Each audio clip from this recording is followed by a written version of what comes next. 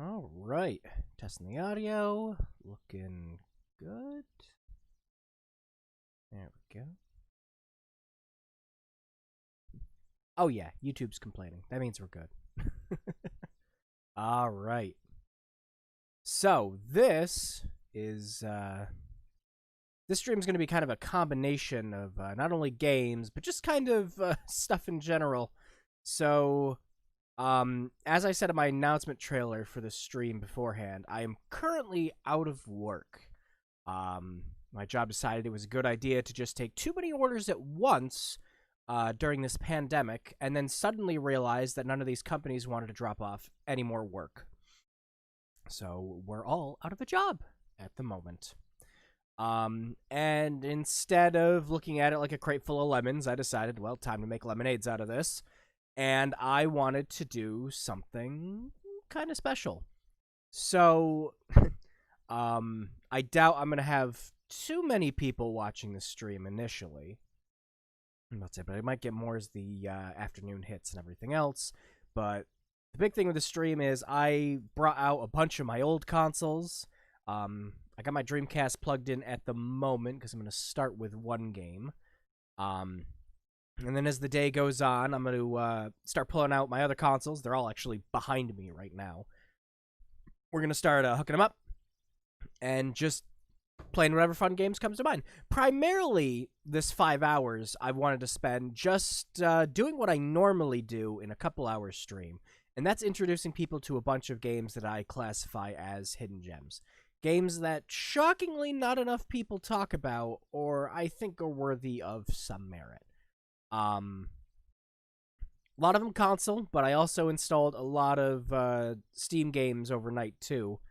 Some games that, like, surprisingly barely anyone talks about anymore that I really enjoy. And yeah, that is going to be the overall focus of this stream. Oh, I should probably get rid of this stream begins banner there. There we go. All right. But yeah, like I said, I doubt I'm going to have many people watching this initially, and I came to expect that. Only because I'm streaming so early and away from my usual schedule that I normally do. But, as always, too, there'll be plenty of replays for this. Also, I noticed that YouTube has what essentially just kind of looks like a chapter select feature now, or a little descriptor feature at the bottom for timestamps for when we're playing certain games. So, after the stream is done, I'm going to go ahead and sort everything out for each game I played, and we'll go from there. I don't think we'll spend too long on every game. Maybe half an hour at most, possibly. Enough to give everyone a taste for why I think the game's a hidden gem and why you should play it. But that's that. Without further ado, I'm going to switch this monitor over to the Dreamcast, and we're going to start. Oh, why does this monitor not have a normal check for these things? Oh yeah, I also got to make sure it's gonna turn the Dreamcast on. I had the 64 plugged in initially, testing some stuff. Oh yeah, that's working. Perfect. Sweet. Let me switch over to the Dreamcast. There we go.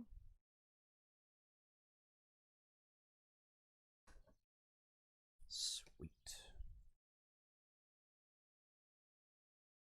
Alright, so, first game on our bucket list. A lot of people are kind of aware of the first game, but I have a soft spot for the second one myself. I'm going to be playing Grandia 2. I love this game. This is one of my favorite ones growing up. This is kind of a Dreamcast classic for me, and I know there's an anniversary collection of the game that you can get now. I think it's pretty much on everything that has 1 and 2. I'd highly recommend picking it up. There are some emulation problems with some of the games, though. And a lot of longtime fans will, tell you all about them. Especially what I've noticed with Grandia 1. There's a lot of weird, it looks like filtering issues with a lot of the graphics, since these games are sprite-based. Clashing with 3D elements and backgrounds. And it looks fine on their native systems, but when you're using like sharpening and filtering and everything like that, they kind of look like shit. So a lot of people have kind of been asking for filters or anything else like that. I think someone made a mod for the PC version that fixes a lot of those issues. But with all that said, the games still play fine. There really isn't too many issues with them with the PC releases. Pick up the Anniversary Collections. Specifically, either the PC version for the mods, or you can get it on the Switch and take Grandia 1 and 2 wherever you are on the go.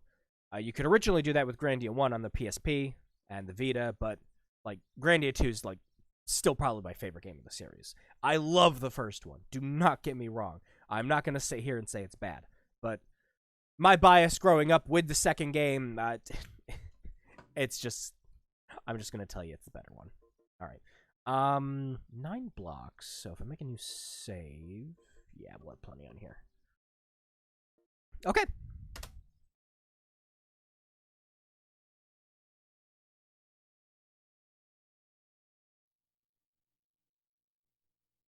Now, this game shouldn't be as loud as Illbleed, so I'm going to try to jack the volume up just a little bit. Dreamcast noises. Wow, the noise gate is not picking those up. Oh yeah, Ubisoft. Yeah, they published this. Yeah. And Game Arts. Good old Game Arts. Good old people running their bikes each and every freaking minute of the day outside. Thanks, guys.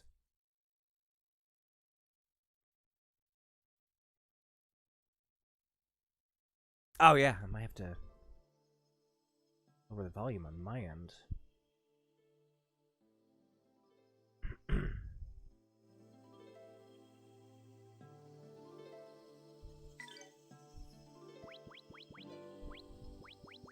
Heck, ready too! Oh my gosh, I love this freaking game.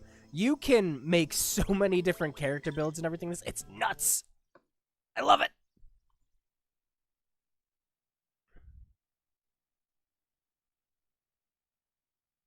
Oh, and your main character's a sarcastic asshole, so I can, you know, kind of relate.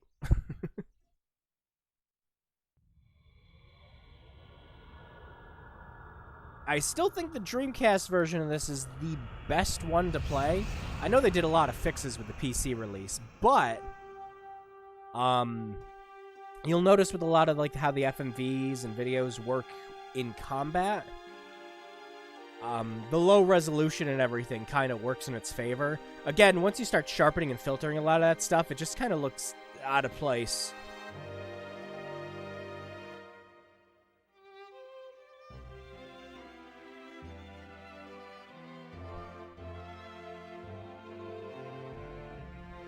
And then the world was a shit.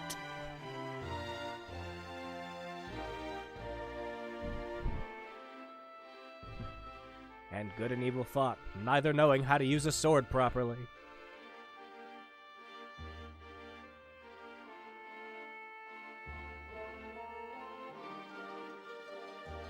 So this is where Smash Bros. Ultimate got the idea from, huh?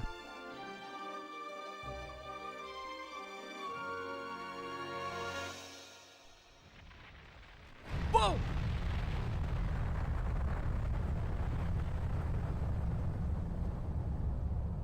Well, that's not good for my insurance claim.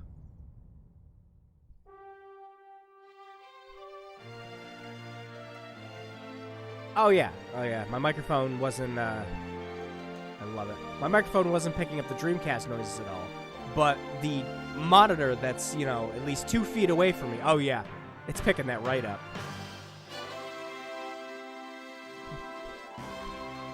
Wow, we made a new Grand Canyon. Grandia 2! Whoa! Oh, that's not what it means. Oh, is that what it means? No, it's not.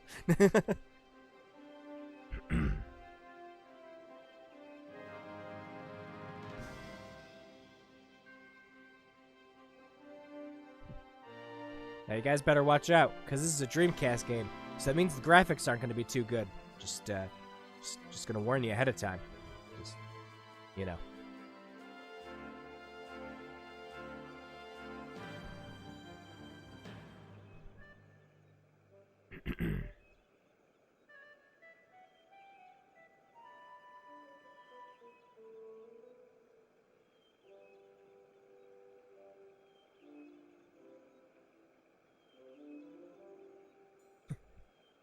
walk to step forward, to look back again and walk.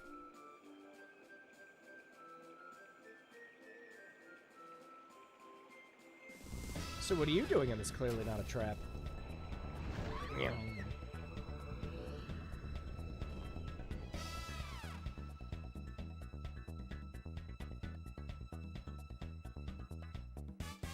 No, you're supposed to release them from your ass, not let them dangle.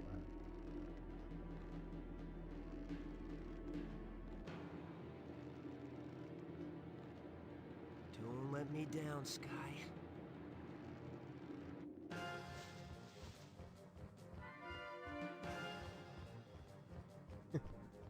How do we get in these situations?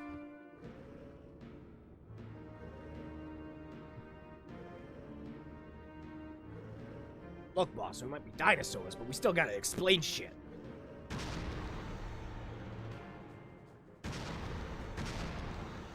Yeah, yes. My normal reaction to explosions. Run towards it!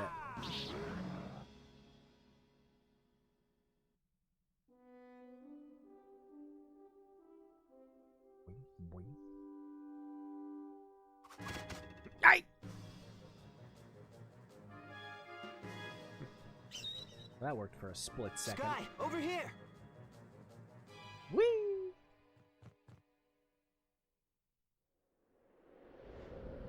Why, yes, that bird is strong enough to carry a person.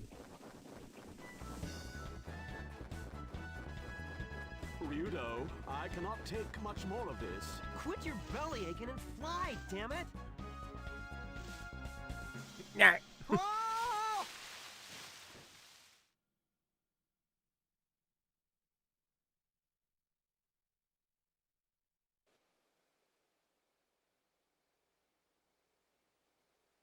I finished the job, didn't I?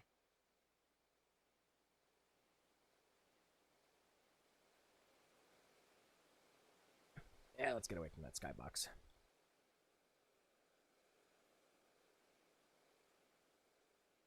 Yes, in your own crude fashion. Here, take your money. Father, don't be rude. I'm so sorry. Don't bother, I'm used to it. I won't have you speaking to his kind. Meh. We're leaving. Bird keepers. They're all awful.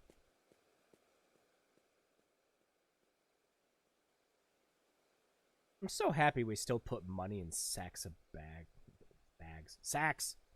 I cannot stand him. What a pompous fool. It's work, not a barrel of laughs. Well, well, you're growing up, Ryudo.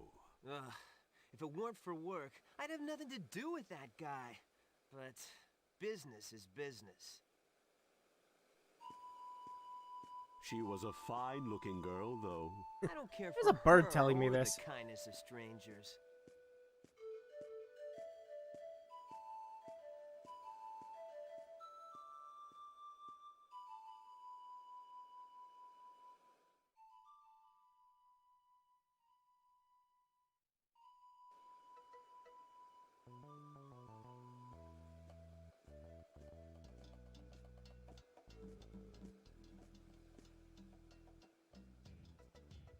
What is it, Sky? Ryudo, looks like we have another job.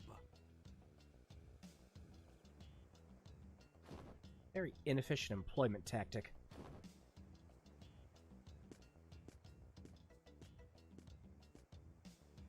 Hey, not already. I'm still But there sore aren't from any that trees fall. nearby. No thanks to you. Ouch! Okay. I'll make you Sky, sore! all right already. It's good to have work, right?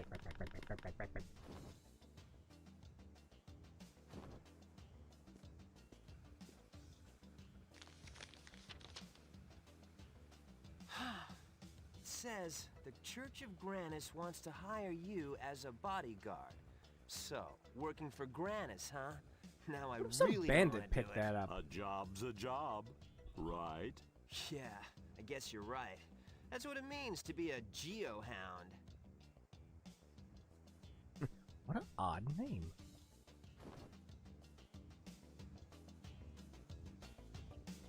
Hooray! Now we can play the video game. I mean, it's only been a couple minutes.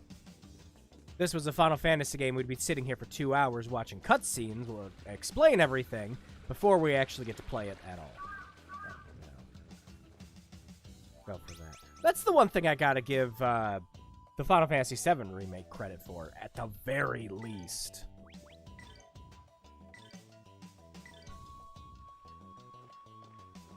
They kind of get you right into the action with that.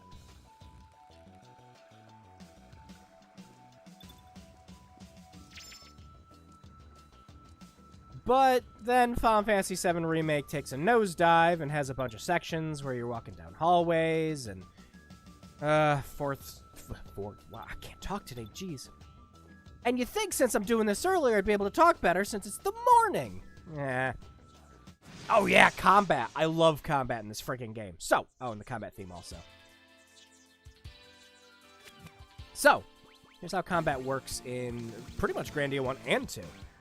You've got essentially your active time meter at the bottom, but unlike other games where it kind of shows everyone taking turns and everything, it actively shows who's going to have the next turn, and you can influence it during combat. So, say I do this critical attack here. That knocks the enemy back down a peg for their turn, charging up a move. And enemies can do the same for you.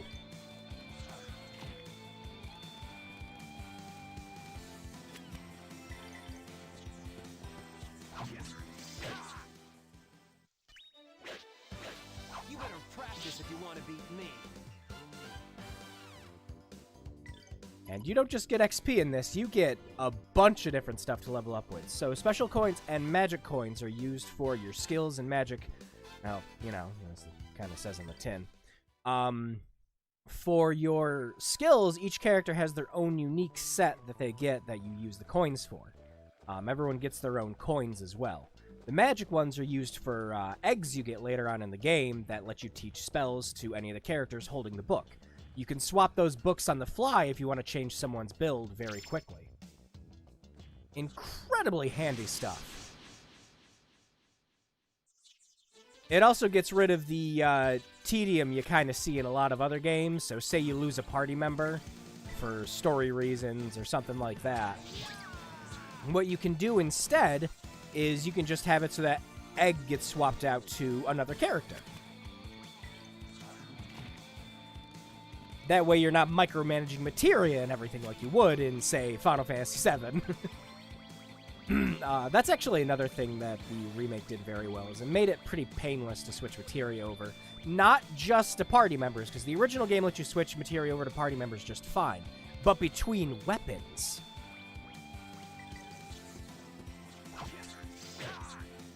Oh wow, it didn't kill it this time.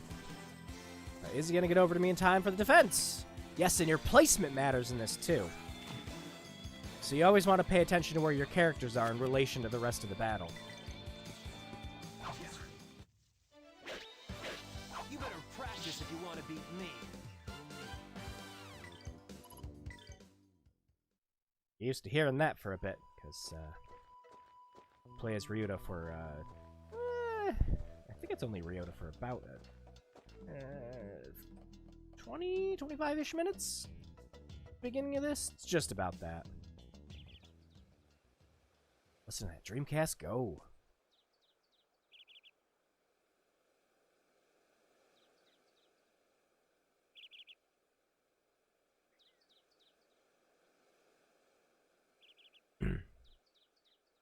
Still kind of miss me this whole game doesn't have full voice acting.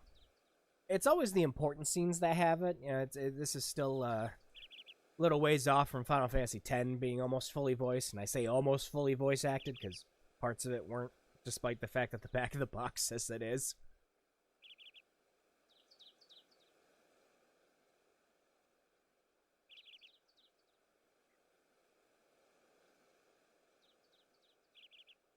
Look at those blob shadows.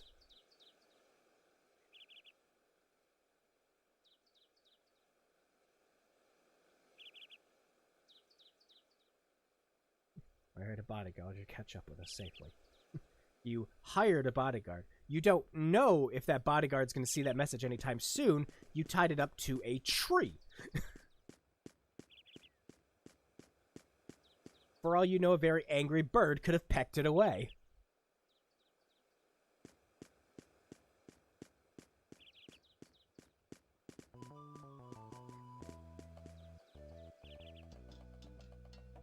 No, it's about to be. So, what do? Storm through your door and beat charity out of you?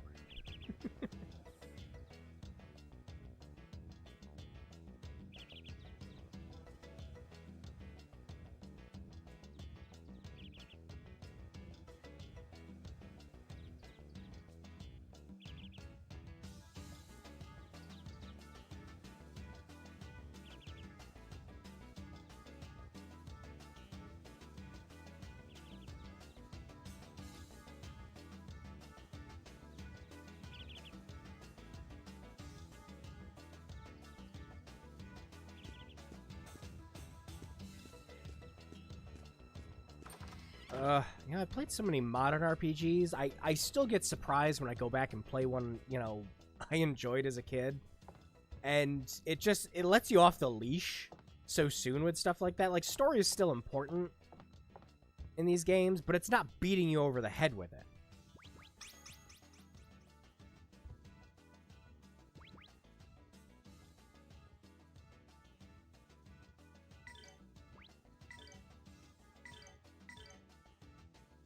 I don't know, we've kind of had, like, a, you know, resurgence of RPGs, that take more modest roots now.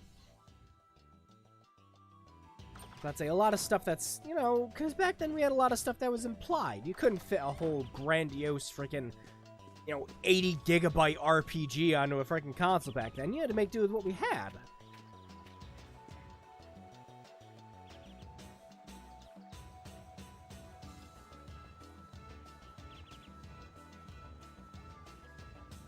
Ouch.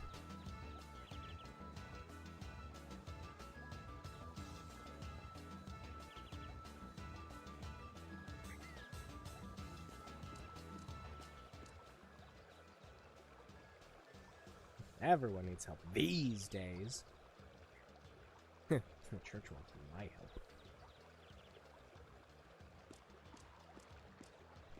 Yeah, so essentially, Ryudo is anime pretty boy Geralt of Rivia.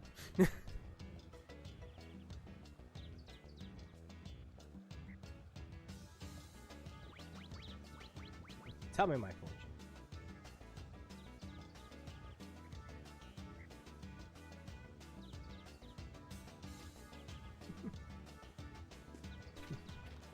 Unfortunately, that kind of turns out to be true. But not in the way it sounds. Ah, yes. Anytime you come to this village, you need to label your house under a number. You know, like you normally would. For an address. Hey, where can I find you? I'm house 2.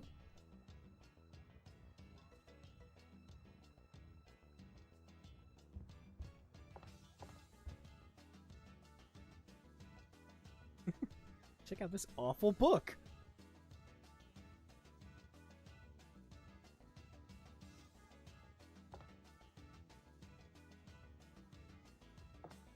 So, don't forget to push in your chairs. Oh. Yeah, there was like a limited amount of interactivity in this game too with certain stuff. It's kind of interesting to see. Especially it's something that's not usually a JRPG staple. Oh, whoops. Talked to the wrong person. And, of course, something else you'll notice, too, is you do actually kind of have a big old fuck-off compass in the top. It is to stop you from getting lost, because there are some dungeons in this game later on that are so samey and repetitive in their textures that you'll be wishing you had a compass. The game highly encourages going around and exploring and checking out the rest of the area, but, it's not... It's pretty linear. I'd say it's about as linear as Final Fantasy X was. Actually, why was it pointing me to the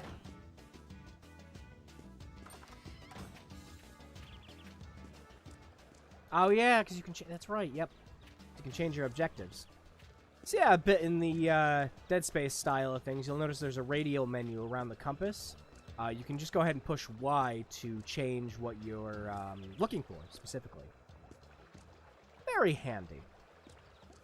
Almost forgot about that. Played through this so much, I never even thought to use the compass.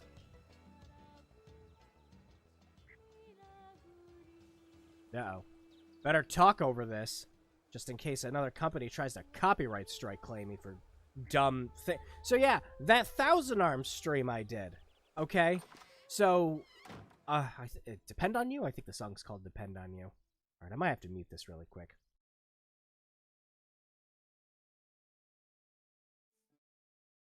Yeah, I'm gonna mute this real quick. Just in case YouTube tries to screw me over with this again. It's not the first time. And I can't even play it quietly, because that's what I did for Depend on You. I set the volume extremely low and talked over the whole thing. And they're like, oh, what? You played that song for 30 seconds? Get rid of it. What's the matter? Is that all? Who said that? Encore! Don't mind me. Continue. Were you listening to my singing? Come on, if you're that tense, you won't be able to perform at all. Who are you? I haven't seen you around. What are you doing here? Whoa now, what am I doing here? You're the one who hired me. I hired you? I do not remember anything of the sort. You look awfully suspicious. Leave right now, or I'll scream. Are you for real? Oh, Now, some of wait you... a sec. I bet no one told you. Some of you might recognize Ryudo's voice actor. Is something the matter? Because he's about to have a conversation with himself. You might recognize this voice a little more. You must be the Geohound, yes? We've been waiting for you. A geohound? Hey, I'm Ryudo. This here's Sky. Quite a warm welcome for someone you're hiring. What? Why are you being so rude? Elena, please excuse her. Allow me to apologize on her behalf. Elena, you must get ready to leave. Yes, Father. I'm very sorry for interfering. Please excuse me. Yes, that is in fact Cam Clark voicing both the father and Ryudo in this scene. You will definitely recognize him more, pretty much than anything else, as Liquid Snake. Excuses in women are equally tiring. I think he also voiced Corrin This in is not Fire the Emblem. place. May I ask you to wait at the inn? I shall be along shortly.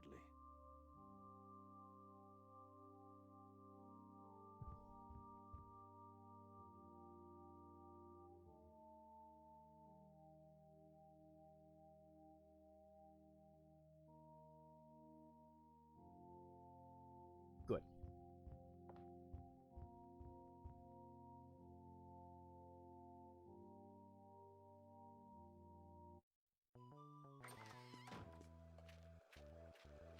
Yet the only disadvantage to the Dreamcast version, it's such a weird thing too, is it's got some bizarre load times for some areas. Transitioning in and out of some overworlds to the dungeon in this, well, there's not really an overworld per se, but again, kind of in the same vein as Final Fantasy X, you get the ability to fast travel to everywhere you've been later on. Grandia 2 gives you that ability much sooner than Final Fantasy X does, though.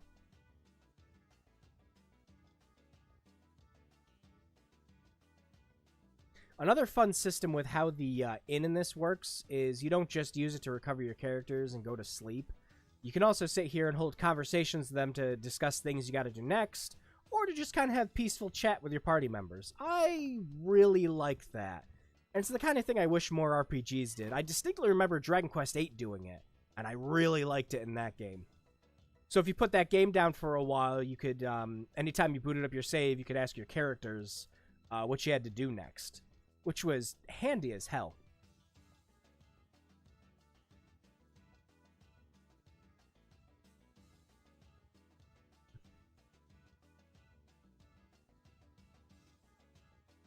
Don't judge him because he's a cold-blooded monster hunter.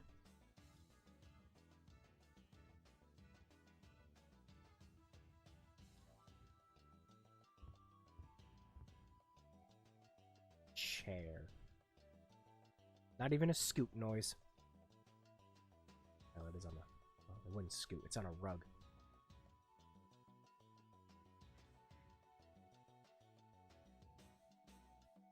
The lack of faith is most disturbing. Yeah.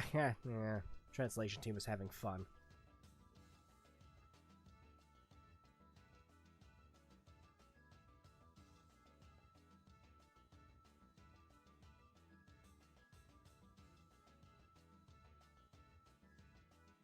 A weird pause. Never sought help from outside before.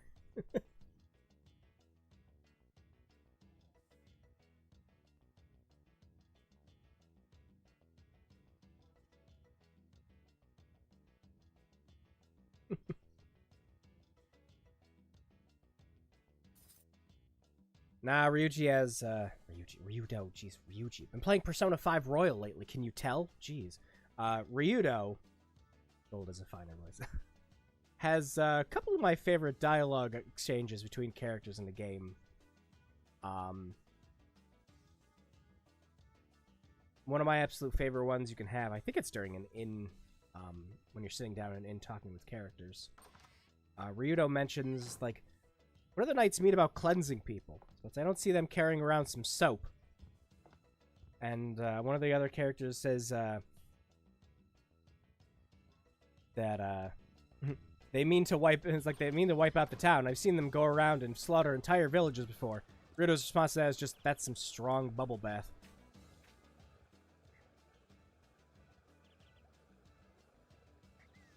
Their fussiness.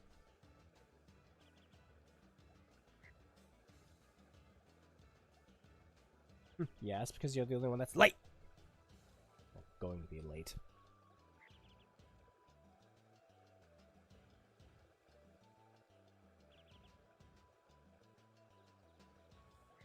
Harumph.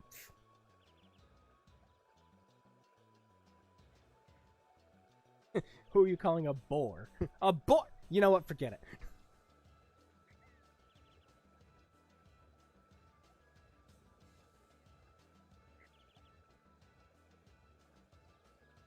Now, the thing that I find a lot of fun with this game is the story is kind of stock standard.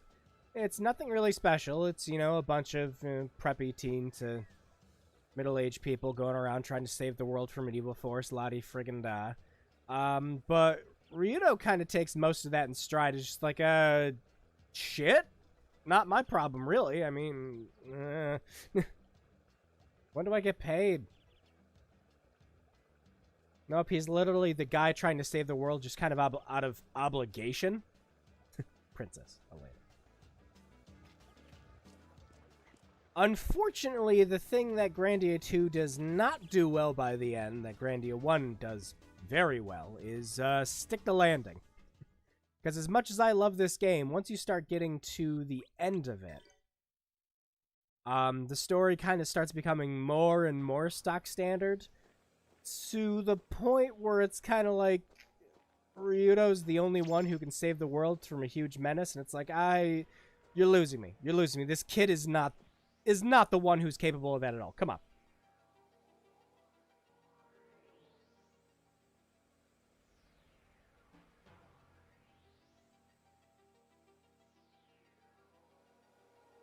Look over there!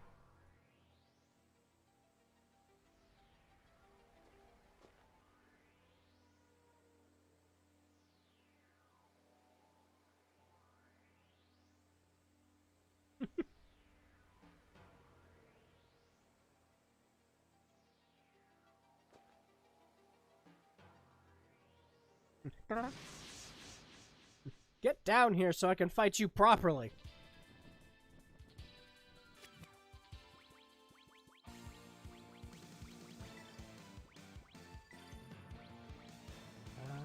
This one's probably going to hit me before... No, actually, I should be able to get him. Oh, no. Oh, we got it! Bam! Turn canceled. Have a nice day.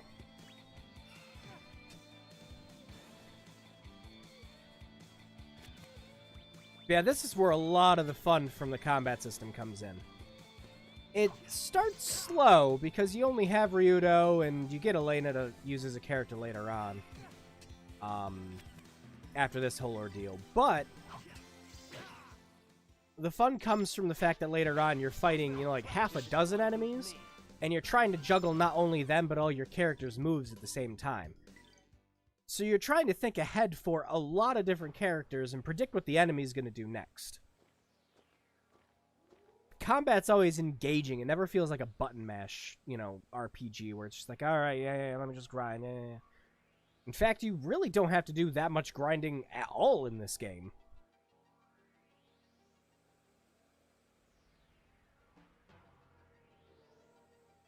Damn butcher.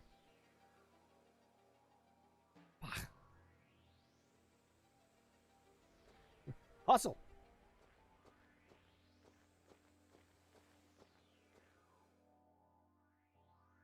Why do we live next to so many places that we've just labeled? This is the Black Forest here.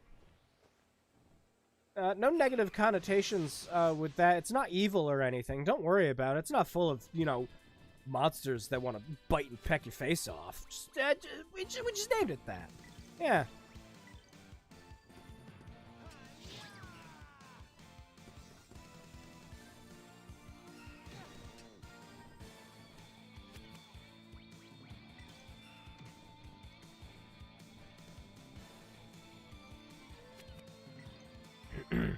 Another handy thing this game does that not too many RPGs did around this time. You can actually just see the health of enemies regularly without needing some enemy scan or nonsense like that.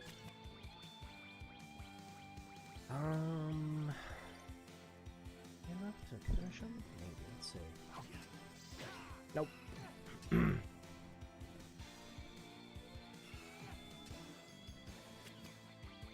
It's always handier in this game to play it a bit more conservatively, too. Because later on... Oh, yeah, you'll notice he followed up the other combo attack against the next enemy. You can do that with some of your other skills later on, too. So it doesn't feel like you ever waste something in this, also. Very handy. Mostly it just applies to regular attacks when that happens, though. Like I said, there are some skills that do it, but every combo attack will follow up to another enemy.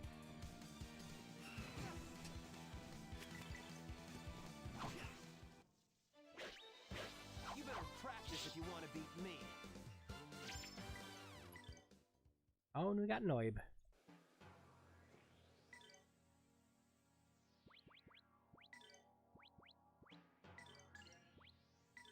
Well, no point in wasting that. There we go.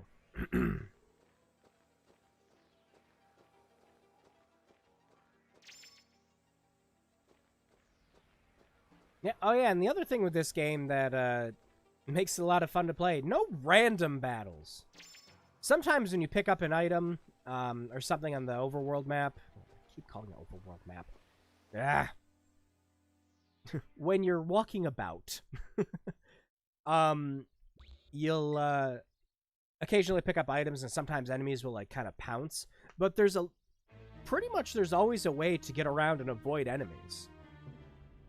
Of course, you kind of want to run into most of them head first so that you don't have to grind later on.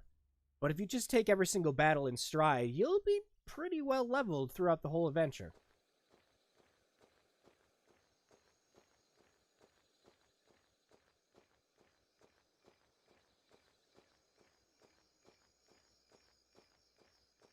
Oh yeah, just gotta let her in first.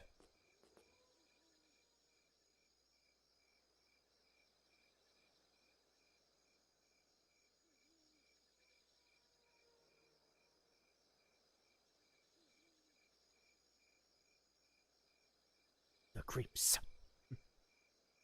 Sweeps and the creeps. The rumors speak truly. He has a bird and spiky hair. Ugh. Ugh.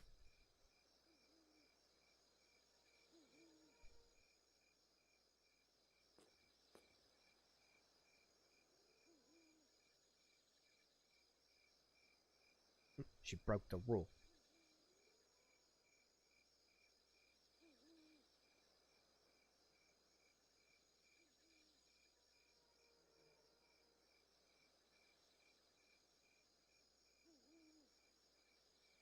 None. None whatsoever. Don't enter it. I mean, you're going to. And think filthy, unclean thoughts then.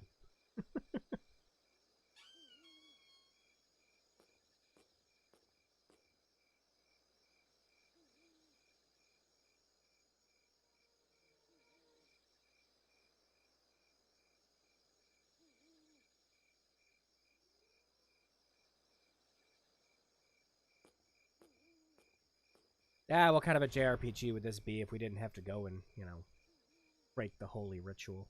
Also, you'll notice a lot of parallels to the story with this in Final Fantasy X. Oh, don't worry!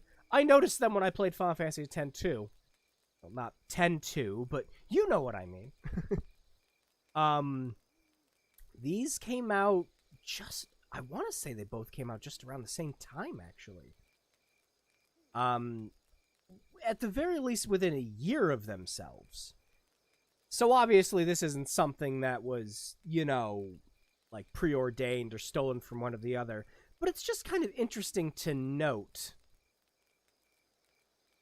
And yeah, it's kind of, stock standard tradition. You have some priestess or some songstress and everything, but it's not the kind of thing that really became that mainstreamish in JRPGs until 10. Singing schoolgirl.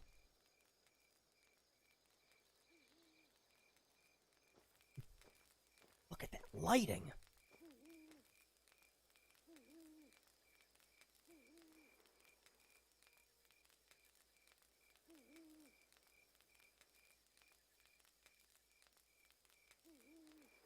Silvery white light age. Can you imagine if we started naming all of our ages that? No, it's not the Bronze Age or the Mesopotamian Age. We just call that the we beat metal into things with hammers age.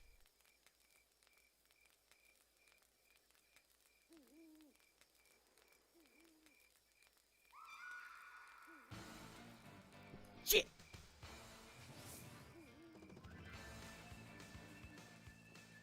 Someone applied the blue transparent filter.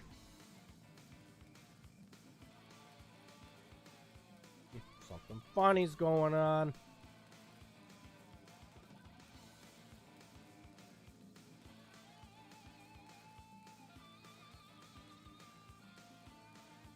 Now, Bird, you're supposed to stay with me. Ah!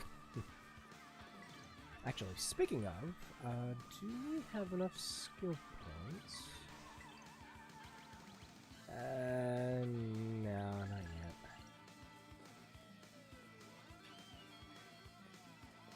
Please don't come inside. Yeah, don't lock the door or anything.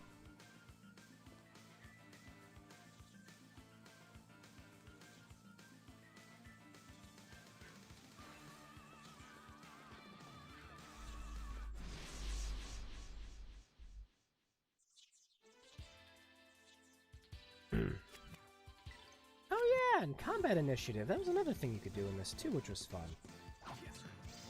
Kind of another stock standard thing with a lot of other RPGs too, but you approach an enemy from behind and you always get initiative in this.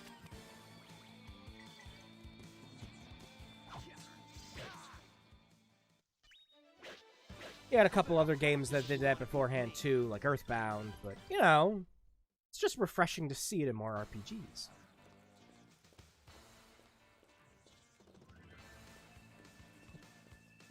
There it is.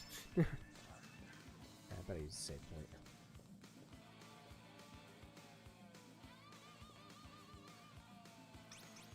Oh yeah, handy thing about every save point in this too. If you do actually decide you want to sit there and grind, I mean, you can.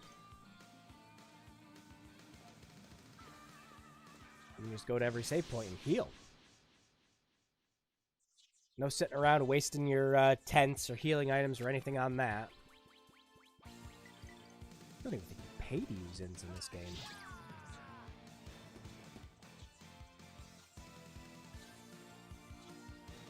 Oh, we're gonna get the defense in time. Yep.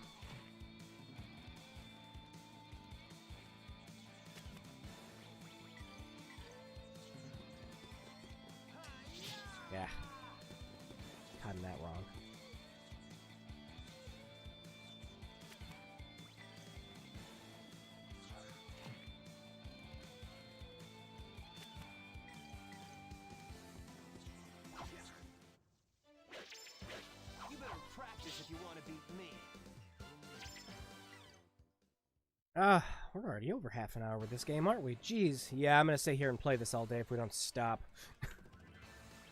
I actually started going through this game again recently on the Switch. I freaking love this game. Nope, but yeah, here's our first recommendation of the day for Hidden Gems. Definitely give Grandia 1 and 2 a shot. They have fantastic soundtracks, stock standard stories. The stories for both games really aren't anything too special. It's the characters that make these games. Big time. Oh. The combat's always fun in these. The leveling system is great. And you never feel like you're wasting your time. You have so many RPGs where you just feel like it's plodding along doing nothing. There is a section in the middle of this that's just a bunch of bullshit mazes, but you have a compass that helps you out with that, so it's not the worst thing ever. I've played far worse RPGs that do far, far worse with fucking bullshit mazes. Ugh. Yeah, but anyways, that will be Grandia 2 for now. Wrap up the Dreamcast. Go. I don't really have any more Dreamcast games planned out for this stream. I had a couple. One of them I was trying to find my light gun for. I have Death Crimson OX, which, I mean, if you've seen Stop Skeletons from Fighting, I don't think he shuts up about that game. But I remember playing it with a light gun way back when. And besides, like, Vampire Knight, that was my light gun game of choice. It was so stupid that I couldn't get the game out of my head. But, yeah, why don't we move on to something else? I'm debating if we should move over to a PC game or, do another console game. I don't know. Let's see. Let me switch this back over. There we go. Alright, what do I have over here? Let's see. I've got all the cables for the 64 and the Retron set up. Let's see. Why? Alright, headphones. Headset. Headset! Thank you. Cable is twice the length of me, my man. And don't you go taking that wrong.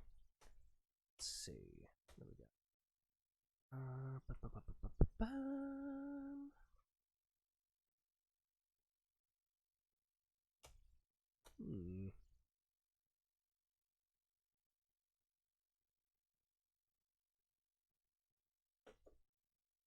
Alright. Let's see. Did I grab the power cable for the Retron? Does it just use a stock AC in the back? It does. Okay, yeah. I haven't figured out what the USB on the back of this does yet. There we go.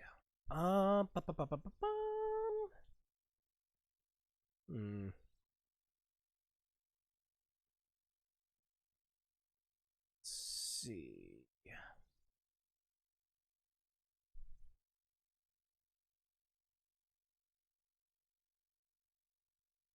Could just swap out the HDMI in this, couldn't I?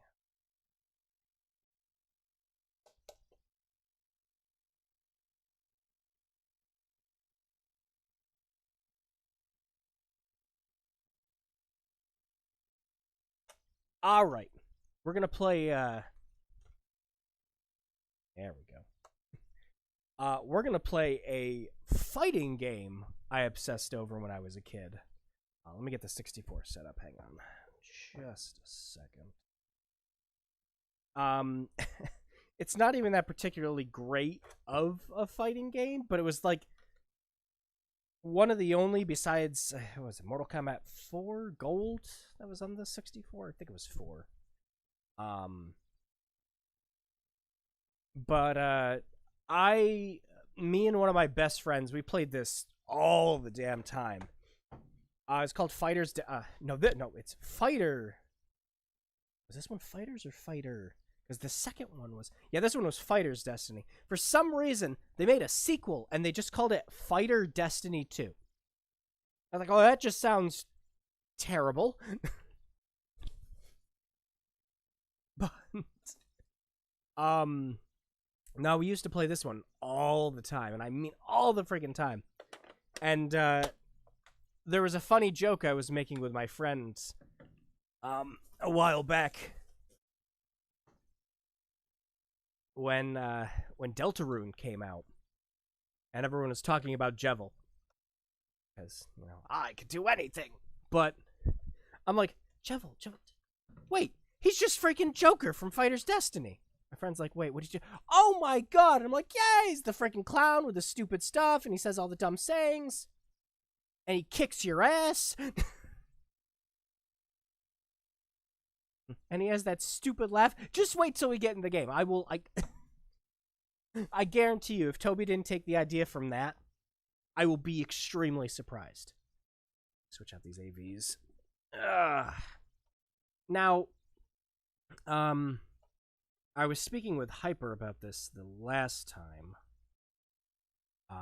I was running the 64. And I thought what this AV to HDMI box that I have for playing old consoles wasn't stretching the screen. I do think it's expanding it a little, though, and cutting off the top and bottom. It might be stretching it, but it's to a degree where it's not terribly noticeable. I mean, you notice it, but I've had far worse AV boxes in the past. I used to capture footage with an easy cap, okay? That was what the Ring was filmed on. That thing was awful. I bought 4 of those things, and none of them worked.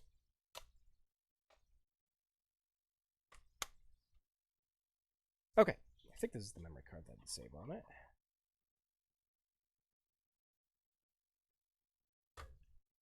There we go. All right, switching back on over to the capture card. And here we go. There it goes.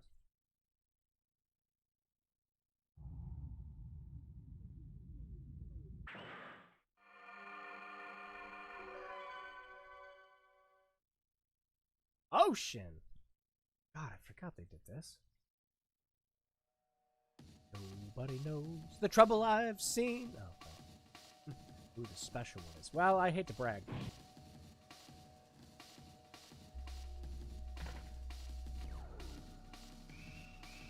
Ah, yes. When you had regular fighting tournaments on Minecraft blocks. This was an era of video gaming.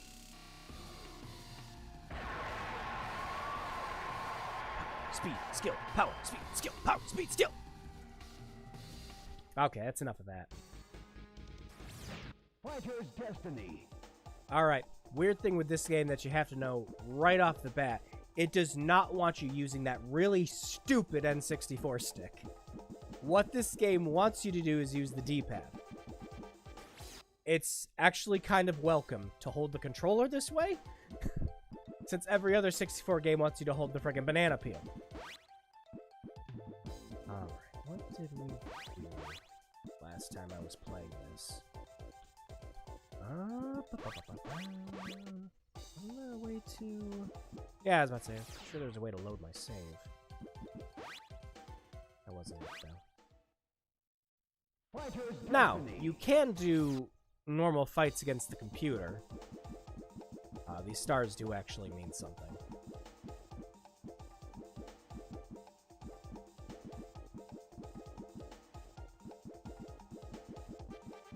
I didn't have Joker unlocked in this. What? Huh. I had Master unlocked. Right. Master and Joker are the best characters in the game. That's all you gotta know. There are characters in this that are objectively better. It's not like a fighting games today where it's like, well, shit. We have to balance these for online tournaments. Oh no, this game does not give a shit. Yes. Whooshi. Ninja. And because it was a fighting game from back then, you needed an animal mascot, so, you know, obviously.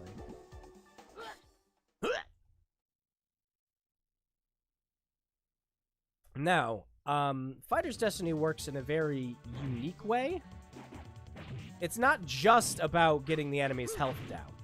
There are multiple ways of doing that, to defeat your opponents, and defeating them in those ways gets you points. The first person 8 points wins. The most... Ooh, counter, yep. Freaking, you keep falling for those knockdowns. You just gotta jump over them, man. You got moves like grapples that'll do certain... Gee, I like that. Jeez, man, you suck at this. That have certain point values. If you can stun an enemy and hit them with a special, it gives you the most points. But that does involve getting their health down almost completely, like, all the way. Nope. Yeah, and you can reverse grapples in this, which is a lot of fun. But me and a friend would play this game all the friggin' time.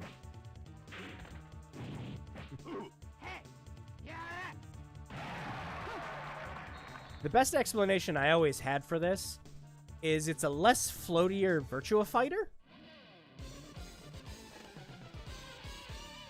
And a lot of people kind of look at that at face value. They're just like, oh, well, it can't literally just be a, you know. Oh, wow. That could have been a real bad. Oh! Oh, first it. Should have just punched him. But yeah, when you're fighting the AI, one of the more common ways to get points from them is to just do knockdowns.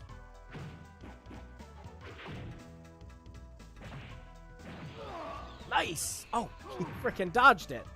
Alright, so if I got him with that technical, I think that one's worth 3 points.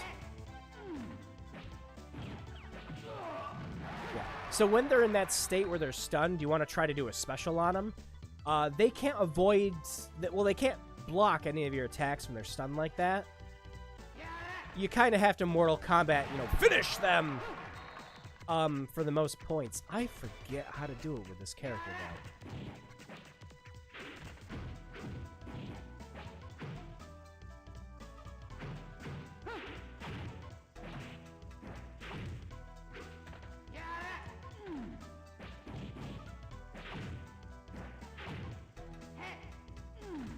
Yeah, one of our favorite things when we were kids playing this game was just doing counters for counters. Ooh, God, nice. Because with the grapples, you could just kind of keep countering them to oblivion until one of you gives up. Kind of a precursor to how the system works in Dissidia when you're rushing people. Ooh, almost got it.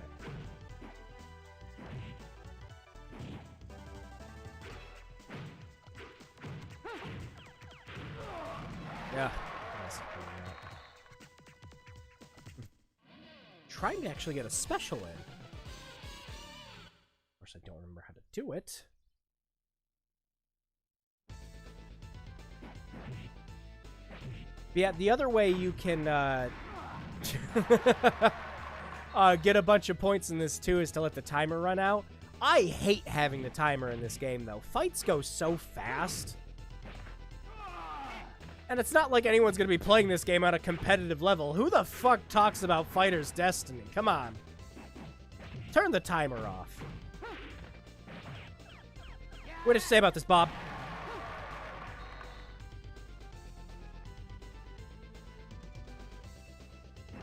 Nope, despite the simplicity of this, I think it's exactly why we got into this game. It really isn't a... Shit. It's really not a technical fighter. I'm gonna have to pull this match out of my ass. Ooh! Okay. Nope, nope! Now, there are ways you can block when you're in that stunned state. Well, not block, but you can do dodges. Oh, come on. Bob!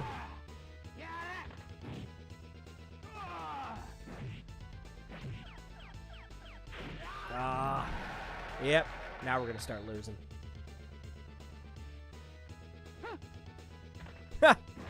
Well, can't blame me for trying. No! Oh! There is a way to counter that. You have to do it right at the beginning, though, and I was not expecting it.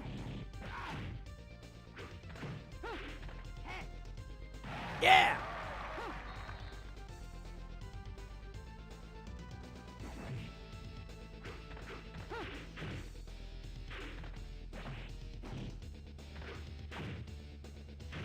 Damn it, Bob. Bob! No, no!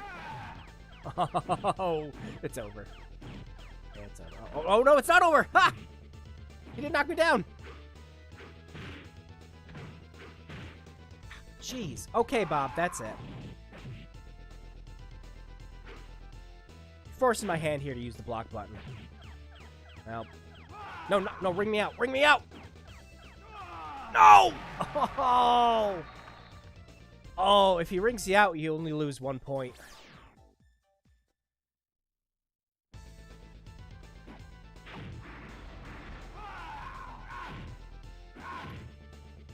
All right, Bob. Yeah? Well, come on. Any day now. No! Ugh.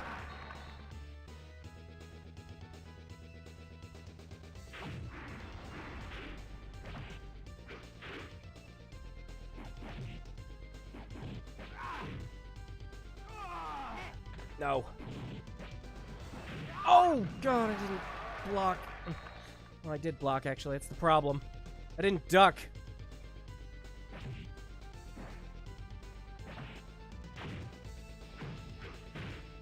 All right.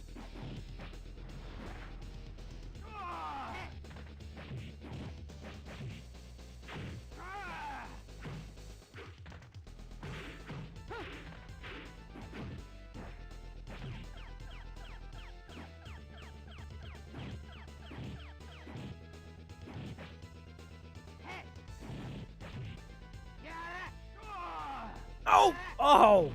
Yeah, that's what I mean about being able to... Oh, you dick.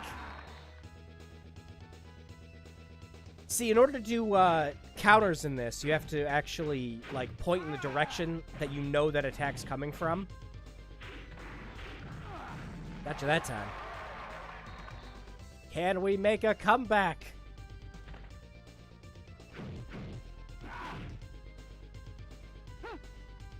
Yeah! Didn't see that one coming.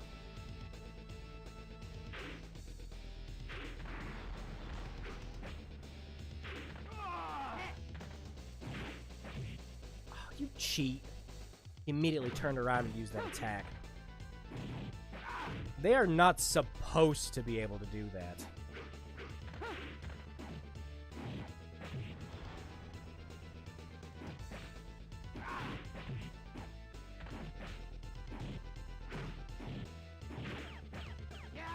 Nope. Comeback king.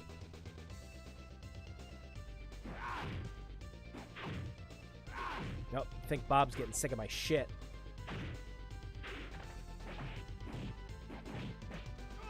No! I didn't think I had that.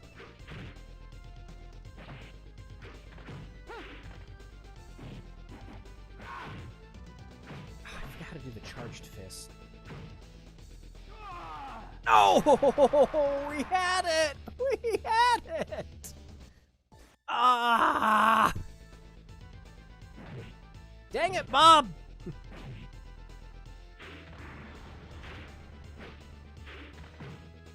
Alright. Nope.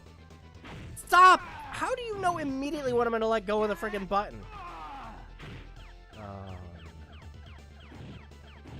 Why are you... Just... Yeah, there you go. Just knock me down. Don't tease me with this, Bob. Just kill me.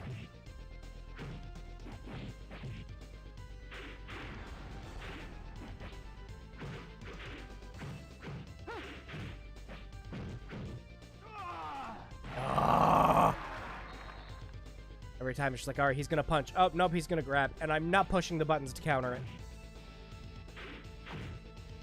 All right, Bob's getting a little too jump happy. We're gonna start aiming high.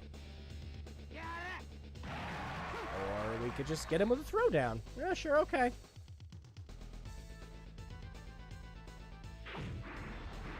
Wow! Going easy on me, Bob?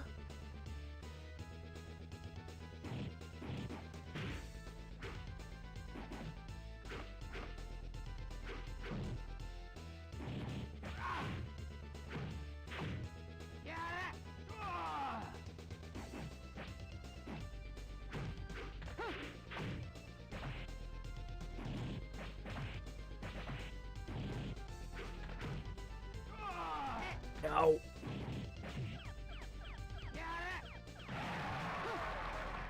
I do not remember how to do the special in this at all.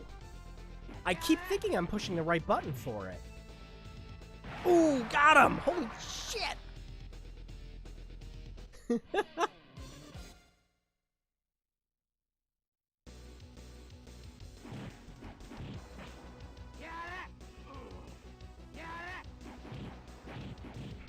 Tomahawk.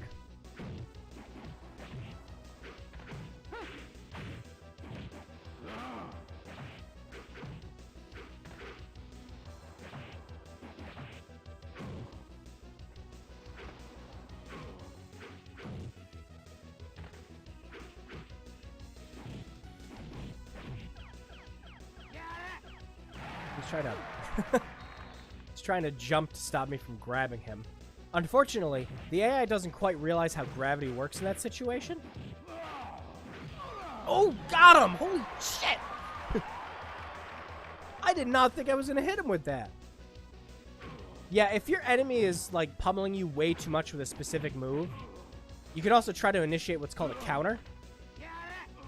Ooh. If you miss a counter terribly...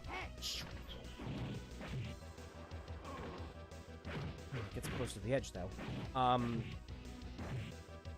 If you miss with a counter, though, it leaves you wide open, so you don't want to rely on it.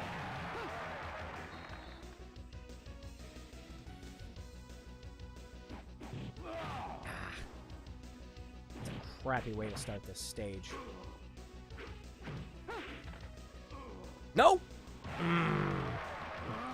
Also, you'll notice that everyone's health, it's kind of more like stamina in this game. Regenerates while you're fighting. Wow. Game? I think the AI is cheating. No, no, no, no, no, no, no.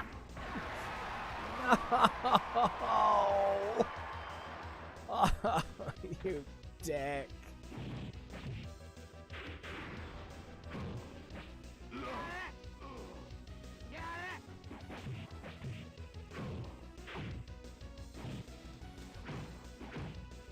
Stop it! No! Back off! Back off!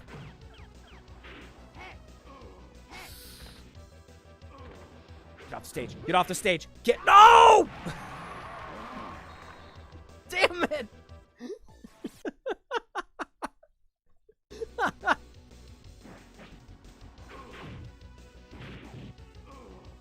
Oh, you dick.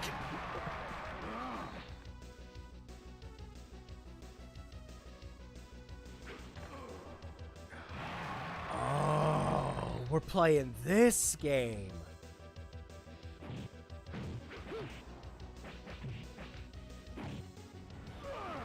I ducked. I was holding down game.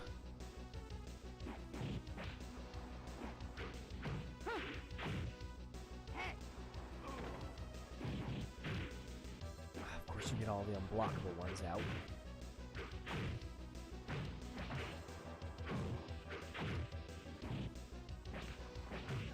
Ew. No. No. Back off.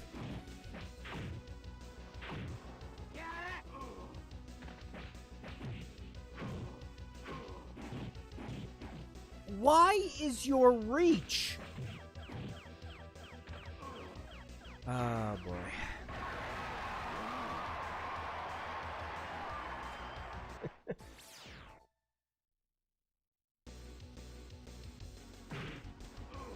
No! Why did I turn around? Ah! Alright. Alright. You are getting incredibly annoying. No, block! I was holding down block so it didn't duck.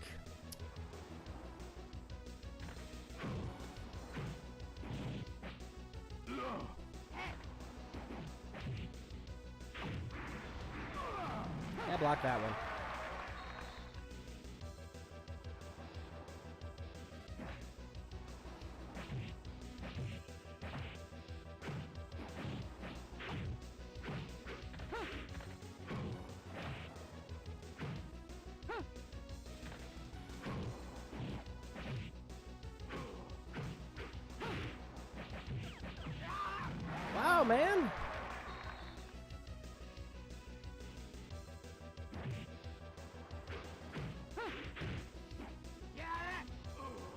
No!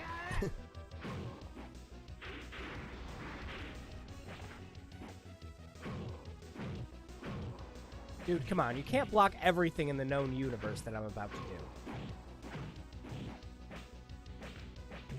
Oh. He's gonna do it. He's gonna do it. No, he tried.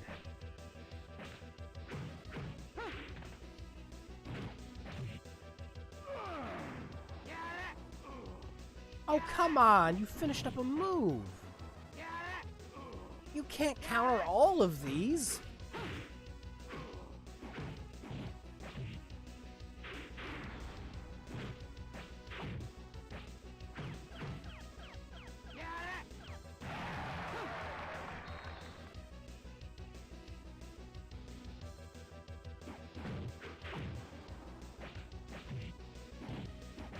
All right.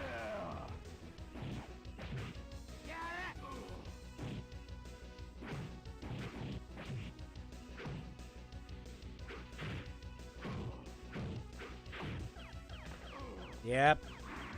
There it is.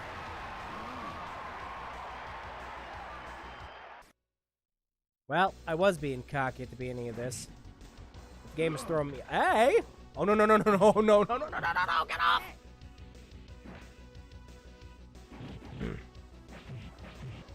What the hell was that?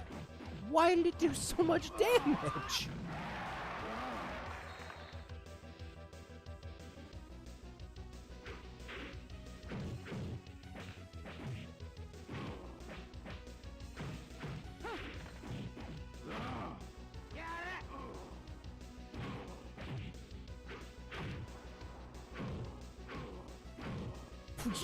What are you doing? Whatever works, right? Wow,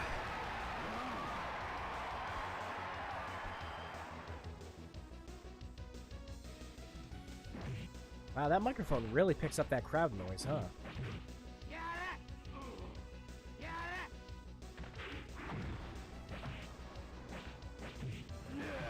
Achoo! All right, time to get good.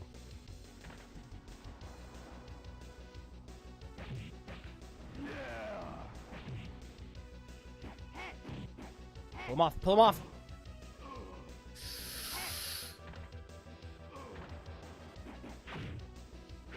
Oh, get off the stage.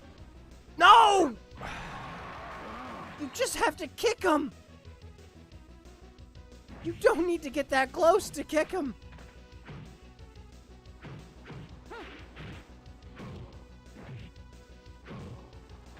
How is it I'm blocking? And you're still hitting me with that high punch.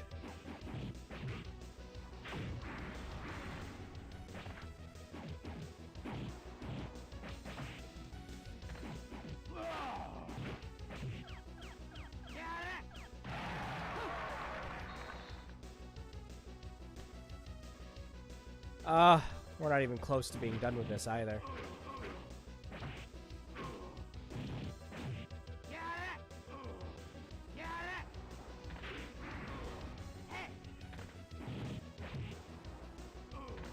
Oh, come on. Nope.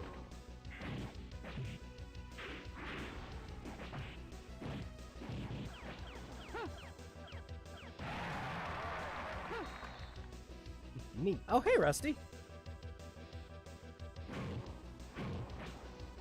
Nope. Nope. Yeah, got him on the counter.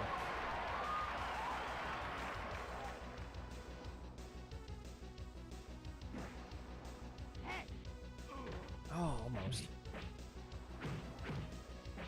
No, right now we're playing, obscure-ass Nintendo 64 fighting game. That was kind of a childhood staple for me. Whoa! Got me a freaking counter! I was trying to duck for that, too. Fuck you! That's what I think about that. Hey, look, we got past freaking Tomahawk. Time to actually play the rest of the game and suck more.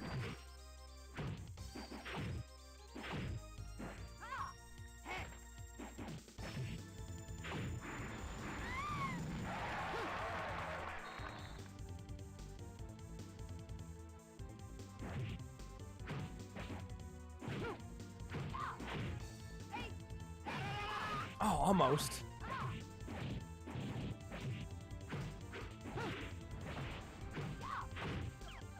Back up. Nope. That's the thing with Valerie. She has the I think she has the worst HP. No. She has the worst HP of any of the fighters in this game, but she has the most technical skills. So if you can block and no. So if you can block and dodge with her, you can pretty much like snipe people from across the map.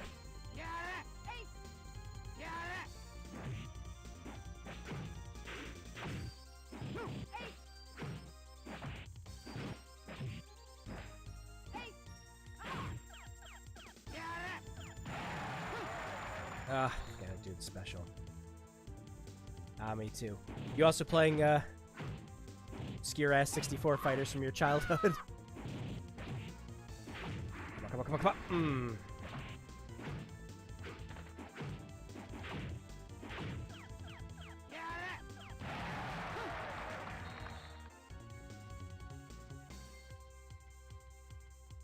Bro, if she has the worst health, then how does she keep winning? No, I was about to say, because she's... Ooh! Almost. No, like I was saying, she's got the most technical skills. So as long as you know how to block and dodge people, she's really good. Uh-oh.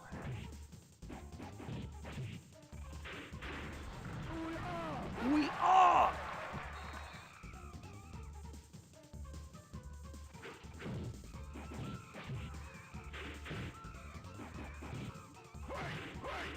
Oh god, I forgot about that attack.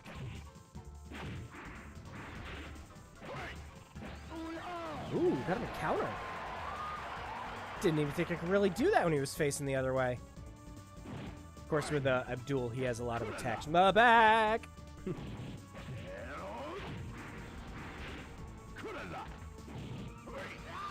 Wow.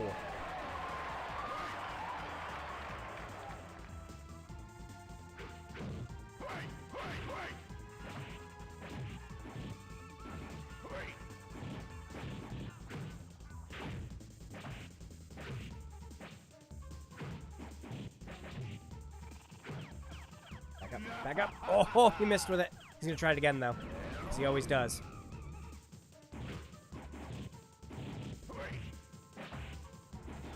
Nope. Should have jumped. Duel can fake you out with his special. He can either strike it high or low.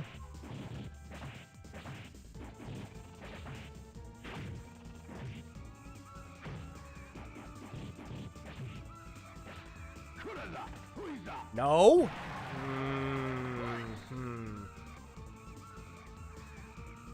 But no, Valerie isn't the worst.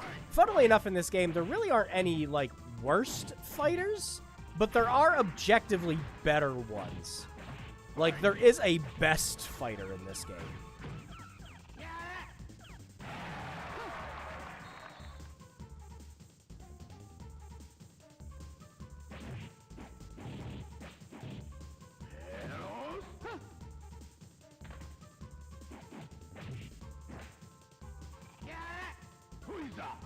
Nope.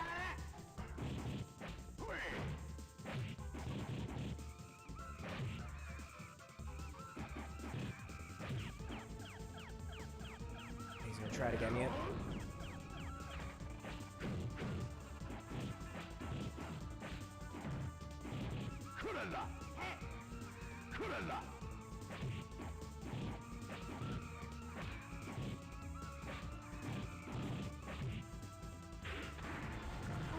Wow. Freaking stitch that one at the end.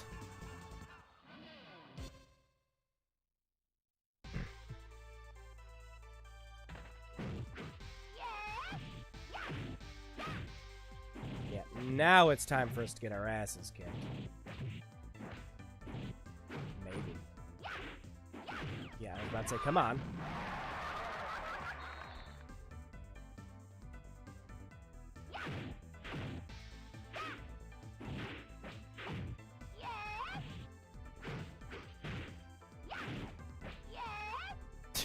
No!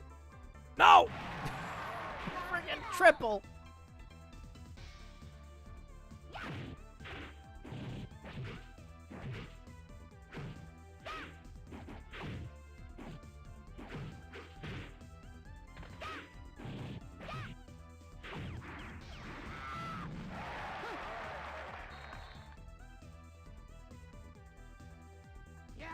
Oh, wow. Right at the beginning. You don't usually get those. Oh, the AI's not screwing around anymore. Oh, maybe not.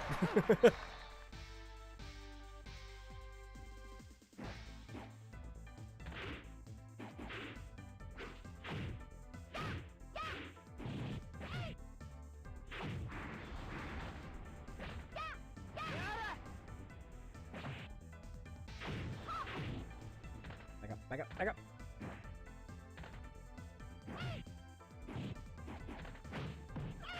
Nope.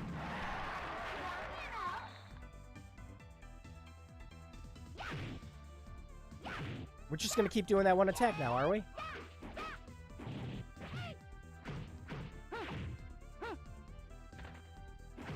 Oh no, get me away from the edge. Get me away from the edge. There we go. And we're not having nearly as hard a time with any of these guys as we did with Tomahawk. Ah, well. Stage 8. It's Pierre time. Pierre recovered from the counter.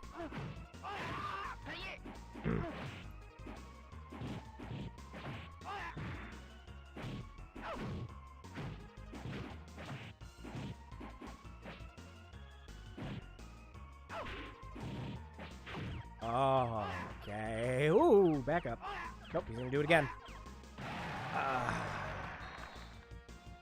He settled for a throw.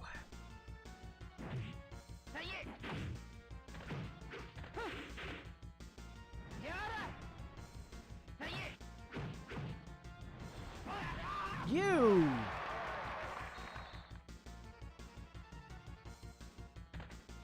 Yeah, that's the thing with Fighter's Destiny. Your health bar doesn't mean shit. Don't do that.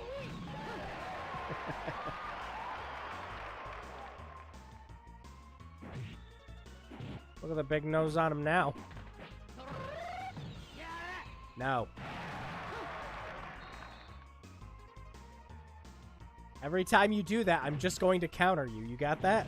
I'm ready. No, you aren't. Get down.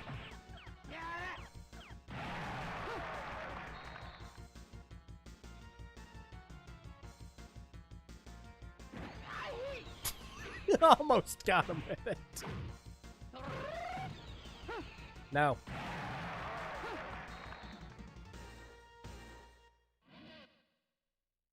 Oh, it's me versus me. Hey, look at all that Hell Mountain back there. In order to win, you must defeat yourself.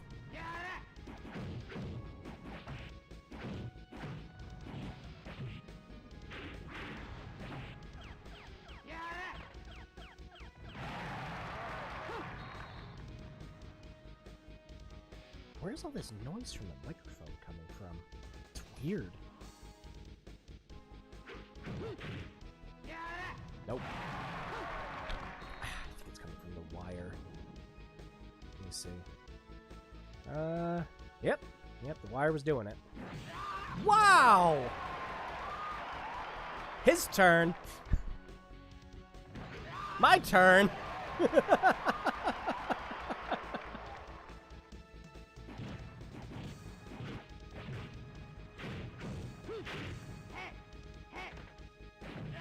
What? Back up, back up, back up. He's gonna try to do a special. He's gonna do a special. Oh, thank God. Because if he did, I would have lost right then and there. I don't even think the AI remembers how to do a special. No.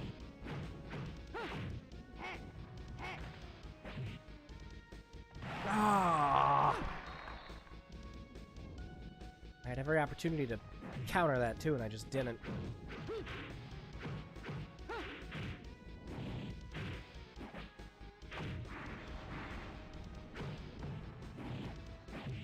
Hello.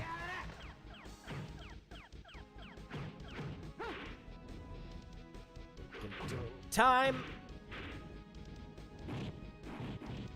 Why does the AI always know when you let go of the block button in fighting games like this?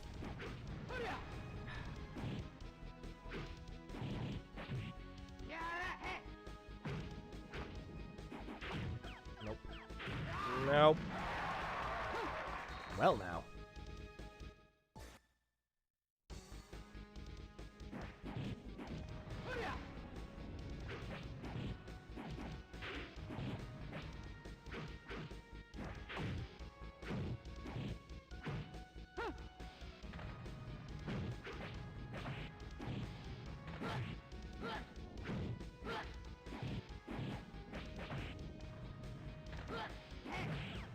Oh, he almost charged that.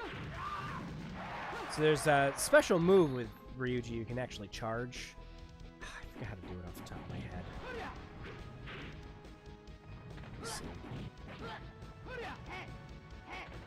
Wow. I thought I'd get him with that. What? I didn't even attack. Still got hit with a counter. That's what I think about that.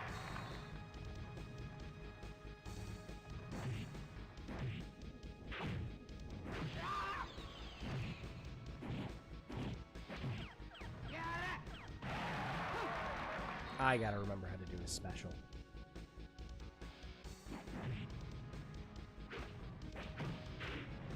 Nope. Thought I ducked. Was too busy holding the block button.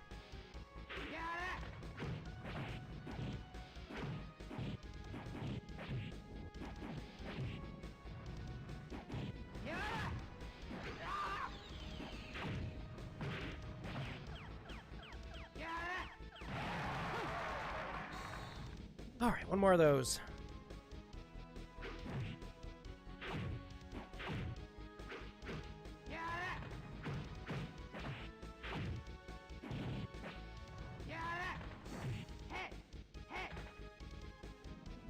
Oh! Ah!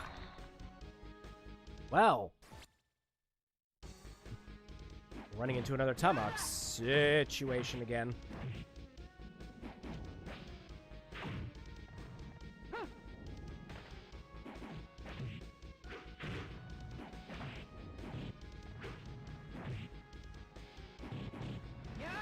I was ducking.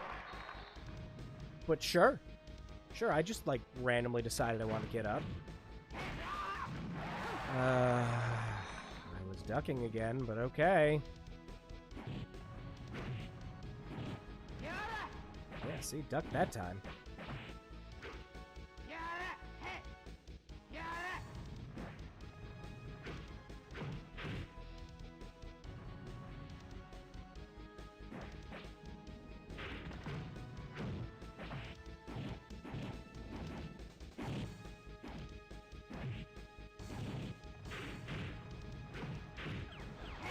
Yep.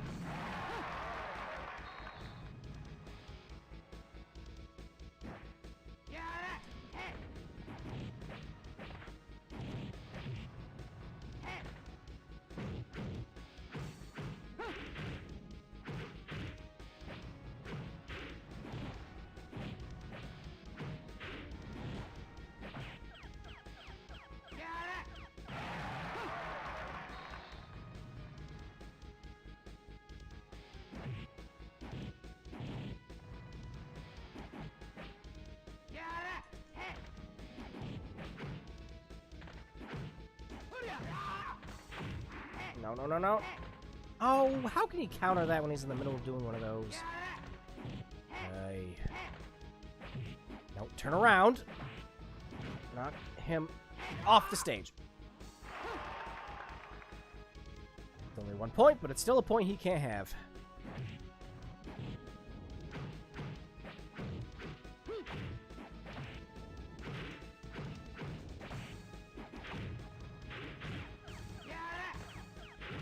Wow. All right, we're giving this one more college try before I move on to the big meat and potatoes of this game. Oh my! Are you kidding? That is enough out of you. All right, so it keeps ducking.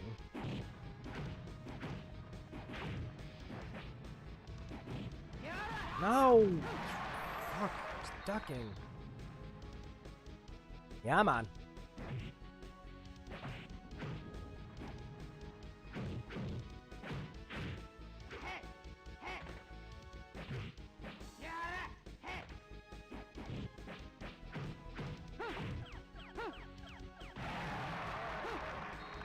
We're gonna get this. We're gonna get it.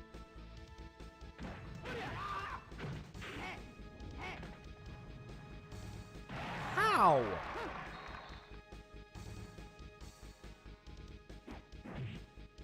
It is possible to counter that, by the way.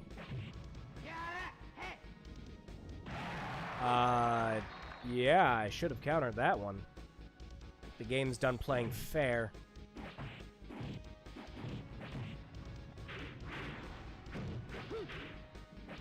Oh yeah, this game is definitely done playing fair.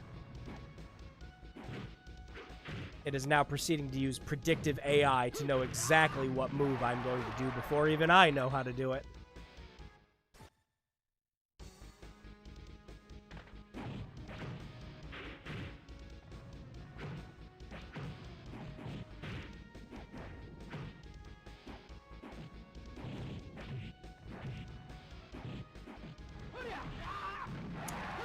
I gotta remember to...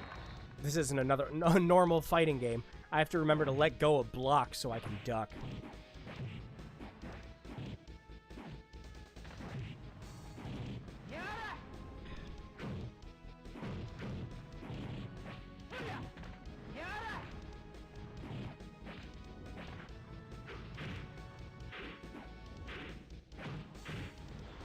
You dick.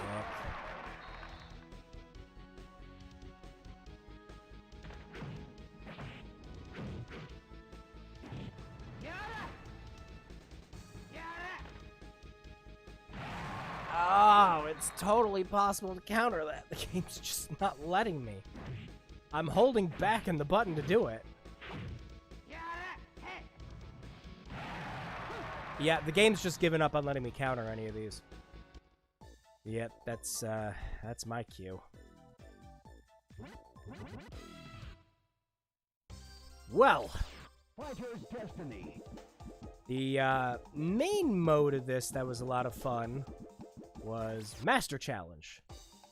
Now, what Master Challenge lets you do is you could take any of the characters in this and essentially level them up to make better versions of them. Teach them new skills and abilities. It's kind of cool. It's also a fun way to get you into learning all the characters' movesets, too.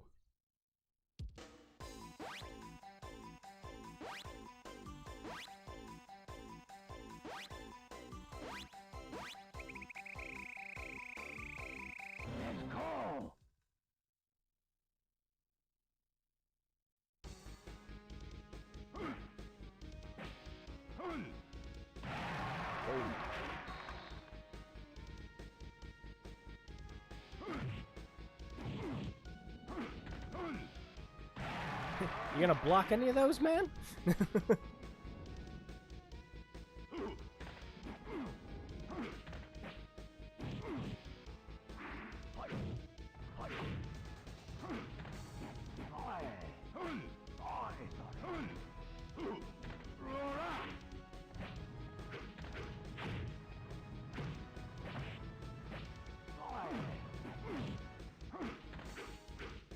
Just give him a good shove.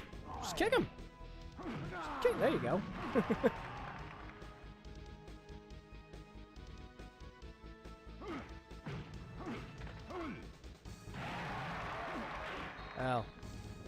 Sad.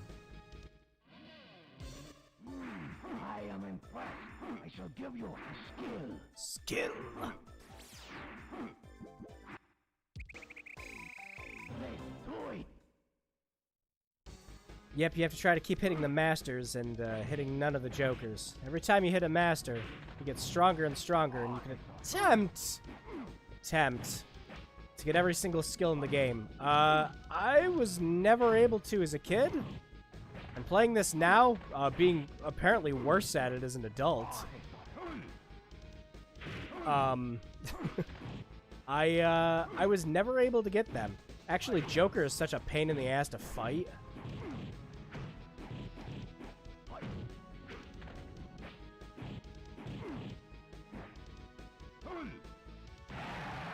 That, like, when you land on his space, it's just like, oh, well, this runs over.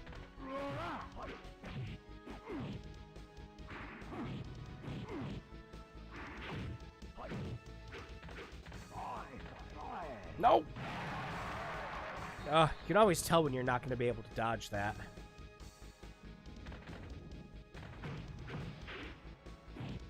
If you can't dodge it at all, like they get a perfect opportunity to use a grapple, a little exclamation point comes out of your character's head. No. To let you know that there's just no way around it. You can't block it at all. But sometimes it feels like the AI gets those without needing the exclamation point. Sure you can't.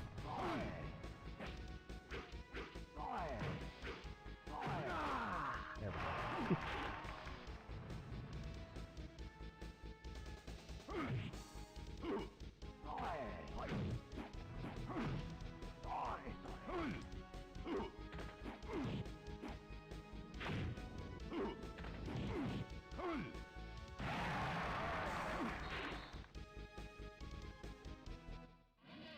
Cool, what do we get?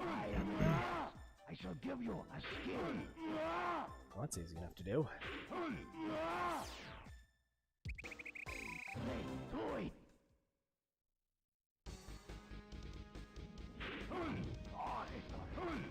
So, hey, I'm trying to use the new move, man.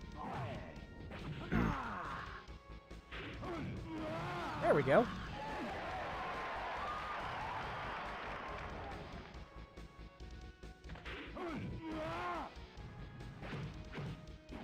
Yeah, that's the, I was about to say, since that's a counter move with that, you'll notice at the end that I'm just kind of left wide open. That's essentially how every counter move works in this game. Oh, I'm gonna counter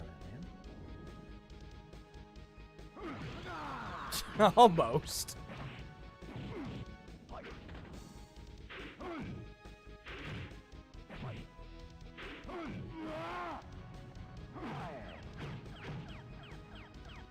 Well, over for you.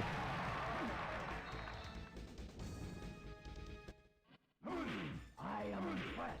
I shall give you a skill. Now, the other thing with how this mode works too is you can go ahead and hit quit after saving, and it'll save all those skills you have for that character right then and there. But it's a risk and reward. If you keep continuing, you risk hitting Joker more and more, but you also get more and more skills for your character. Oh, wow. I don't know how we timed that.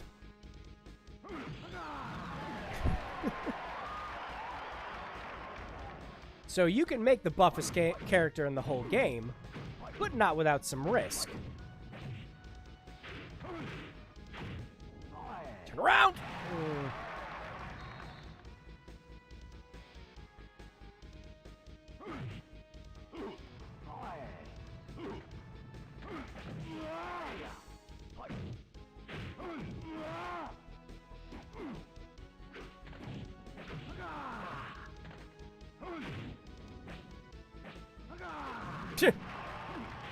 Just fell off of his own accord.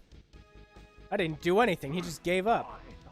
And funnily enough, that is not a bad tactic in this game. Sometimes when you're trying to win, it's better to just ring yourself out and take the point loss than to have some stupid shit like that happen. Ooh.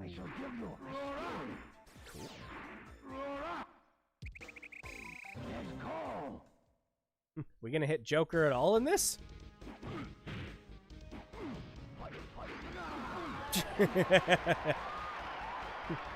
Thanks, new move.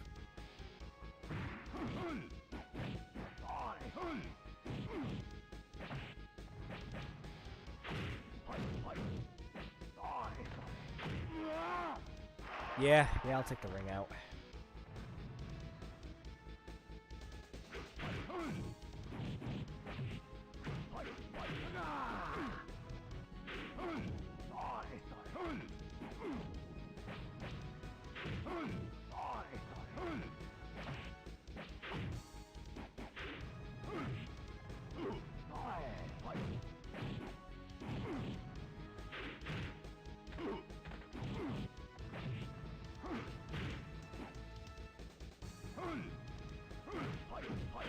Oof.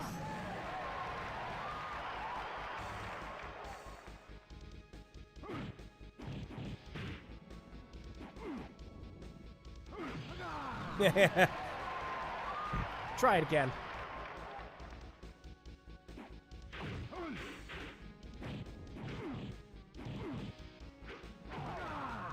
And that's all it takes. I'm actually tempted to just end this character here before we hit a freaking Joker. I am impressed. I shall give you a skill. Yeah, we're gonna do it. No.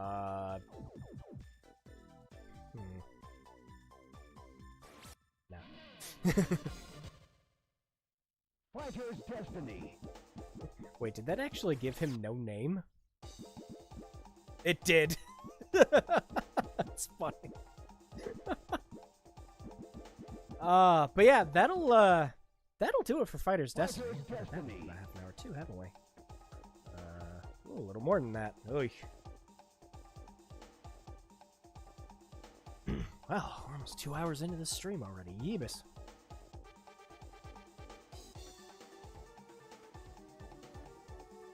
Alright. Now, that's another oldie in the bag. I always kind of have that one as a hidden gem status. Probably more for nostalgia's sake than anything else. That was an excellent game for us to play when we were kids. I loved that to pieces. Definitely not a great fighting game, especially not like a technical one either. I'm fairly positive with about like 5 minutes of time, you could pretty much button mash your way to victory with a lot of that. All right. Well, oh jeez. I'm gonna trip over my own cords now.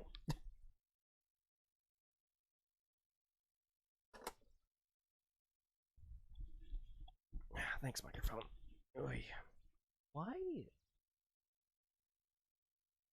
It's got so much noise focus when I move the wire. That's weird. I'm really gonna need to get a new headset soon. This one's gonna be crapping out, I think.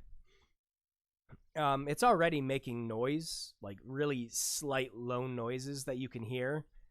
Mostly when I'm staying quiet like this, but I've had to noise gate and suppress some of it because it's bad.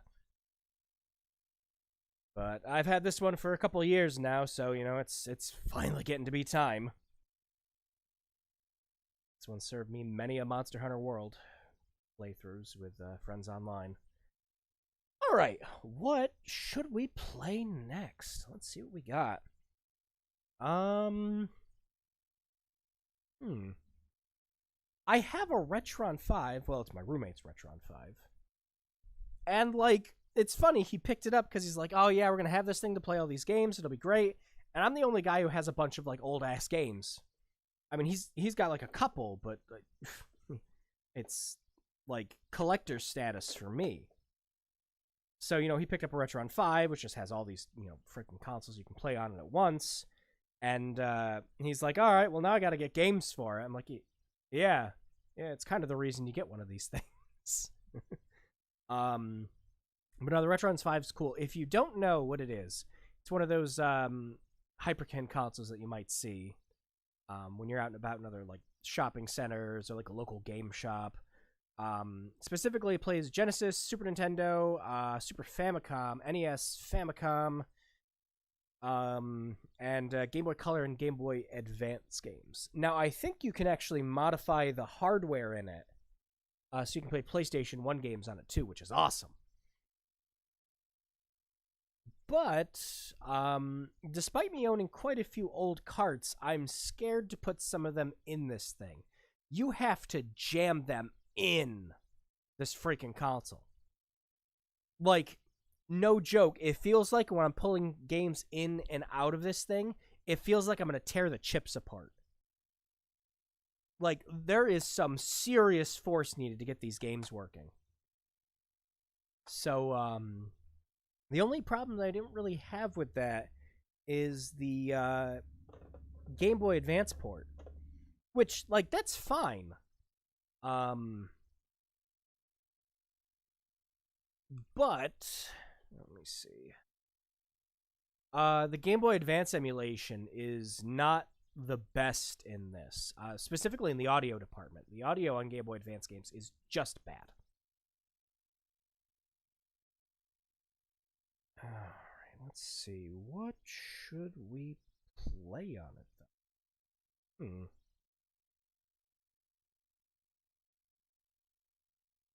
No point playing Little Nemo. Kind of did a whole review of that. I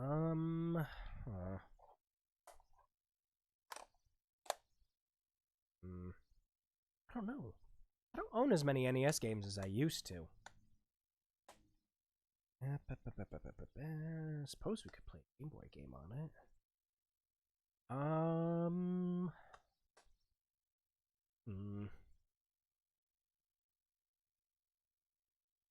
Let's see.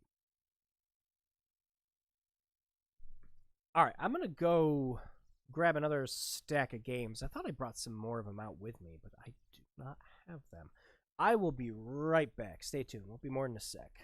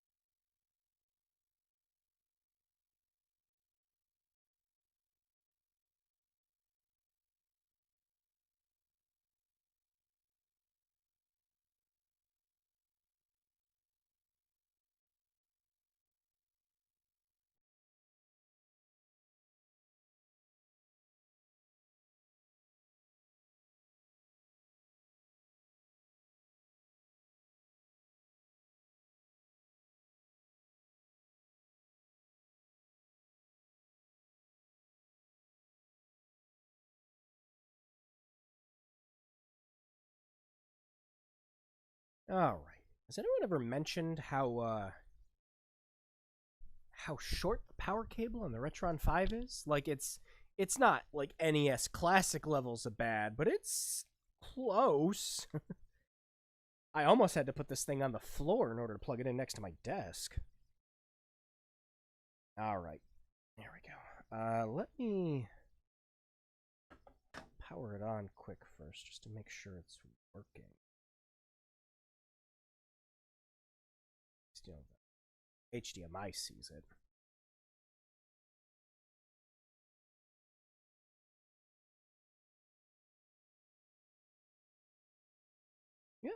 Yeah, looks like it does.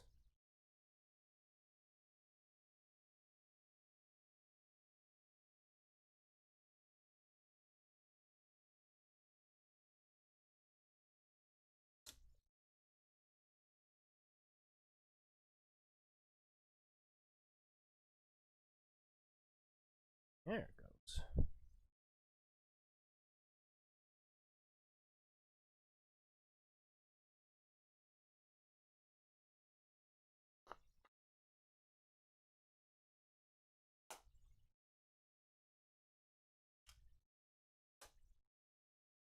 All right, so for our next game lineup, yeah, there we go, Survival Kids. Now I tested it on here earlier, which is why there's a save there for it. Something cool I didn't really know about the Retron 5 until I started playing it. Is it has both SGBC and SGB and GBC support. So you can play Survival Kids kind of every way you want. Obviously, the best way to play it is, with Game Boy Color to have the full color support. But you can play it like you're playing it on a Super Game Boy, which it's kind of cool.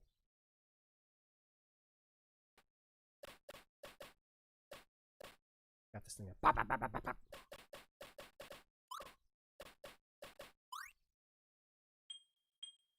Yeah, right here you can see that it's got hardware type and colors, which is that's neat. And you can have it show the Super Game Boy borders, which is, if you're playing Survival Kids on a Super Game Boy, it does have its own border, which is it's cool. I like it. All right, and it's got a really unique feature where you can copy your save to the Retron, which I was just like, all right, how does that work? Does it actually just take the save from my cartridge? And yeah, it does. Now, getting the saves back to your cartridge, I'm not sure how well that works. But getting saves off your old games, if their batteries are dying or something like that, that's pretty cool. All right. I think as soon as I hit play, it's nope, it isn't. It's just gonna go ahead and have us get right into it. Cool. Oh, freaking Survival Kids. I love this game.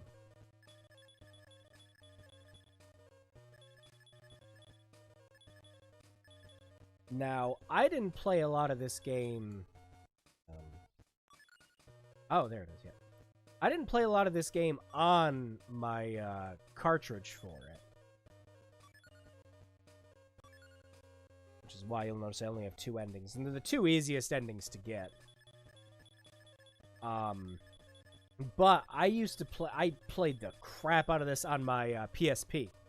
Now, I did eventually kind of go back to my... It's like, alright, well, maybe I shouldn't pirate this game I like playing anymore. I did eventually go back on that and pick up a physical cartridge, and boy, did I pick up a time to get it. Not even a week or 2 after I picked it up, the price for this game, skyrocketed. I haven't checked it recently.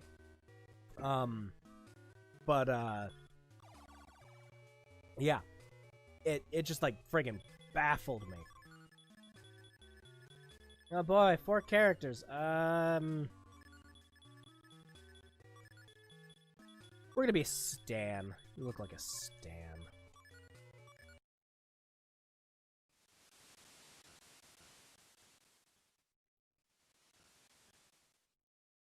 Oh, we could probably turn this game up a little bit. It's mostly just gonna be Game Boy Color noises, though. Like that.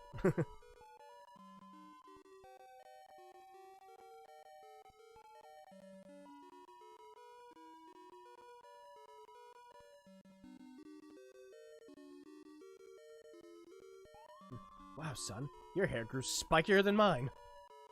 Adventurous Dad. That's his full name. Get it right. Take good care of it. You're 10 years old now. It's finally time for you to have your first knife. Yeah, thanks, Dad. Now, if the premise and setup of this game is going to look familiar to you, you might be correct as to assuming why. A game produced by Konami, where you're stuck on an island trying to survive. You can play between a boy and a girl character. Kinda sounds like a DS series, doesn't it?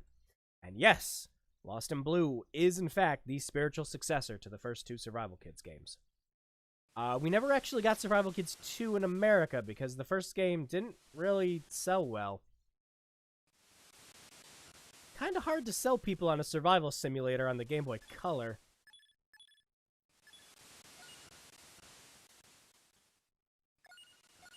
Okay! Oh, it's gone.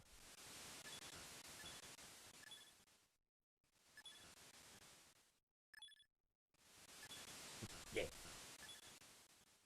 Time to check all the dunes. Oh wow. This Retron controller's something. I'm curious, since the Game Boy Color doesn't have as many buttons, I'm curious if I could plug in an NES controller and play with that, because that would be a hell of a lot better to play this game with than this Retron thing. Oh, this dumb, like, nub stick they have in this just does not do it for me at all.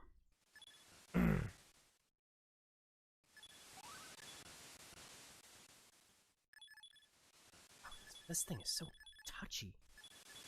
Why?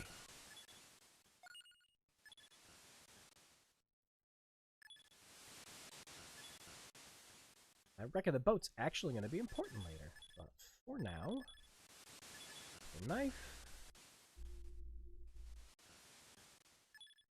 Nope, the wrong button already. There we go.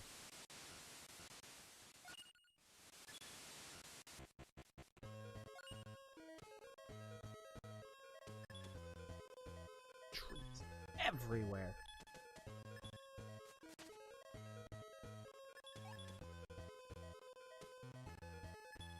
Oh boy. Time to eat all the grass and see what kills me.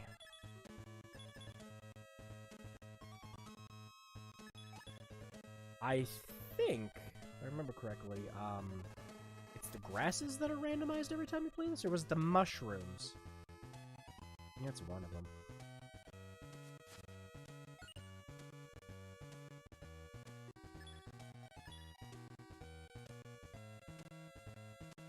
Nobody home! Ooh.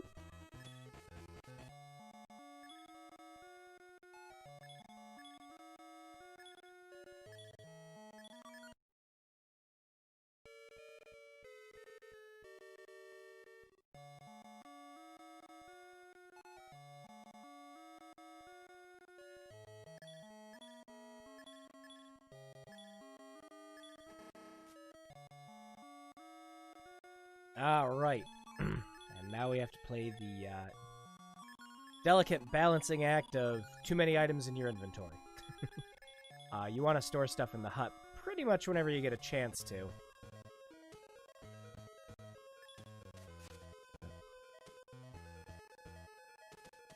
Want to watch out for bees.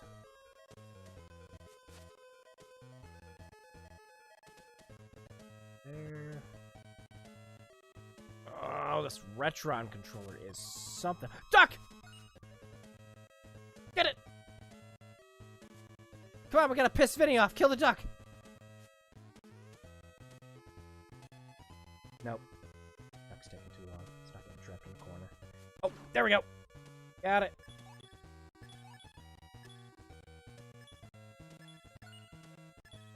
Barbecue! Yeah, but we don't have, stick yet.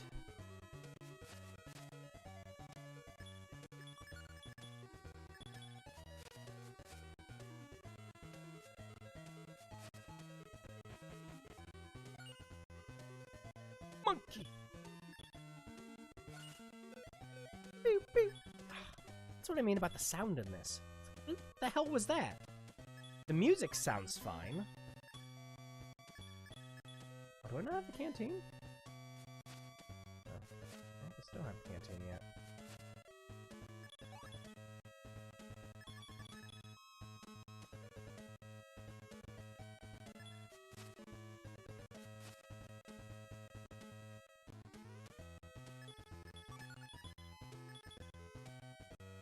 Yep, big rock.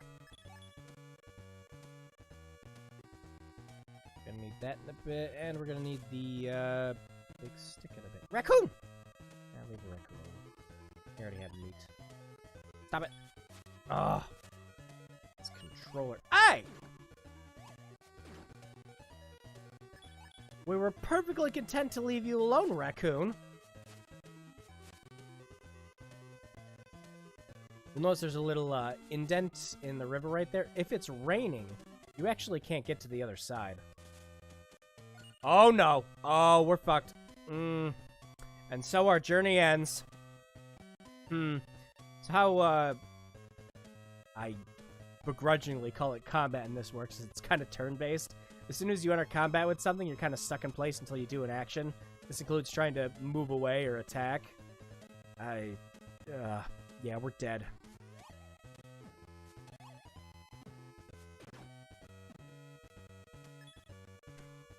Well, there's an easy game over. I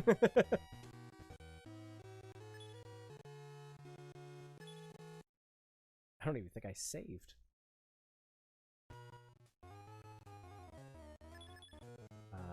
No! No, I didn't.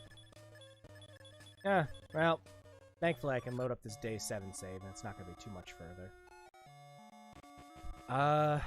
Yeah, not that much further. Repaired the hut.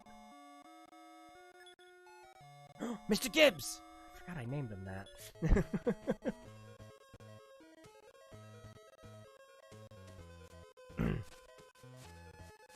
That's a joke I'm gonna have to explain.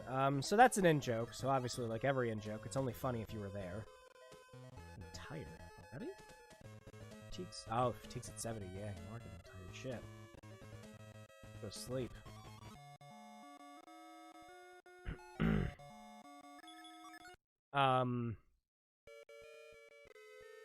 So normally when you blow anything up in a game or anything like that... Volcano's going off still.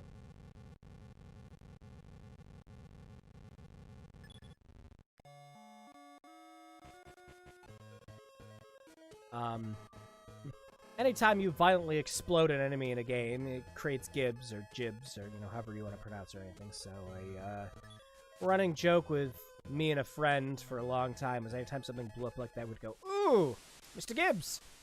He'd go, "Captain." It's just stupid, dumb thing between two friends. So the last time I was playing this, I had to name the monkey that in honor of him. Oh wow, this meat rotted. Great.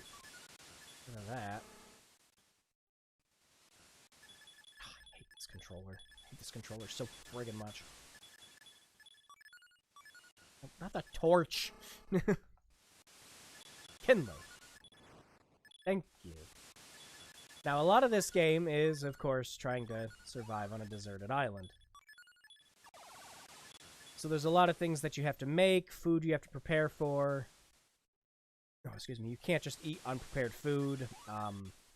There's stuff that's safe to eat, stuff that's obviously not safe to eat. Let's just kind of short to the other side. Yep. And you gotta kind of manage all this stuff while exploring the island further, trying to figure out how to get off. You do manage to sort of get off the island once you make the raft, which you saw earlier. What's that? Oh. Thirsty. Stop it! Canteen.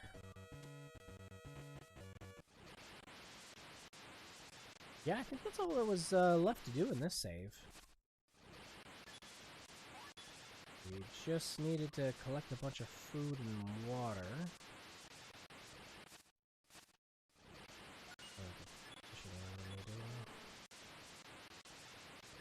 Listen to those water sound effects.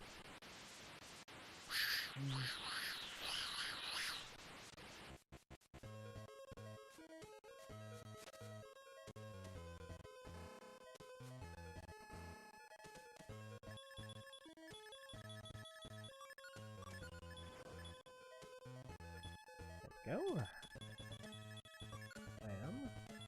No, don't eat it raw. Bad.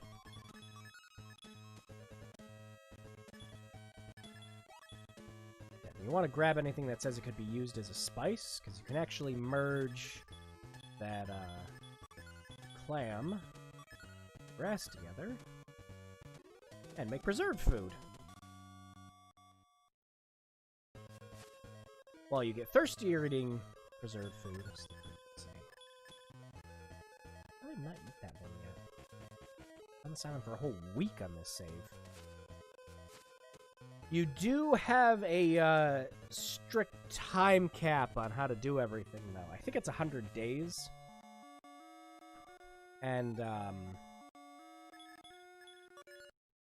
after you hit the 100, the volcano erupts, and that's a game over. It's just, nope, that's an ending you get in this. There's 8 possible endings. The absolute best one you can get is later on, you find a boat that's sealed up that you need to find all these gems to collect for in order to unseal it. And while you're in the process of doing that, I was looking for, so it'll confuse me. Shit. Go back. Whoever was the opposite gender from who you pick at the beginning, either the boy or the girl, you run into them, and you have to try to help them survive, too. They can die if you don't take care of them properly. So you gotta make sure to do that. So yeah, the absolute best ending is to make sure both of you survive, you get the boat, you get off the island in time, and if I remember correctly, the characters end up getting married or some silly stuff like that.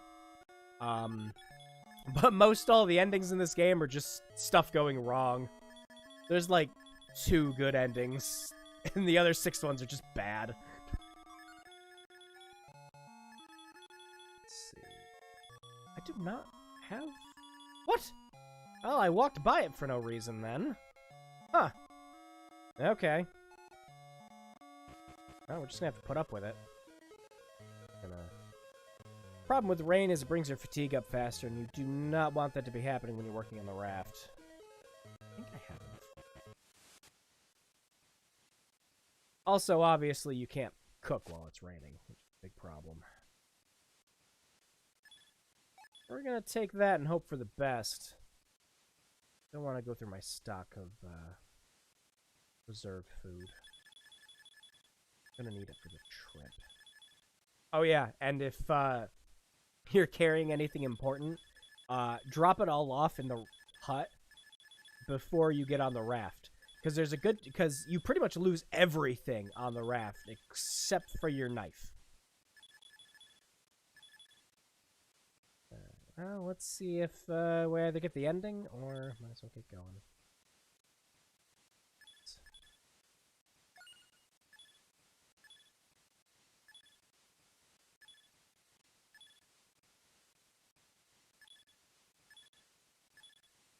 Oh, take the money with you. Take the monkey. Oh, yep, okay. So we didn't get the bad ending. So if you don't bring enough food and resources with you, the game ends not with a storm like what's happening here, but literally with you and the monkey starving to death on the freaking raft in the middle of the ocean. Kids game. No, but if you do bring enough, this always happens.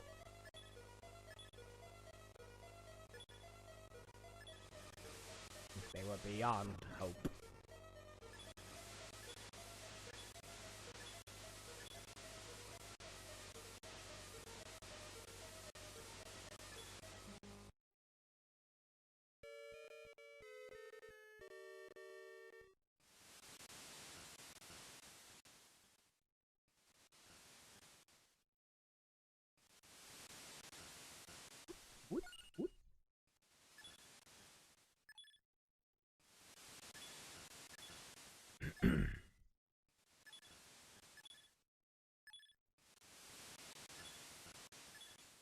Yeah, so it's good to pretty much only bring the food with you, because you only keep your knife and canteen. if you bring anything else, and this includes important items or sort of once-in-a-time stuff you can craft, it sucks. Because now you have to build that stuff or wait for the resources to come back. Woo, gem.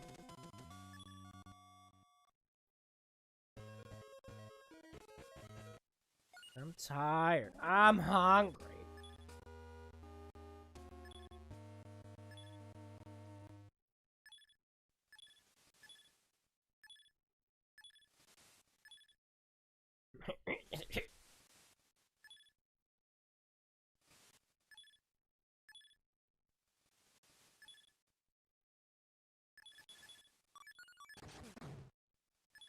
Yeah, you can find a couple of the gems on the first part of the island when you get there. And yes, we're still on the same island.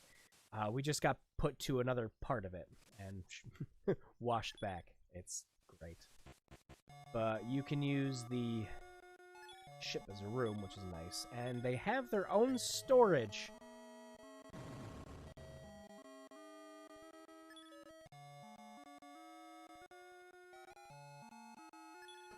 So if you thought we were going to have Resident Evil style storage systems, no, it doesn't work that way.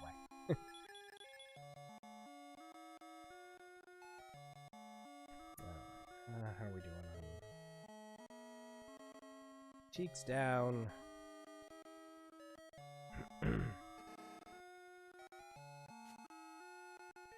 That spice. Much as I don't want to.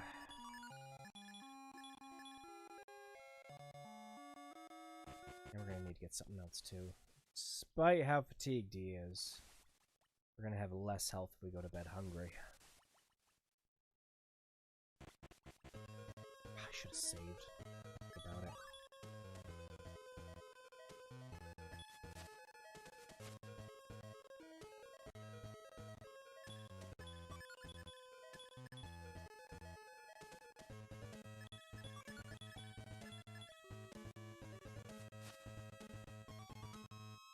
Let's hope we don't run into any wolves or jaguars, because, oh boy.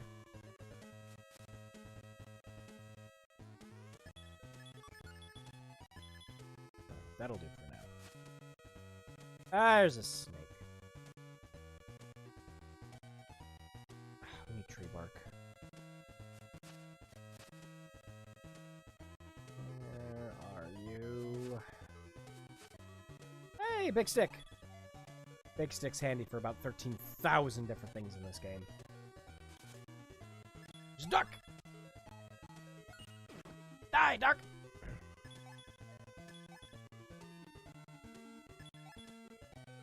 There we go. Stick. Oh, not the big stick. The regular stick. Tree bark. And make the kit.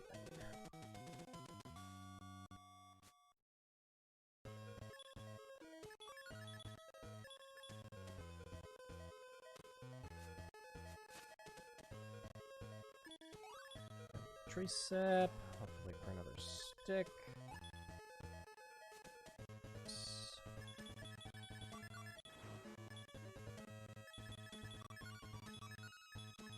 Oh, crap.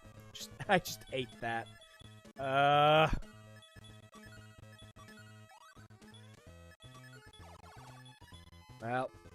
now we're gonna get sick. You ate that meat? Oh, look at that. There we go. I'm not feeling so good. No, rabbit. Rabbit will only give meat, though, so...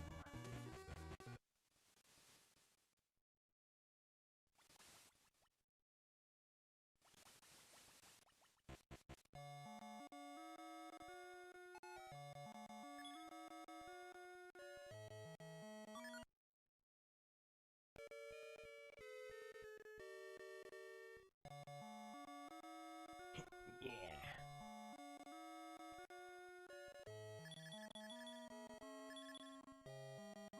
Now we'll take that off. I think I was had that other save. I was on day 7 on this cartridge for the 100-day ending for getting killed by the volcano.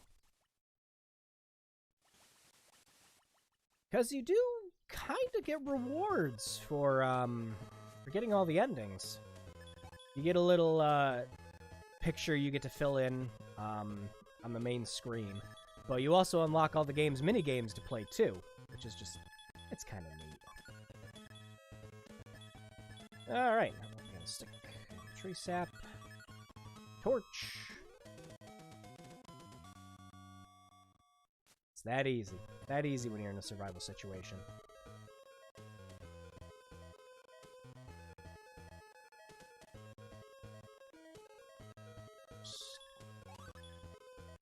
No, we need ivy.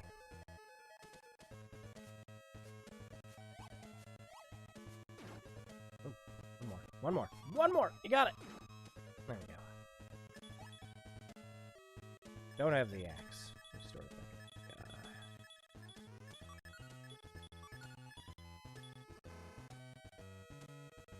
Back in the hut.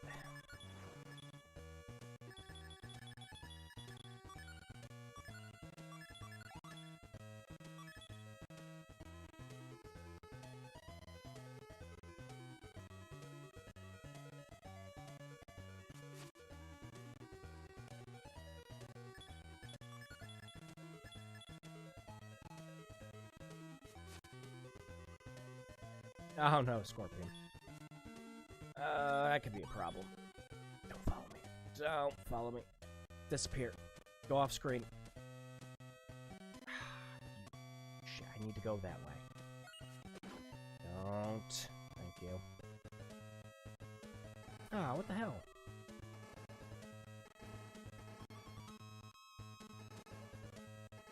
There's no item up here, and the one tree isn't uncovered yet. So you can get an axe to cut down certain trees in this game. You can kind of tell which ones you're supposed to cut down. And that creates shortcuts, and it gives you wood for building things. Oh, wow. Oh, it's down in Start for the Retron menu, that's right. Why would you be pushing that?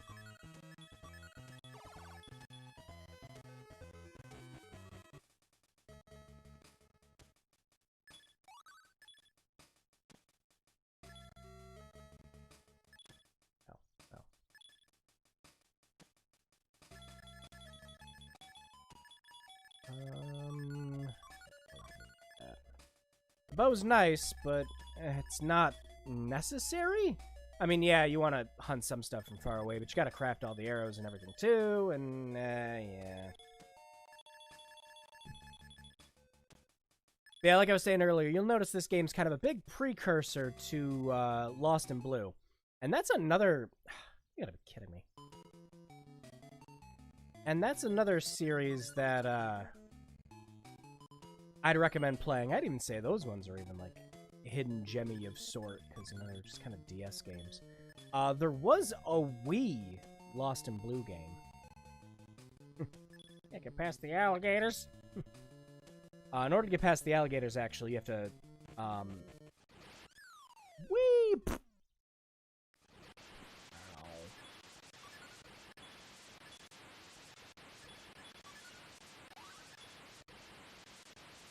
Huh. Doesn't this look familiar?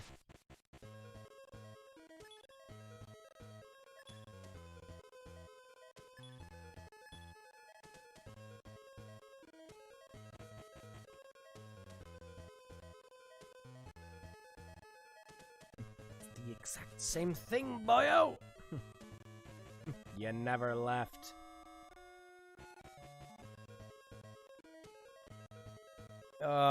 But yeah, to get past the alligators, you just take some meat, and you can coat it with one of the other spices, or you can, I think you can just feed them the spices directly. But it's easier to do it with the meat. And you get one of the berries that you find that put you to sleep. Why? Thank you. I know I'm pushing down and start a lot.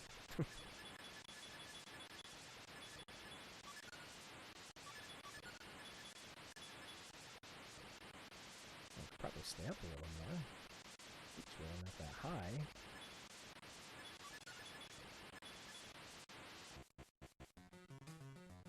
Problem with staying up late, though, is you can run into dangerous animals. We'll probably run into another wolf or something soon. Or a rabbit.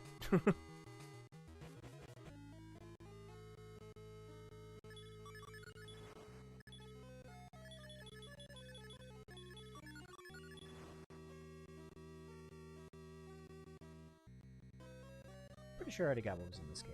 Yeah, it was the dead guy. Yep, I think he has a journal about how long he's been in here for. I could end up like that too. Kids game.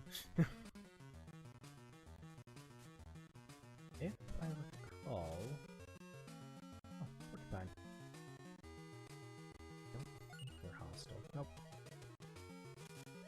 Ah! Backed into a corner, so now it is hostile.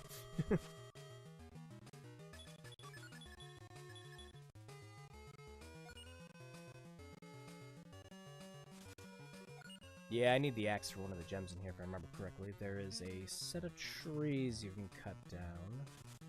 These ones, too. Oh, it's been so long since I freaking played this game, though. Holy cow.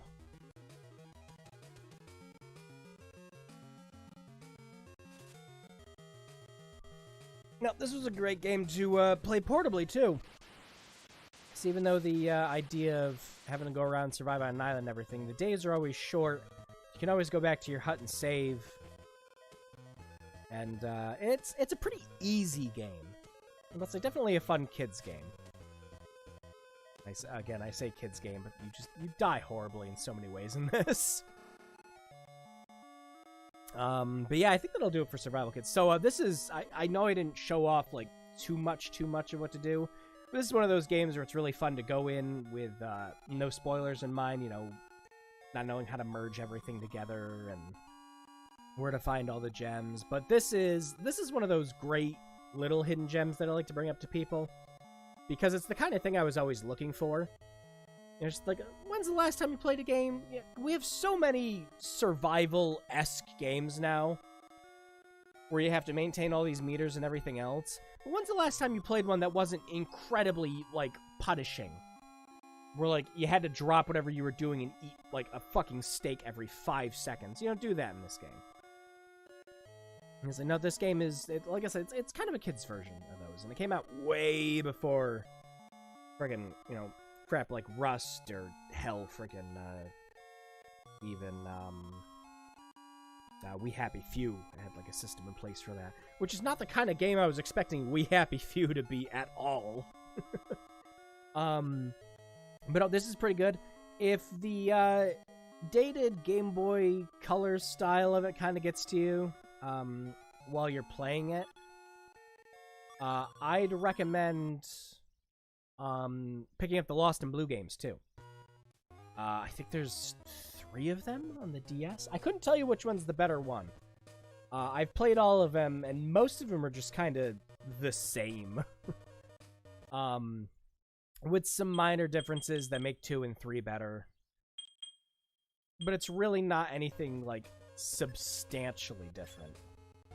Oh, no, hey! I'm trying to go back to the menu now. There we go. Freak the crap out of me, why don't you?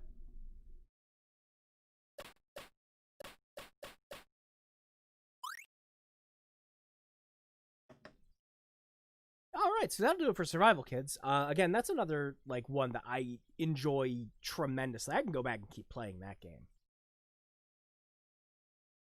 That one's a boatload of fun. Now, getting physical copies of the game, I'd have to double check. But that is a tall order indeed. And I don't think they ever made it available on the eShop, like, at all. Which surprised me. I was like, oh, yeah, you know, they're doing not only, like on the 3DS eShop, it's like not only doing, you know, Game Boy games, but they're also doing import games. It's like, oh, cool, so, like, we could get that, and hey, maybe we can even get Survival Kids 2 on there. But no, of course we couldn't. Because, you know, Konami owns it. And when do they, you know, do anything? um, but, yeah, I think the closest you could get to that now, besides, like, the 13,000 survival games on there, a game specifically that kind of plays like it with more features, I think, was Stranded Sails or something like that. It kind of plays like Survival Kids, but not really. And then there's also that the freaking it was that game that was, what was it? It was the spin-off to it's that pixelated game where you're in jail. I can't remember the name of it right now. And you have to craft stuff and try to escape. Escapist. That's what it was. They have a game coming out called The Survivalists, which kind of looks and plays almost in a similar fashion, but you'll be able to craft your own bases and huts and everything else. I'm actually kind of looking forward to that. Because I enjoyed The Escapist. A little bit of it I played. But no release date on that yet. I still think they have it set for this year, but, you know, everything's been delayed this year. So take that for what you will. So, yeah, that'll do it for the retro round right now. I mean, I could probably find another game to play on it. Let me go look at my NES games. I will be right back. Give me a second.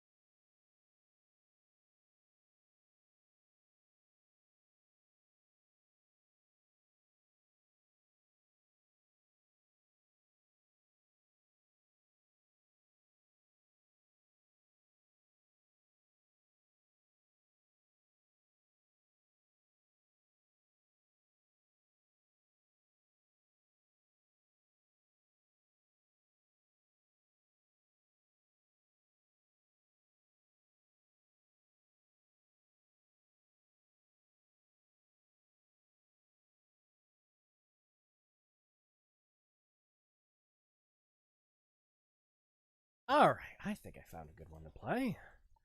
Again, I am terrified of putting NES games in this thing, though. Like I said, it feels like I need to use the force of God to remove them from this damn thing. They don't even set in properly. What the hell's on the side of this cartridge? I may need to give this thing a thorough cleaning. Huh. Well, let's make sure it works first. Fairly positive this cartridge is going to work just fine, though. Switch back over to the capture card.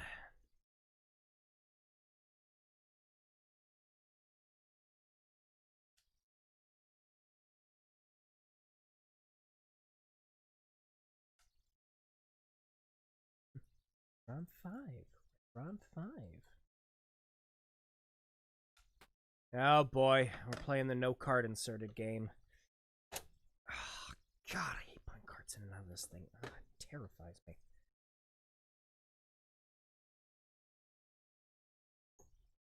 Ugh. It's like I'm gonna break it.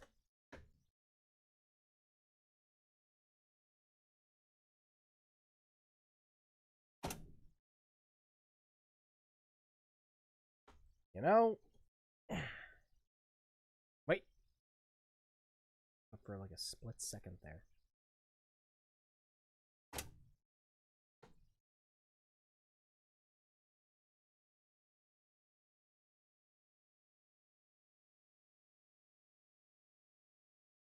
This has happened with every NES game, too. And these games work just fine in my NES. This is just like a thing with the Retron 5. They're also loose in this. You know what? Ugh. I have a one of the other Retron NES top loaders. I'm gonna go grab that. I cannot stand putting my old games in this thing. I feel like they're gonna break, and that terrifies me, especially for like this game. All right, I'm gonna shut this damn thing off. Plus, I can actually use an NES controller with that thing. And I think this power cable works just fine, too. Okay, I'm going to be right back again. Sit tight. Won't be more than a minute.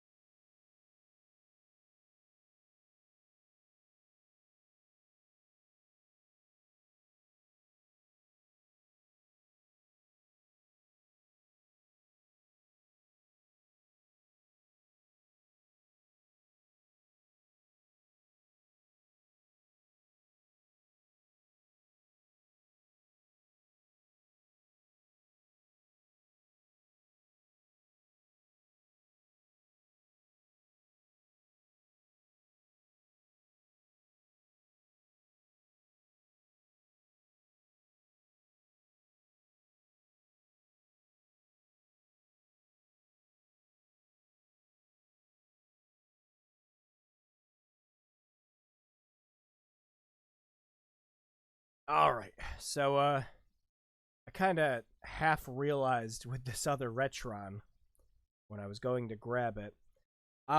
So it's a top loader. Pretty much kind of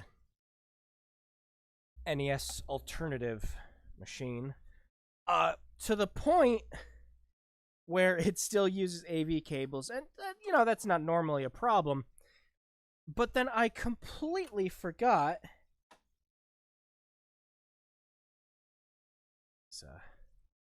Cables and everything set up quick. I'm talking. I completely forgot that this one only has one audio jack. And I don't think I have a splitter. So it's just got the video and white audio output in it. So, you know, everyone in their left ear is going to enjoy this tremendously. I might be able to do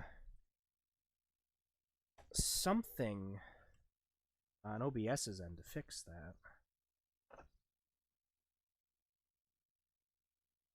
Oh, let me check quick. That way we're not having silly freaking audio problems during this. Let me see, advanced audio.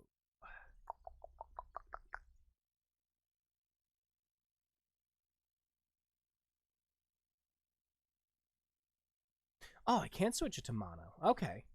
All right. I think that should fix that.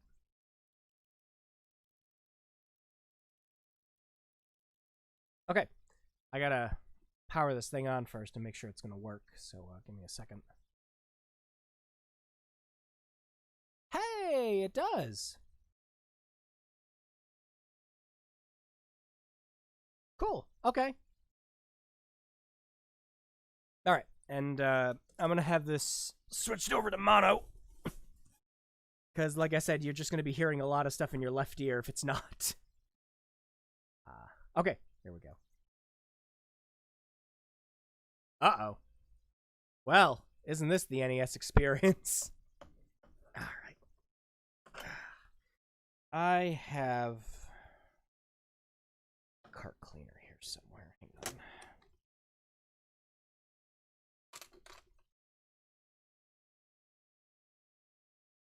Now, no blowing into the cartridge, guys.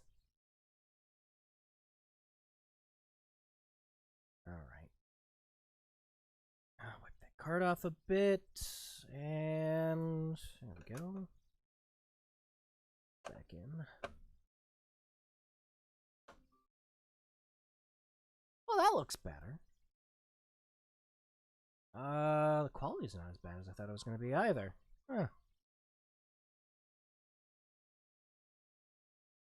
This console doesn't really emulate the sound that well, though. Unmute the sound.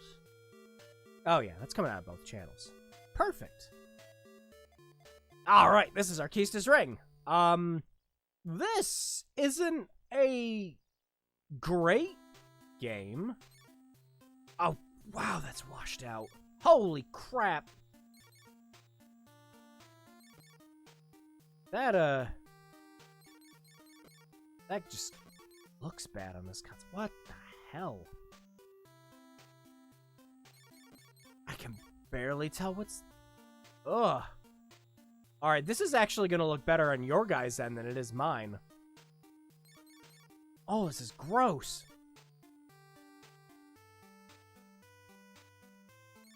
Okay, I guarantee you this game doesn't look this bad on the NES. Oh, it's this Retron. Wow.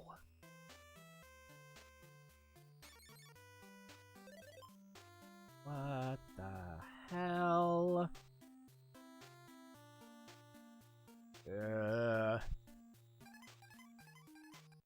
Okay, well, once we get out of the green, it should look a little better. So, Arkista's Ring. This is... I'd be hard-pressed to call it a Zelda clone. This is a very linear game.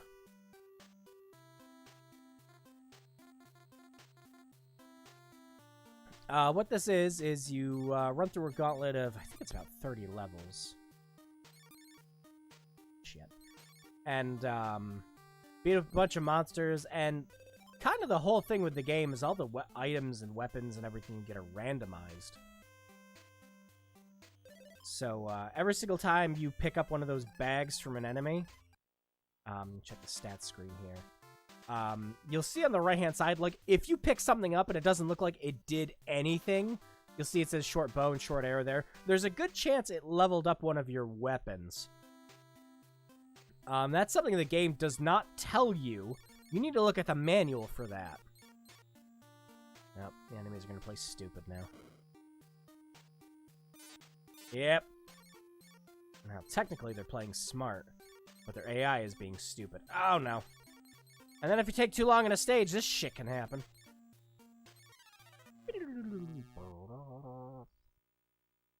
And then we were killed. Alright. Not playing this game anymore. Fuck you. Oh, God, that looks bad.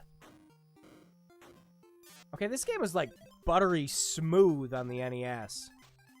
Like, in terms of graphics and everything else. This is just...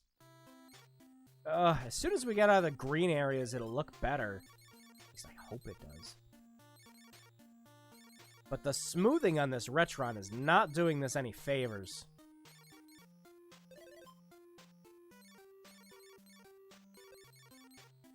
It could also be the AV to HDMI I have, too, but I can only half blame it on that.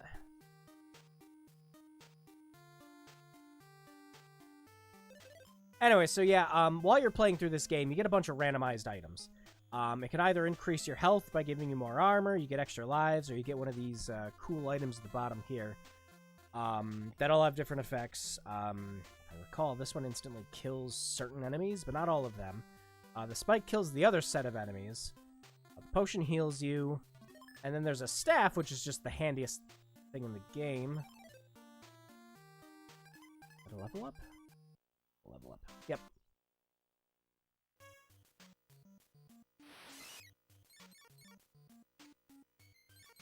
Yeah, see, that looks a little better now that we're not in Greenville. Yabus.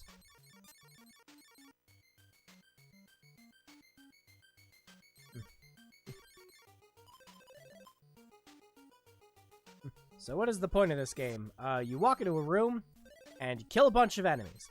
And that's about it. There's, like, a couple of them that are mazes, and you have to solve some light puzzles. Oh, wow, we found the right one the first time. Cool.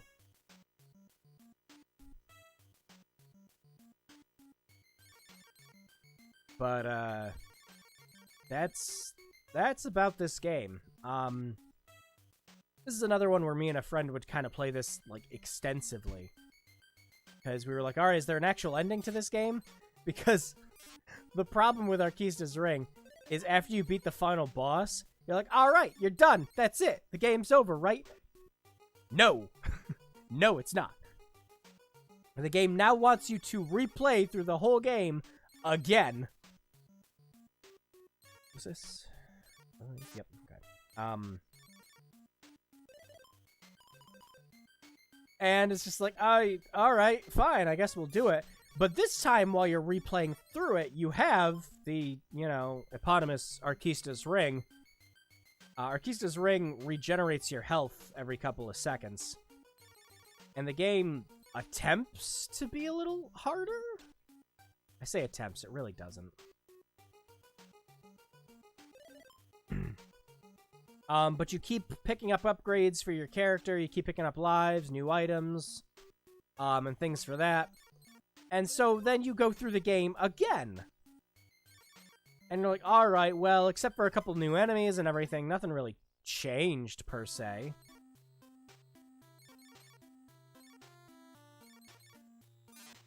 You dick. Get up. Come on.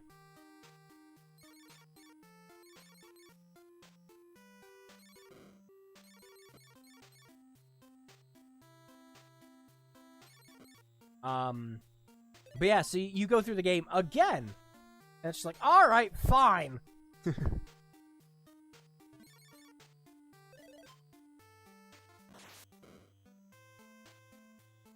And finally, on that third playthrough of the game you beat the game. And, much as is the normal case with a lot of these NES games, you just get a text ending describing how you saved the world. Wow, we're getting all the health upgrades right from the get-go. We're really going to need inventory slots. Oh, ask and ye shall receive.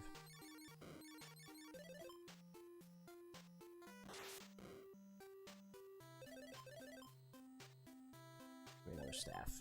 No, not that one. Dick.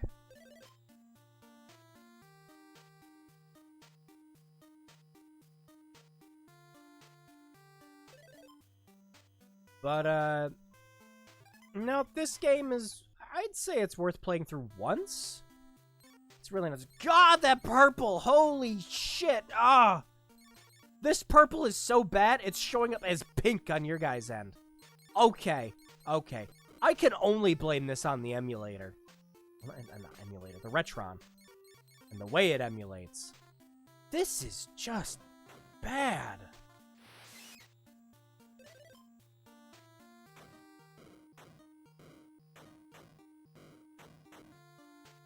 Wow.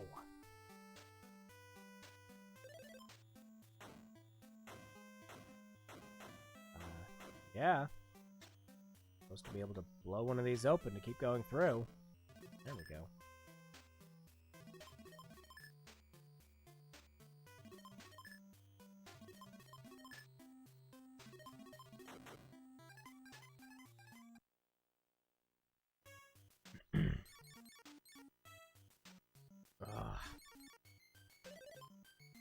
Yeah, this game, this one didn't hold up as well as I remember it. Like, it's pretty fun to play for what it is, you know, if you kind of want, like, a Gauntlet-esque beat-em-up kind of game. But, wow. Okay, game. Fuck you.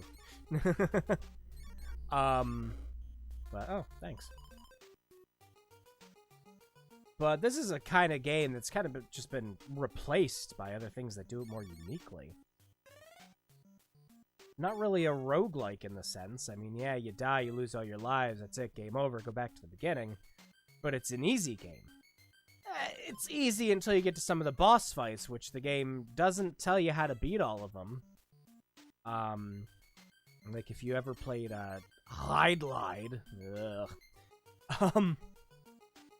you remember that you have to strike the vampire in the back in that. You pretty much have to do the same thing in this game too. I always kind of like the music in this though.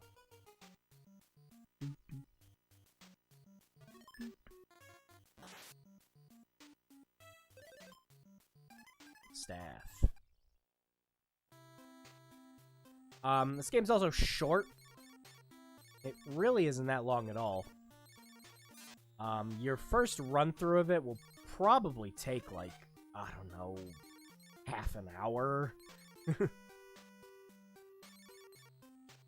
This really feels like the kind of thing that was supposed to be a, like a launch game on the NES. Like, you played this, just like, oh, hey, look what the system can do. Oh, wow. We're, like, getting all the really good shit right from the get-go game. You're being awfully generous. Now, one of those trees actually looks different from the other. And I remember which one it was. I played this a lot when I was a kid. But, again, this freaking Retron is not doing the game any favors.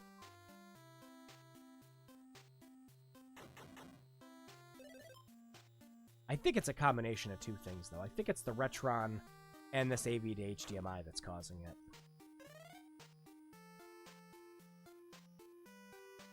This is a game that just looks infinitely better on a emulator. Oh, yeah, we got some upgrades. We have a lot of them, though.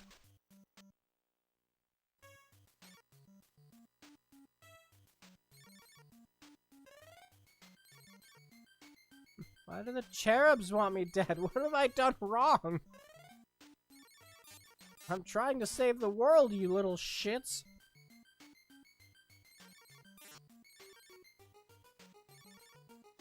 I'm trying to save the world from Shredder.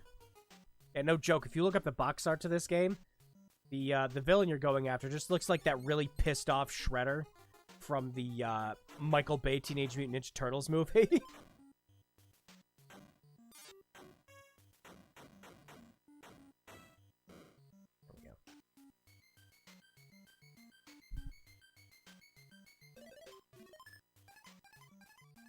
But along with this game being short too, again, I talked about how much I like the music, but the problem is there's not enough of it.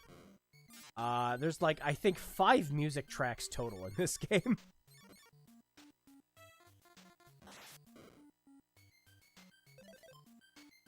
That other one's gonna disappear before we can get to it. If you want to guarantee yourself upgrades, while you're playing through this game too, it's good to have a full inventory and pick up the bags, because then it'll just default you over to picking up upgrades.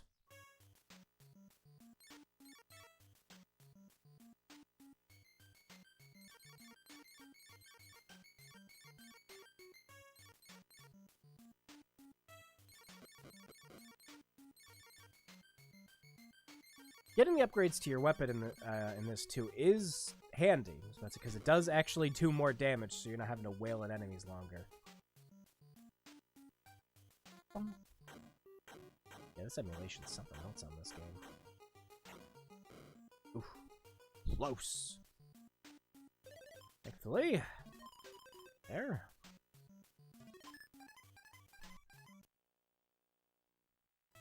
Boss time!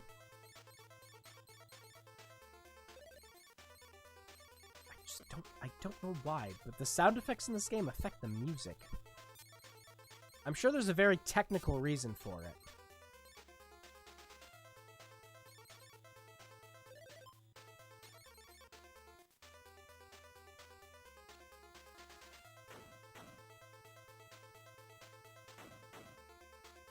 Oh, there it is. There's the boss. We gotta beat him. Whoops. If you bring a staff for all the boss fights, you can pretty much win them all that way.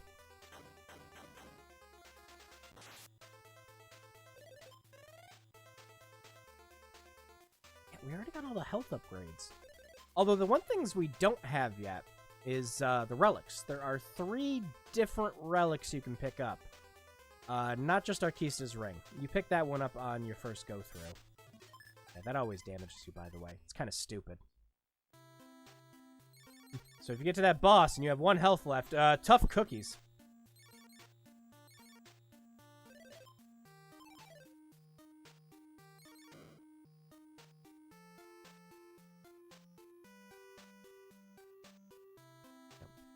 Shit first. Oh, God. It just looks like an Action 52 game on this. Yuck. Right, this tree. This tree.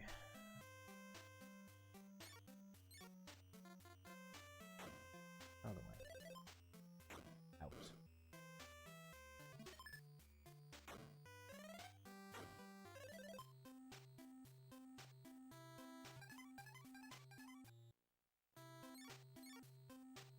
Out. We're back to green.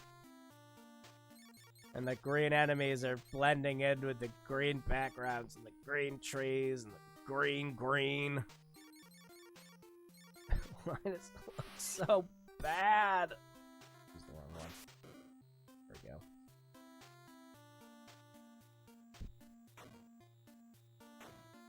This is also a game that it always felt like there were secrets I was missing out on.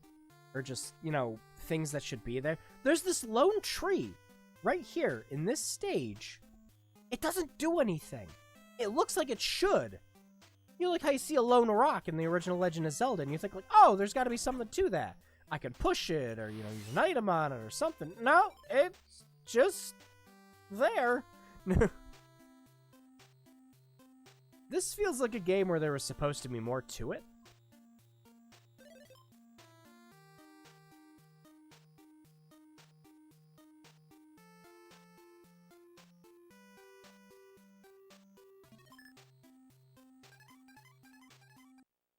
How we doing on upgrades? Don't have all of them yet. No, shit. Up some items.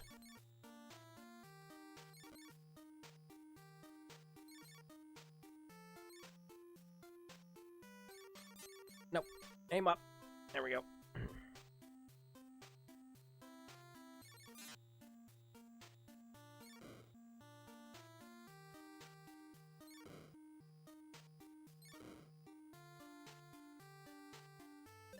There we go.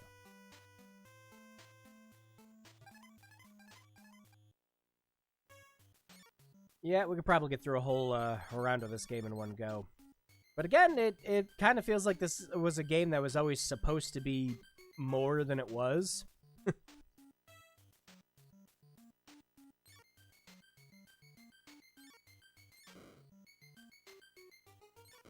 And they were just like, we gotta finish this thing up and rush it out the door. They're like, but we're like only a third of the way done with it. Like, yeah, but you know, deadlines and shit, right?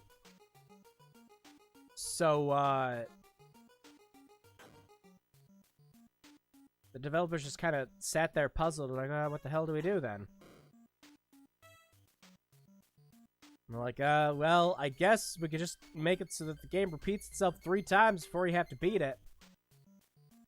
And it's not like, you know, like Ghosts and Goblins, where, you know, you're repeating that game, but it's a really difficult game. So you have a hard time getting through the stages like that.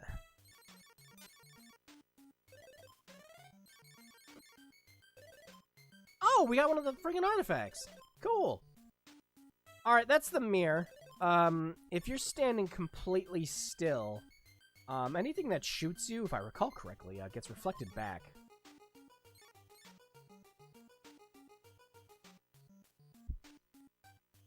Again, this is something that the game itself never actually tells you. You have to just read the manual.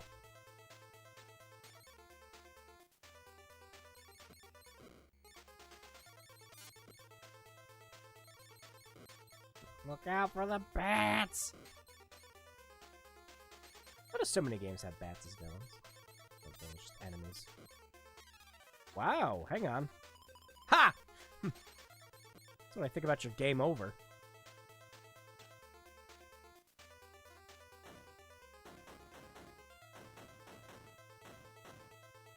That's how you beat every boss in this game.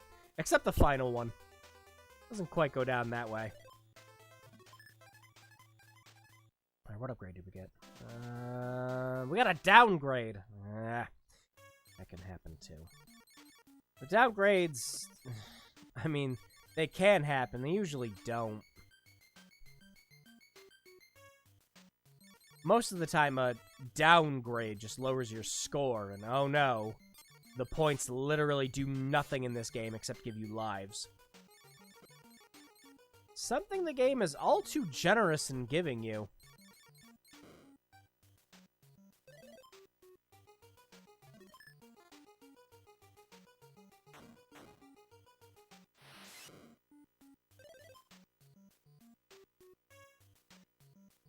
Which of these staircases is the real one? That one.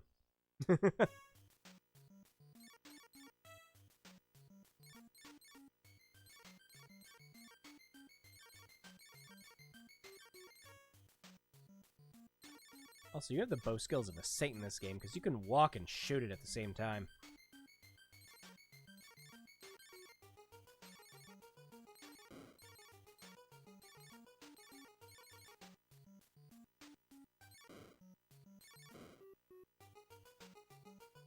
Something about these NES clone consoles and getting the music right, it's weird.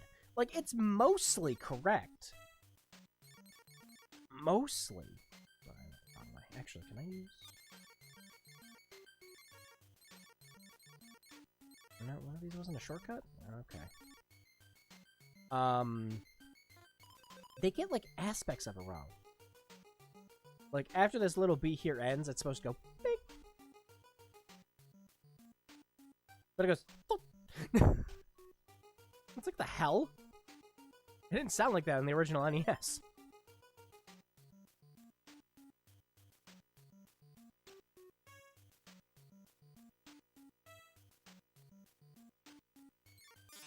Thanks, dick. Run! I have no potions, and I must scream.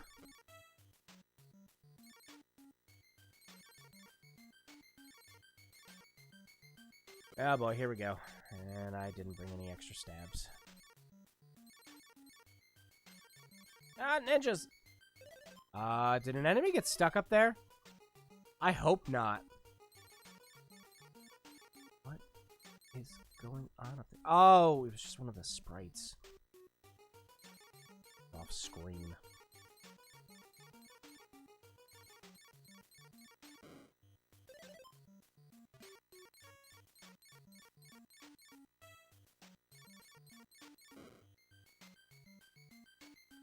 Yeah, I could use a turbo controller for this game. It's not this one. Yeah. Die! Go away!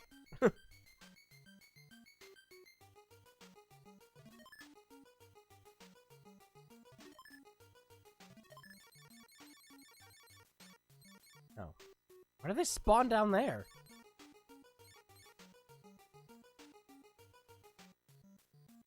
Come on. I'm just trying to lure you guys out.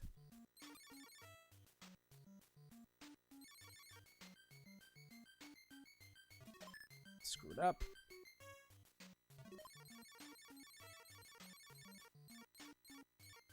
Why? There. Thank you. There we go.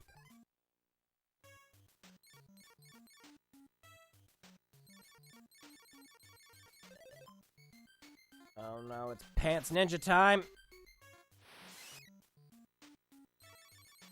Yep! ninja time. Should have kept a staff.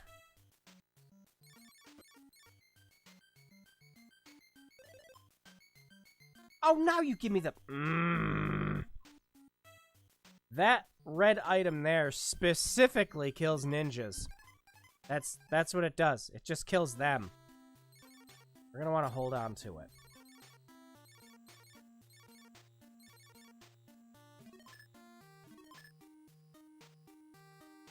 What? No. The wrong one.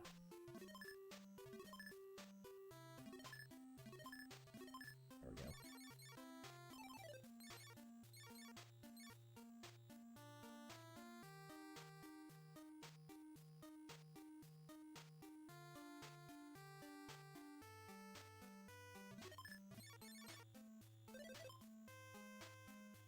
Stabs. Need stabs, game.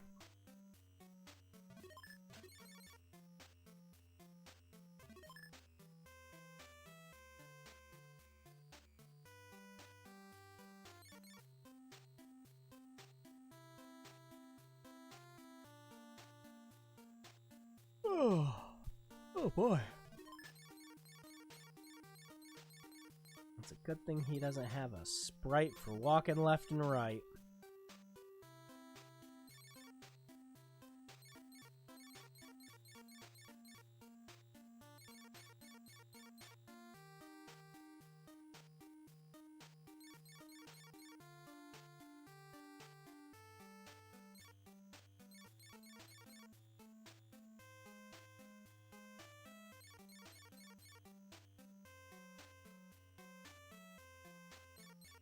Boss fights! Can you feel the thrill? Oh, got an upgrade. What for? Bow. I think that's the best bow.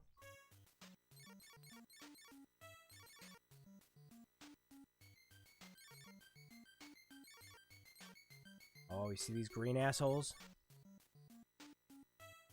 Was it the green assholes that do it? Anyways, one of the ninja enemies in this is friggin' awful. They can actually leap over walls. Like that! Okay, yeah, it was the green ones. Ah.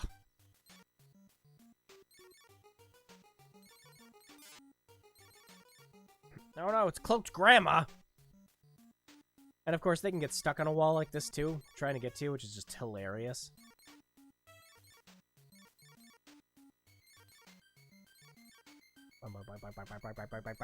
Ah.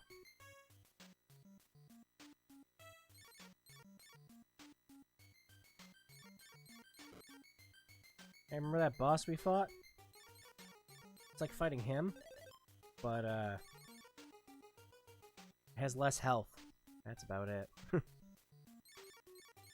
So you know what most games do with boss fights today.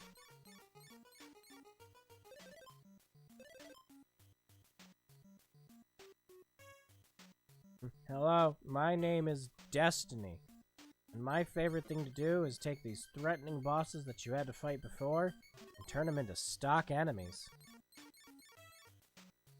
We ran out of ideas for new enemy types after, 4? I think it's 4, yeah. Oh, what's this? What's this? Yeah, these are the Siva. Oh, they're totally a new threat, yeah. No, we just didn't take this enemy type and color it red. No, man. New big threat. Health upgrade, when I don't need any health upgrades.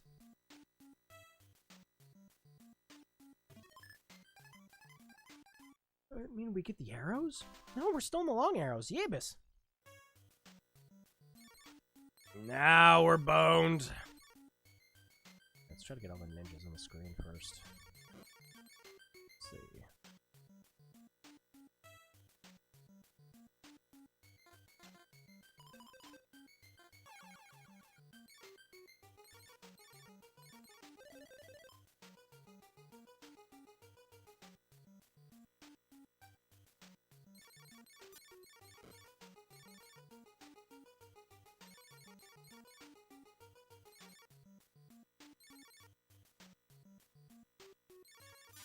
No, no, no, no, no, no, no, go away! Stop!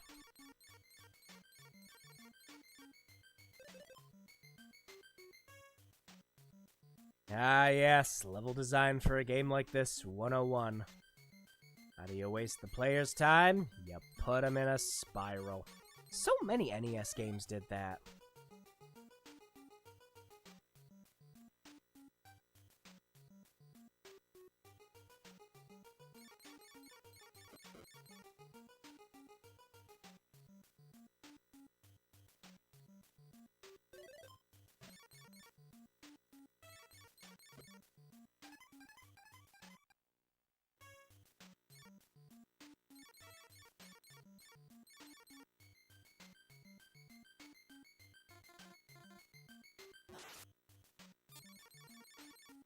Nah, we're boned. Nah, we're boned. Not too fast, and we don't have any freaking things. Oh, wait, hang on. Denied!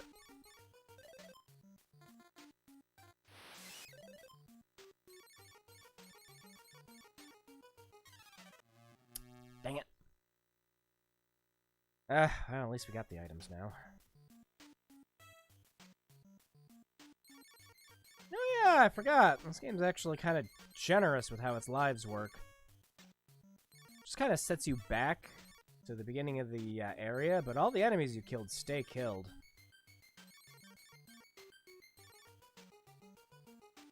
I do not want to use that staff until we get to the boss fight, which I believe is just the next room.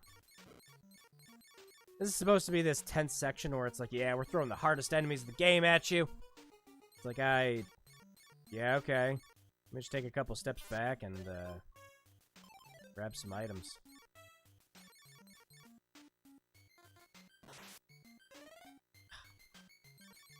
One of these has to be a potion game, come on.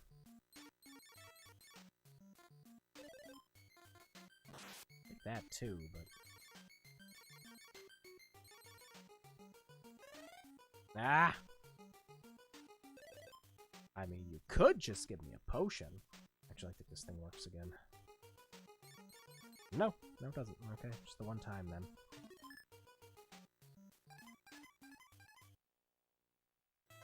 Oh boy, oh boy, oh boy, oh boy!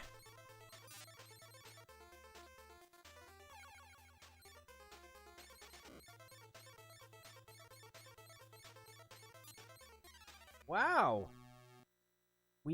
Game, this is why you're supposed to give me the better arrows.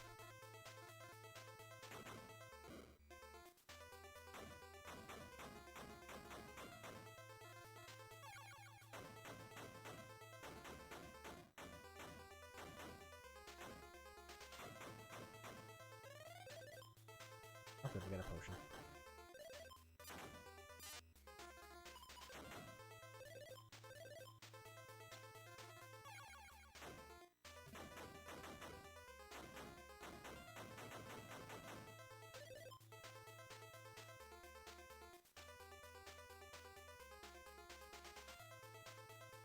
Alright, now we get the key.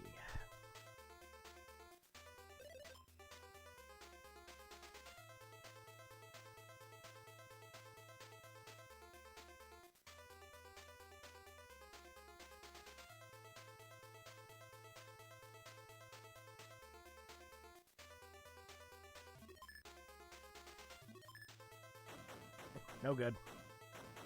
No, you're supposed to stay there!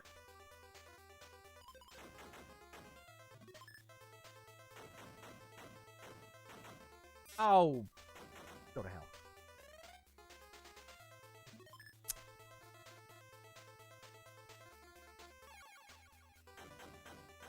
That's enough out of you.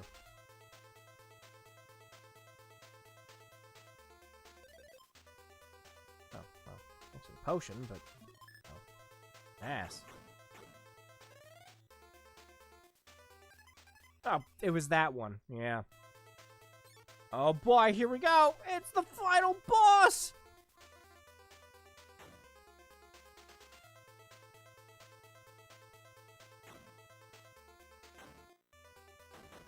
It's time for a supreme battle of wits!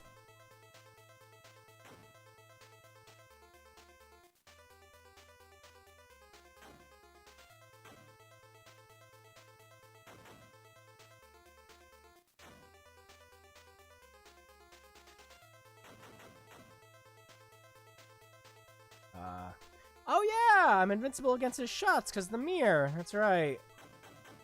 Forgot about that. I was like, wait, I'm taking no damage? Oh yeah! Fuck you, final boss. And I have the ring. And like I said, the special ability of the ring, you stand still for a couple seconds. I mean, it normally works. I have to be outside. Oh, there it goes, okay. No, maybe it's just based off movement then. Yeah.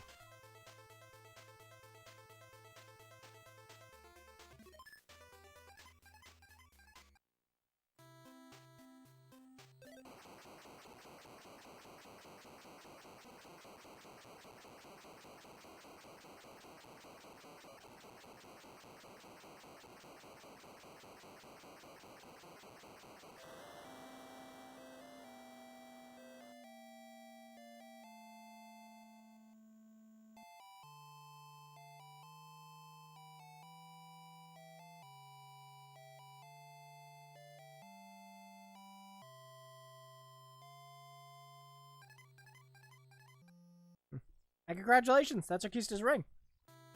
Now you get to do it 2 more times with harder enemies. And yeah, that is essentially this whole game. You do it once more, you have a chance of getting one of the other relics. It doesn't always happen though. Sometimes the game just hates you and gives you points. And again, the points do nothing. Absolutely nothing. You don't save them, you don't unlock anything with them, they just exist. Yeah, we didn't even get the good arrows. Son of a bitch. Alright, but yeah, that's it for this. Now, I'm not gonna sit here and say this is a great game. I mean, I'll say it's decent, it's good. I mean, if you were a kid back then and you paid, like, more than, I don't know, $20 for it, I mean, I'd feel bad for you. But I picked this up off, like, a flea market bargain bin for, like, $2 when I was a kid. And I was like, oh, this is kind of fun. Yeah, I kind of like this game. And, yeah, that's kind of where it stuck with me. There are far worse NES games to play out there. There is some, like, low-tier level shit. They're just miserable experiences. Speaking of miserable, thank you.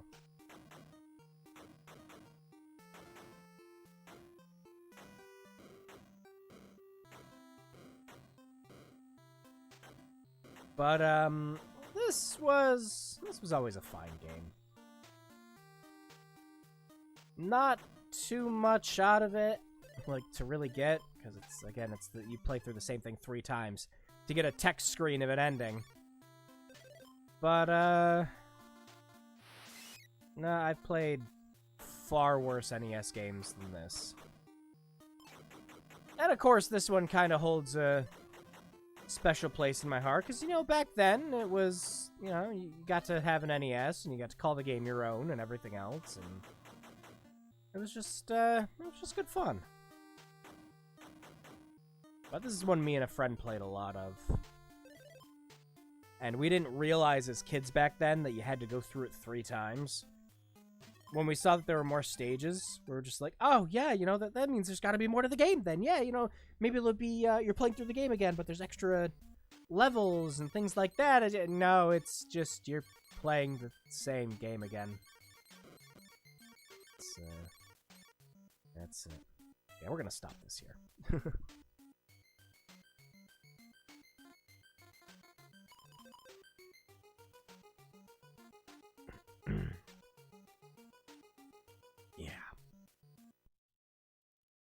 So yeah, that's our Arkista's Ring. It's not a bad game. There's, like, nothing really, like, offensive about it. It's pretty simple. So if you want to impress your friends by saying, like, oh, yeah, I know some NES games. Check this shit out here.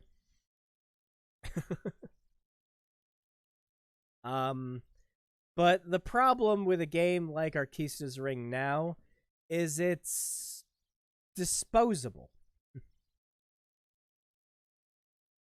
There's much better games than that nowadays. You know, indie developers are always making incredible shit. And there's well, there's really no reason to go back to something like Artista's Ring. Like, I can look back at the game and play it and remember it fondly and everything else like that, but I mean, you know, it's not special. It's not special in any real regard.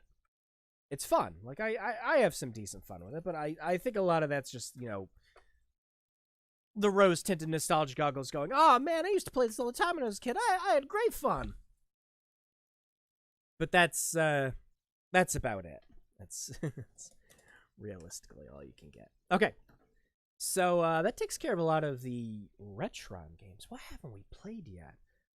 GameCube games. Yeah, and I've got stuff for the GameCube all hooked up.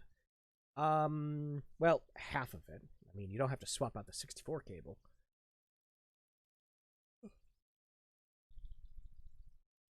Oh, yeah. Yeah, let me go get that set up. I'll switch over here. I'm gonna take a really short break to just go grab a quick bite. I won't be more than a couple minutes since I've been at this for over 3 hours now. But yeah, I will be right back with the GameCube, and I'll find something fun for us to play. Stay tuned. Be right back.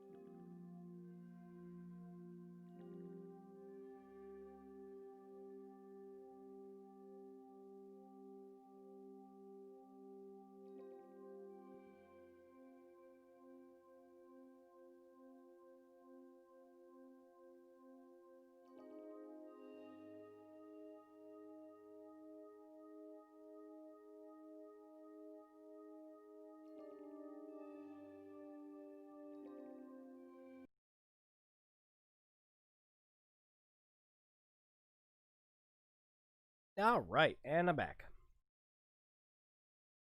There we go. Oh, wow. GameCube's power cable's up. Yeah, there we go.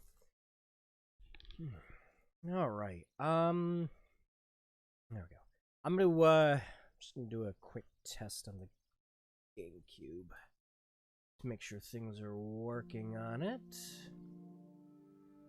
Second.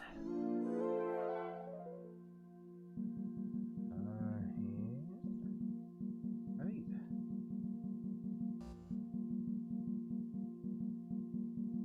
Good.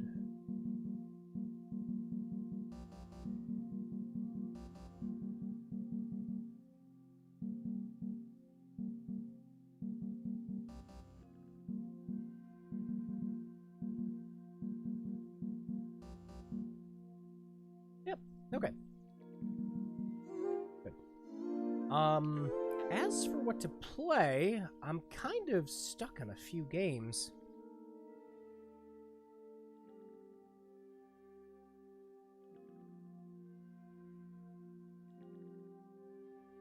Because I have a couple that are GameCube exclusives, but like they're RPGs. And, like, as much fun as it is to play an RPG, starting an RPG is always an arduous process. And as much as this is about showing off cool games that you can play right now, well, a lot of these, again, are GameCube exclusive, and they're very hard to go. And you should go out and pick this up, because a lot of RPGs in the GameCube are stupid expensive to get. Specifically games like Skies of Arcadia and the Baten Kaito series. They have been regulated to pretty much cult following status at the moment. And picking up copies of them is ludicrous. Specifically, Skies of Arcadia Legends for the GameCube goes anywhere from like 80 to 150 bucks. You'll have a lot easier time with the Baten Kaitos games, though. Either of them, really. They're nowhere near as much, but you can still expect to pay around $50 for a complete copy of, one of them. But yeah, that's really about it. Actually, I'm looking at Baten Kaitos Origins right now, and like people are charging outrageous prices for it. Origins used to be cheaper than the original game. But yeah, that's that's just how the cookie crumbles with collectors. Give it a couple more years, and PS2 games are going to be what everyone wants, and they're going to be leaving GameCube games in the dust, and so on and so forth. But yeah. So instead of any of those, I decided to opt in for a game that's not only not a GameCube exclusive, it's also one I haven't played before, and it's one that has remastered versions that you can pick up on the Switch and PC. And that is Sphinx and the Cursed Mummy. I've never played this, but I've always heard great things about it, and I picked it up for $10 a while back at a used game store. I think it's got plenty of space on it. Yeah, space.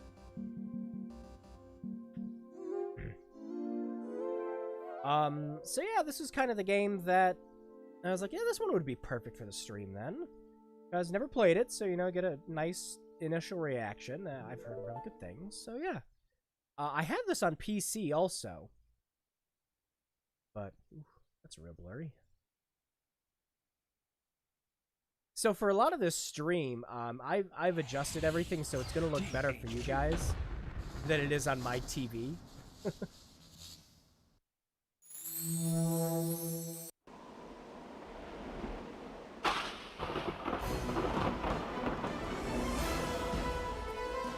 Oh, wow. That got loud. There we go.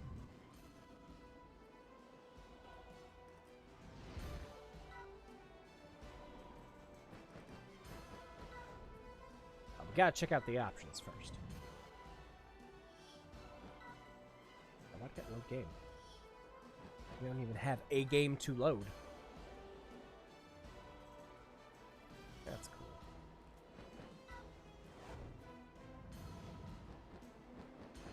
Ah, yes. Remember back then when you were too cheap to be able to afford a memory card, so you had to select this option here?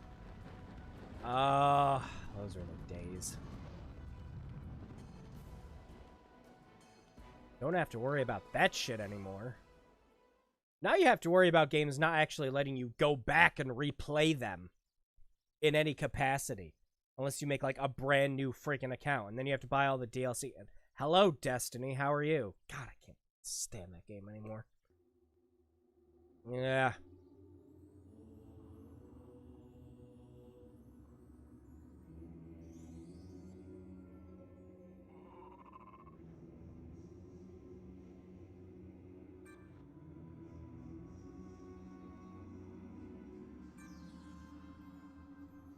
I like the art style of this. It's real nice.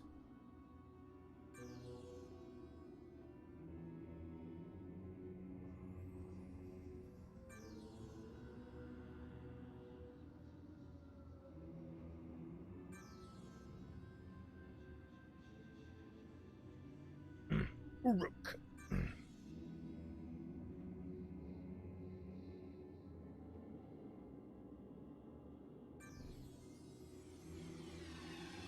Okay, bye.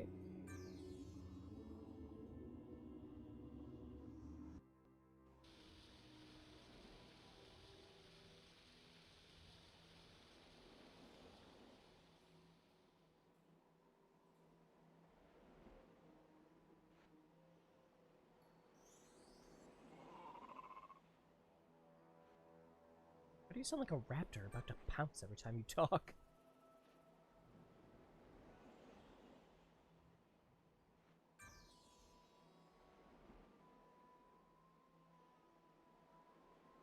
Someone's moving in on Sauron's real estate.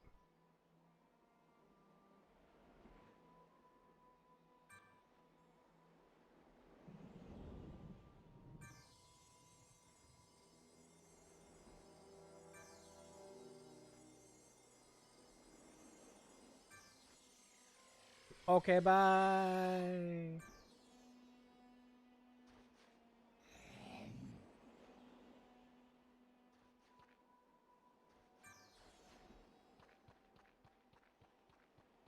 Is he supposed to sound evil? Is he supposed to be my friend? I don't know. Do I have a tail? Not just the suit. It's definitely moving like I have a tail. Ow! Spikes! Oh, these camera controls are inverted. I can get used to it. I think I saw an option for it. It's gonna blow up.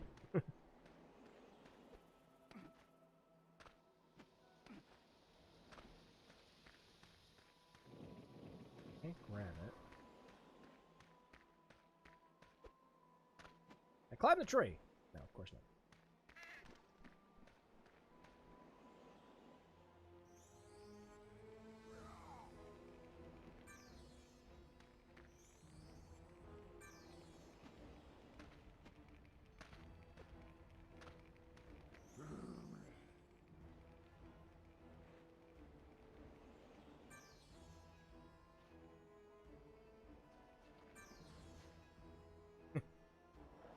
Why couldn't you be a bird?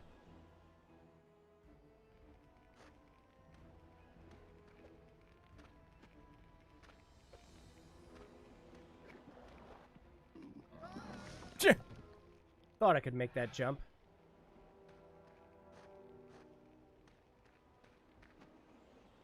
Made it that time.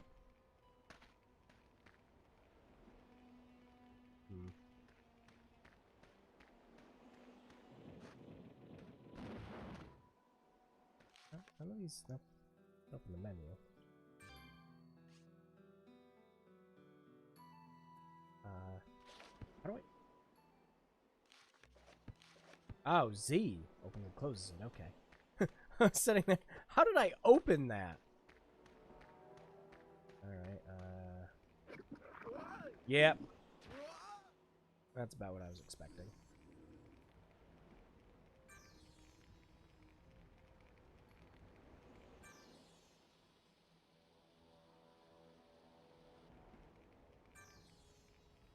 Coconuts, huh? Oh, I think that.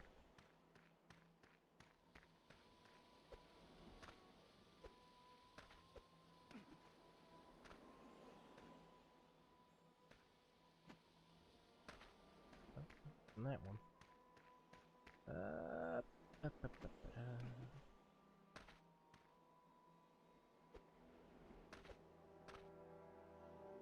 No?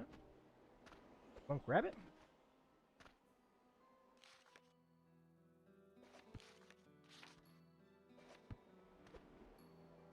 Guess not. Oh, maybe there's a specific tree I gotta grab one from.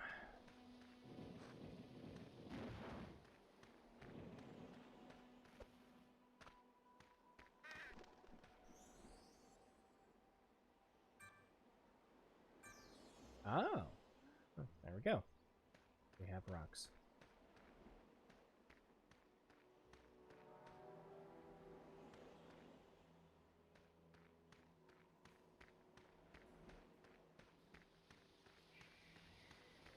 Right. Oh!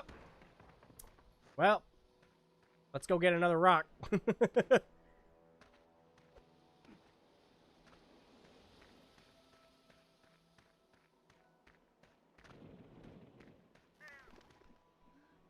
Excuse me, bird.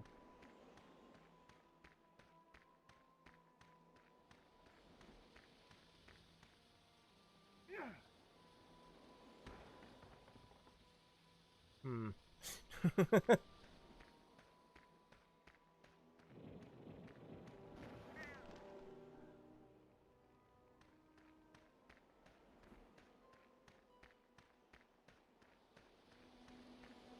gotta hit it against the tree.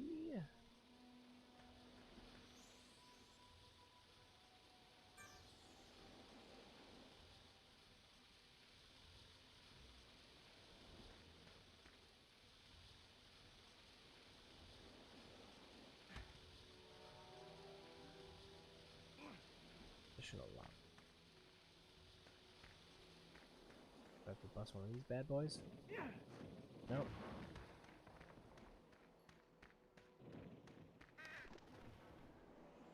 I don't mind me being an idiot for a few seconds.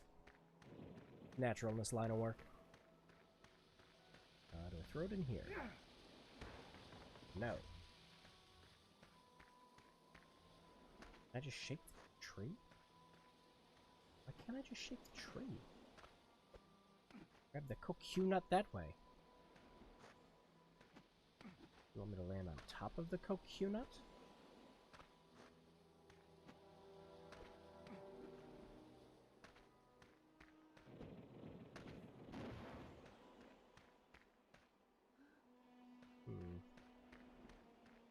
Yeah, let's just try throwing the tree. That's not how you do it at all. I'm pushing the button to throw it. Try this again. There it goes. Alright, so I had it right the first time.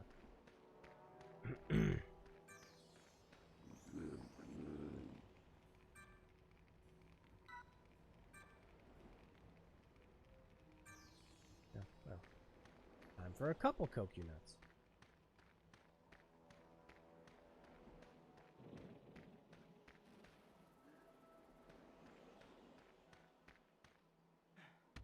Stop!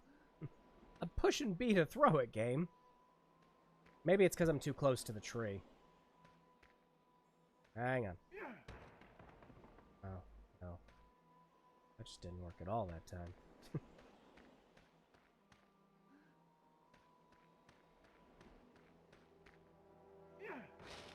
There we go. Snake!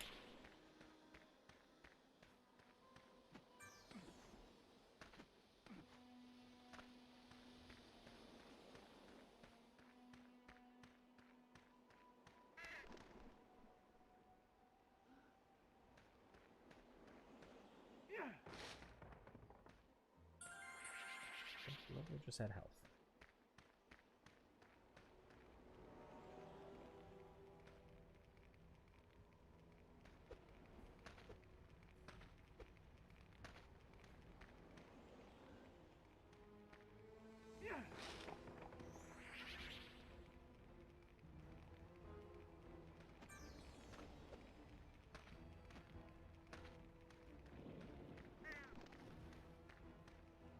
Wow, good job, Drew. You're the best at video games.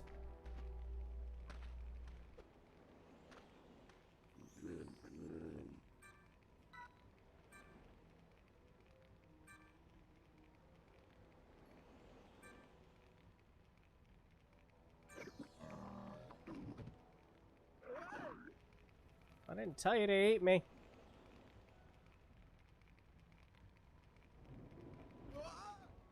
Wee-hee!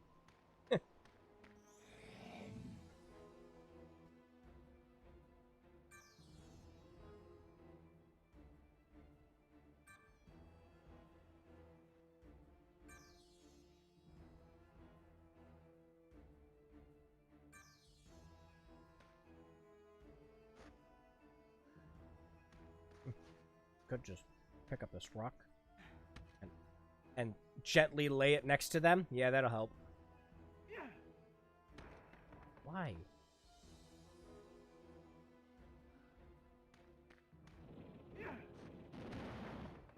There.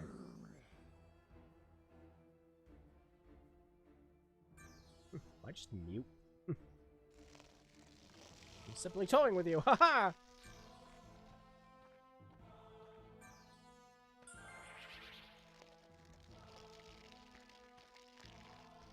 Is that it? Step in it? I guess.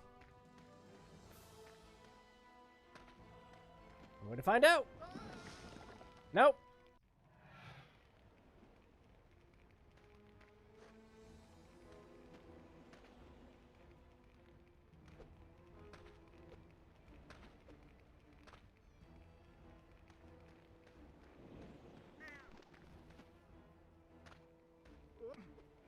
Oh, I'm gonna guess we have to get back up there now.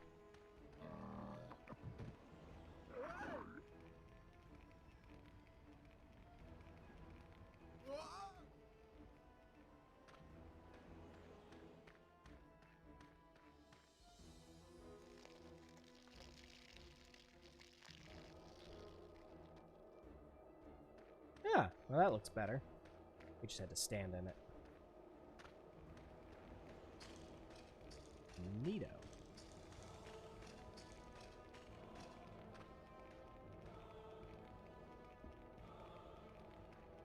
Looks like something that can be pushed.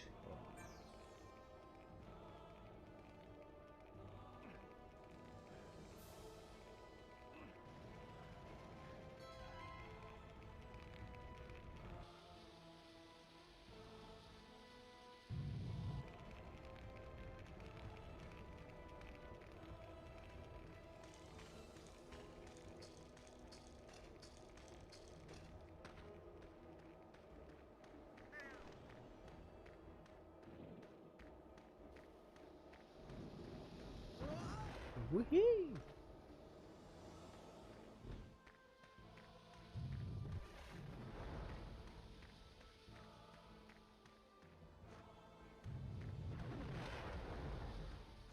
Where are you going? Oh, I don't have the thing anymore. Are we gonna have to go back and get more of it? And do I take fall damage? Doesn't look like it.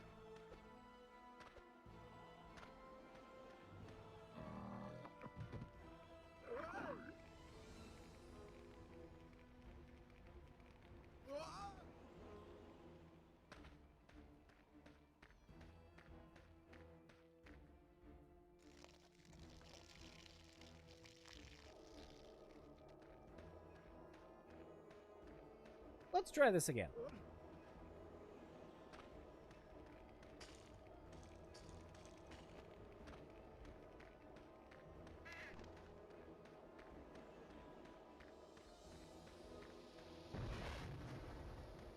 Why are you walking away from it? The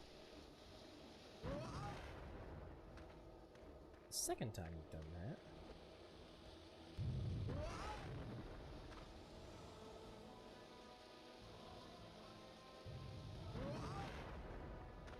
Made it.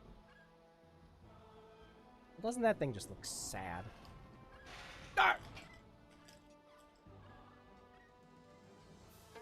Oh my god!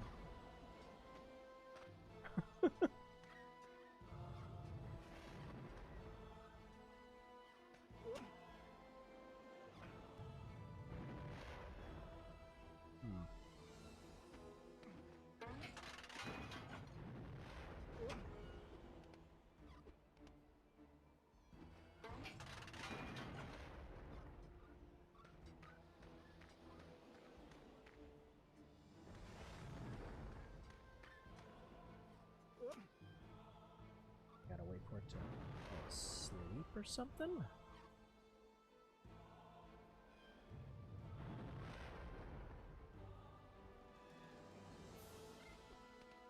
Nah, because if I did, it wouldn't be taking this long.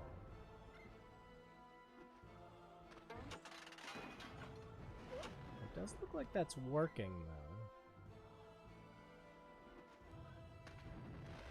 There.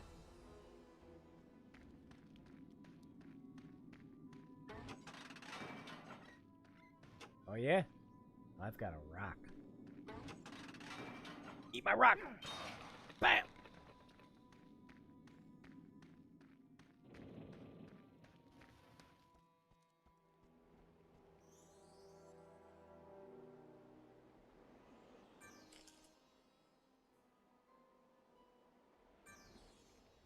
Yeah? Alright, I'll give it a shot, man.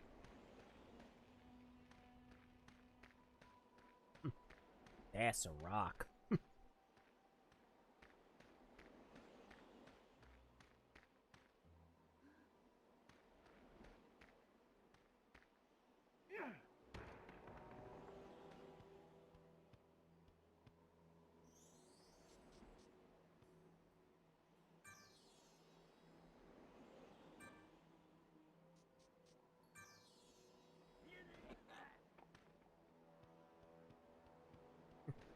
It just puked the rock back out.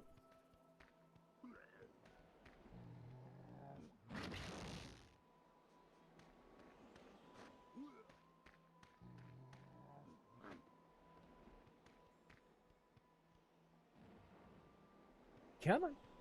Come on. Get a little closer.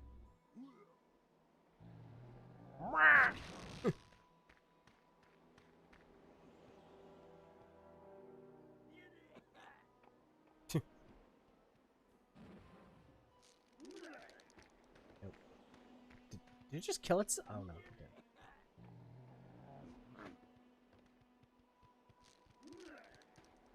Vary in size, huh?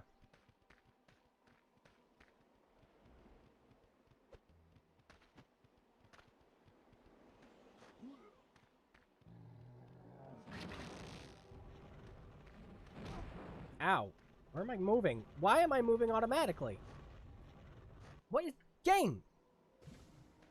Okay, what's going on? Stop. Stop.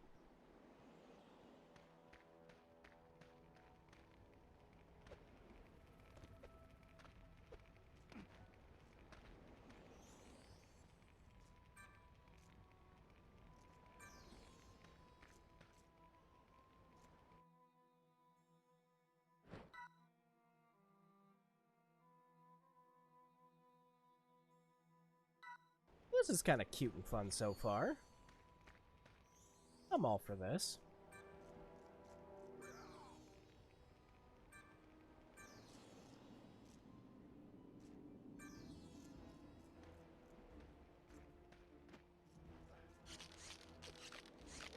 Oh, jeez. What are you doing? Stop!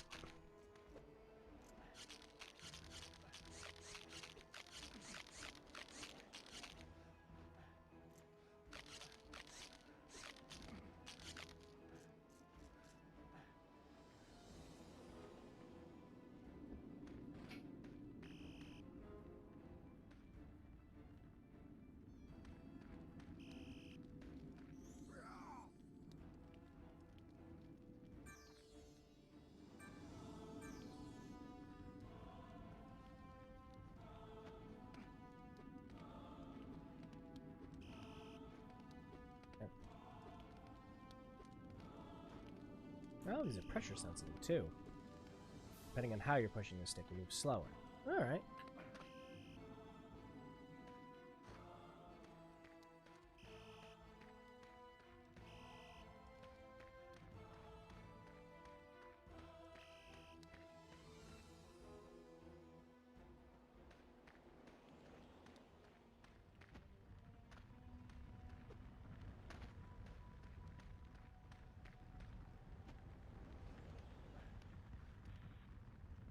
Hang on. Turn the camera quick. Or not, because it's done turning the camera. I saw a little alcove on the right there.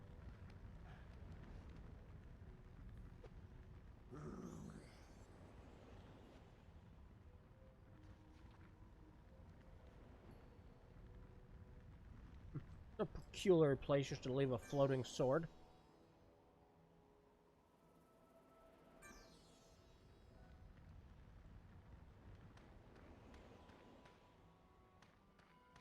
Well, it sounds like one of us just has to be the resourceful one. How am I going that way?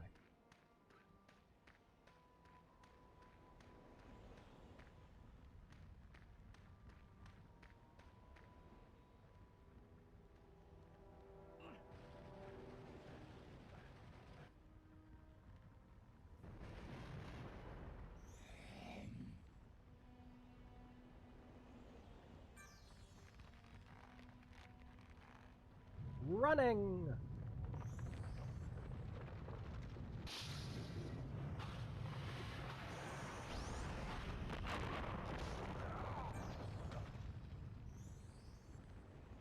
I was about to say, luck, ma'am. Okay, bye!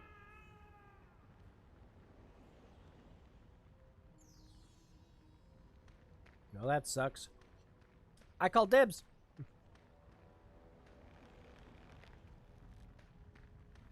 Oh, shit. Good job, me.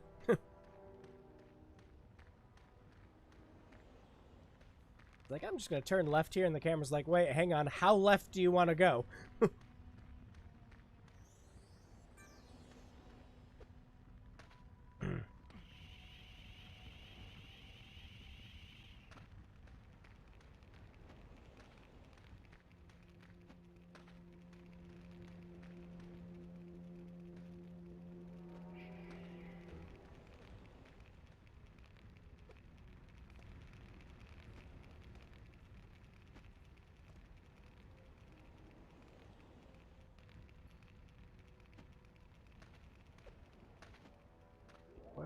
Boy, butter knife!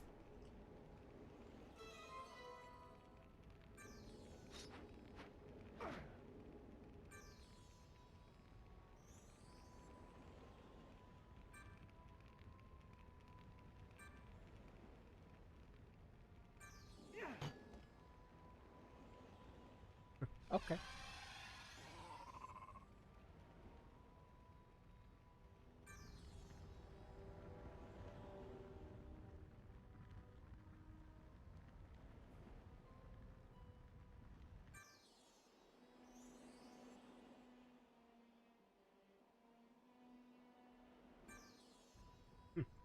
And it still remained hidden there to this day.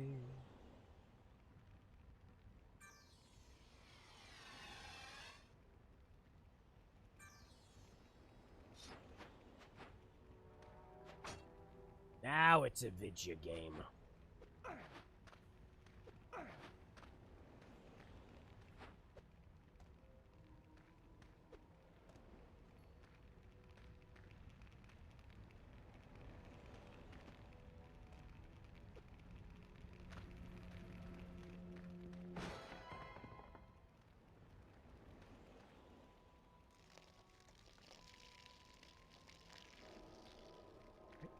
Come up again.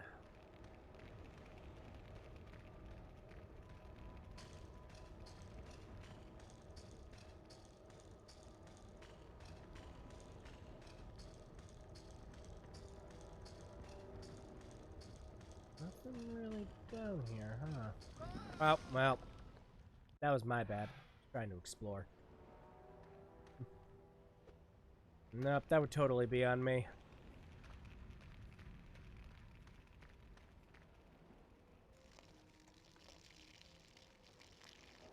There we go. Wait, That's okay.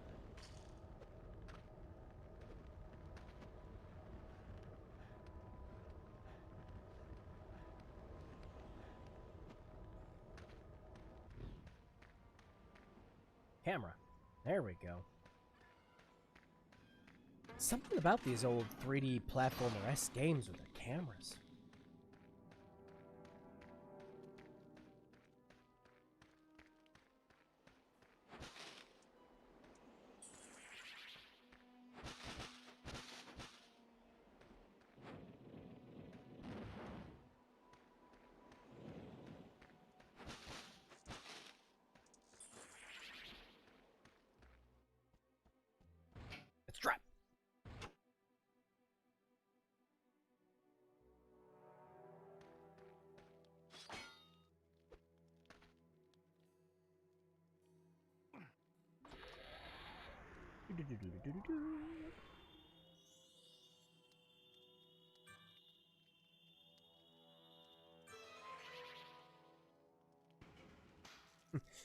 And then I just open up these small cages.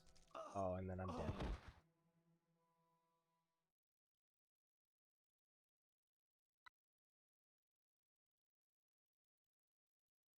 Oh, back to that save point?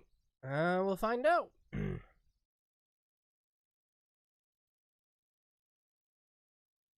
Oh, yeah. It's one of those games. Yeah.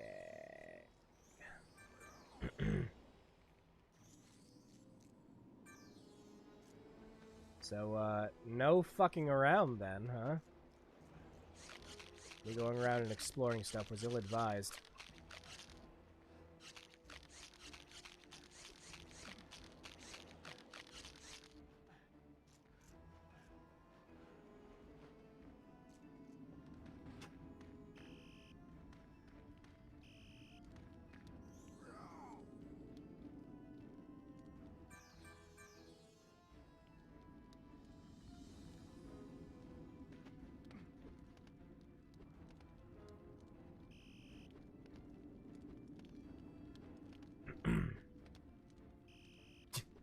Barely grazed my feet on it.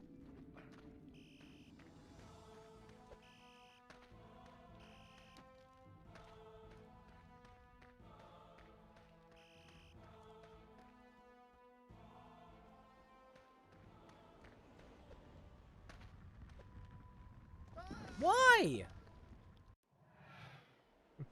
We already don't have enough health to play with.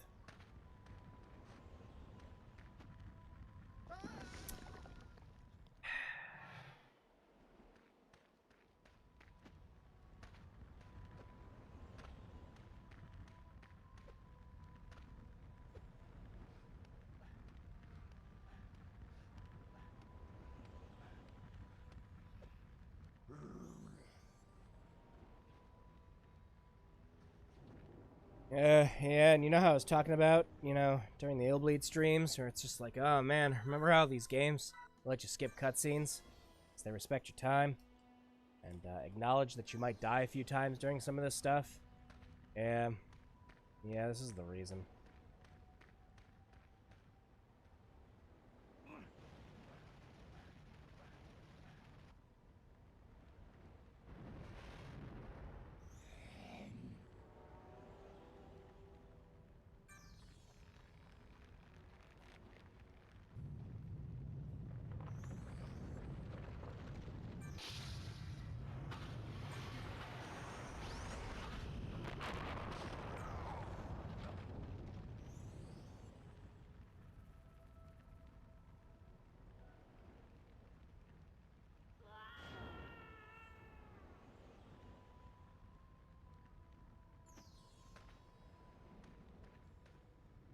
So are they supposed to share this sword? Or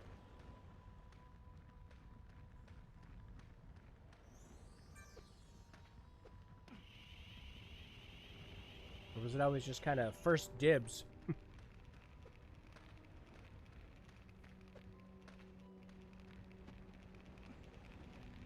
Oh my god, mantling. Something more video games need.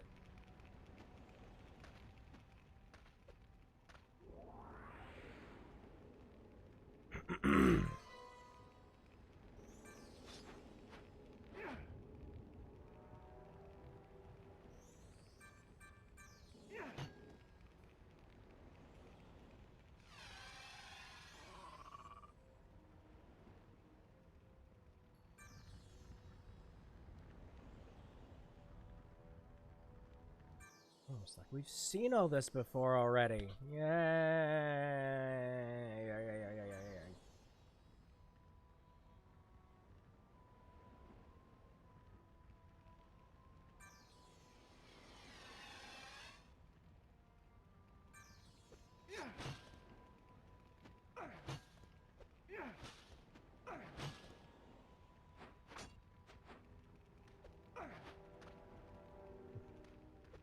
Alright, game, is there a way I'm supposed to have more health? Or, I've just been an idiot killing myself this whole time, because I would believe you.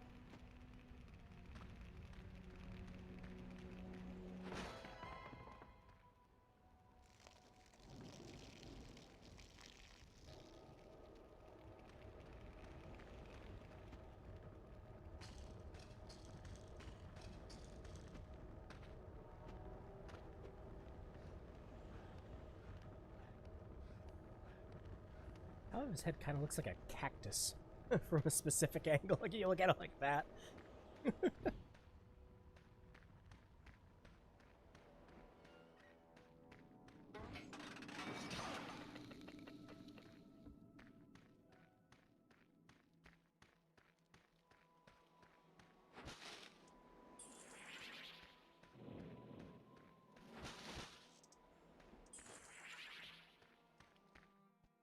Old scarabs are nice and everything, but, need some health there, game. Kill them before they get out of the cages. Yeah, that'd be nice, wouldn't it? Here I am, with Zelda engraved in my head, trying to jump to open up a treasure chest.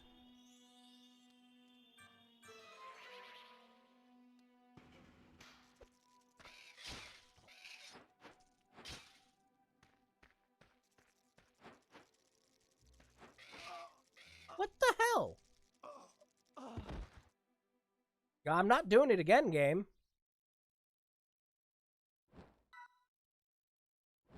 No.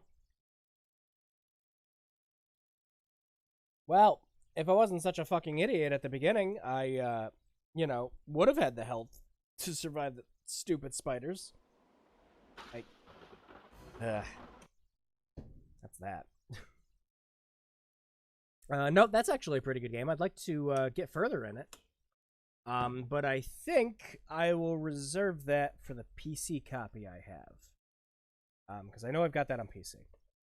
I've been interested in picking it up on Switch too, but I kind of wanted to play it first before I did that. So, good call on making that the game. Alright, so I think that'll about settle it for console games at the moment. And since I'm streaming this at such an odd time, haven't really had anyone come in to do any requests. So I think what I'm actually going to do... You know, my hand wasn't anywhere near that button monitor, but fine.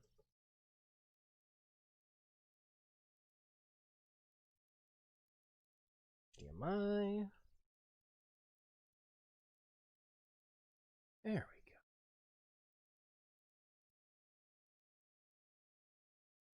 go.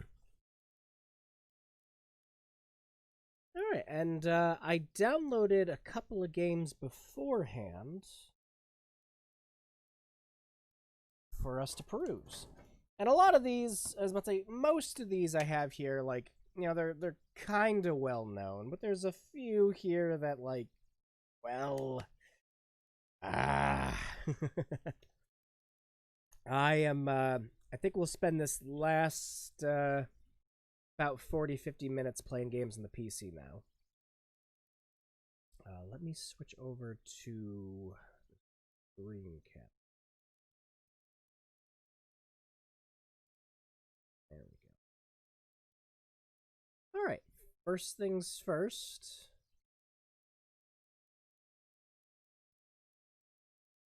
This is a game called Marlowe Briggs, The Mask of Death. Oh, there's no desktop audio. Hang on. Fixing this.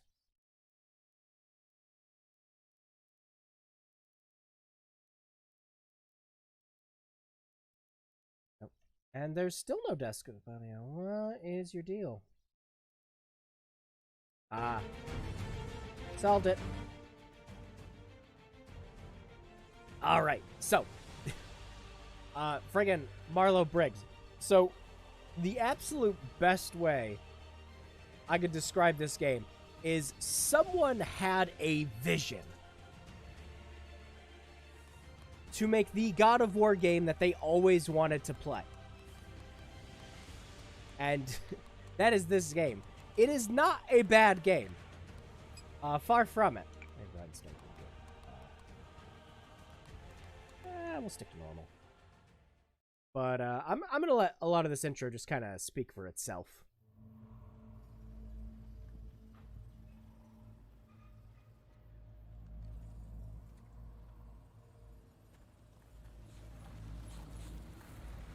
Damn, it's hot down here. You fight fires for a living and you're complaining about the heat?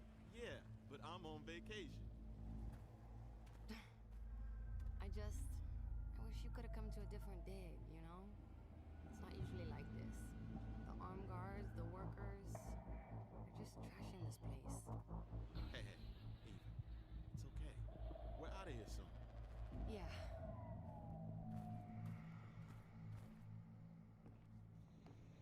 Ah, Miss Torres. Lovely to see you again. From the look of things, I take it your work is, proceeding well? Well, yes, but Excellent. And you are? Marlo Briggs. Marlo's my boyfriend. He's visiting for a few days. Well, we can always use more workers.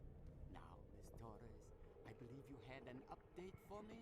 Yes, we've recovered the last major codex, and it appears to be in remarkable condition. Wonderful news. Excellent work, Miss Torres. But, I'm afraid you're going to have to find someone else to help you with the translation. I don't think this is working out like I'd expected. I can finish out the week, but You signed the contract. that was before I knew what was going on here. Now that you know, I suggest you get back to work. Hey, you can't talk to her like that. Oh, but I think I can, Mr. Briggs. You are not leaving here until you translate every last codex. Am I understood? You can't keep us here against our will. Come on, baby. We're out of here. Us? Marlo! Get your hands off me! Back up. Let her go. Mr. Briggs, I'm afraid I'm going to have to let you go. Distraction in the workplace will not be tolerated. Kill the boyfriend.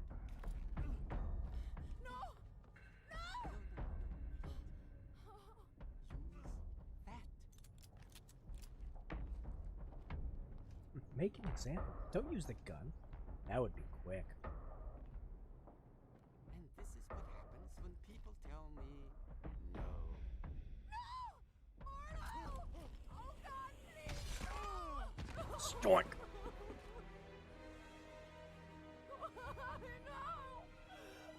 Save your breath, Miss Torres. There is no God here. Sick bastard! Oh, now that's not very nice. No more of this talk of leaving. I'm sure Mr. Briggs wasn't your only loved one. And I can assure you, my reach is quite long. Do I have your cooperation, Miss Torres? Splendid! Now, if you would please accompany these gentlemen to my helicopter, I will be along momentarily. And to think, we almost made it an entire day without a workplace accident.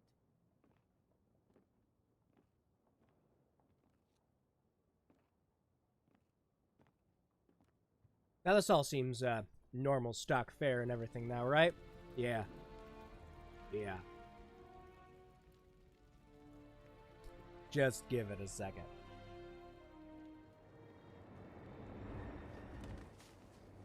Rise, sacred warrior. Rise and breathe air, free of the stench of Shivalba once more.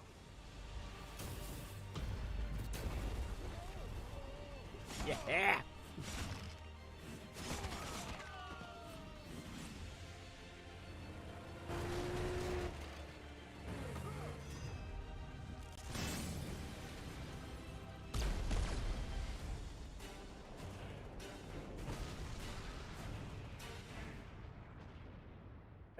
Welcome to Marlo Briggs. I love this game, by the way. Dogs, There's no... temple. May they choke on torrents of pus. There's no hesitation, there's no backhanded compliment or anything to that. I love this freaking game. Is that another death mask? Indeed, only the sacred warrior can see their spectral form. about this.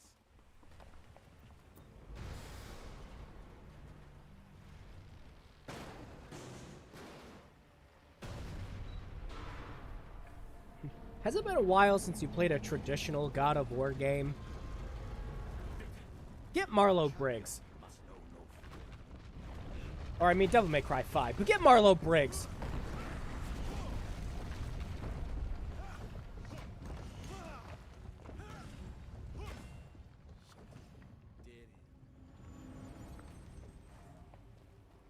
These death masks aid the sacred warrior on his journey. Hey, this is easy. Whoops. Look, the land of my people is still as beautiful as I remember, but something feels wrong.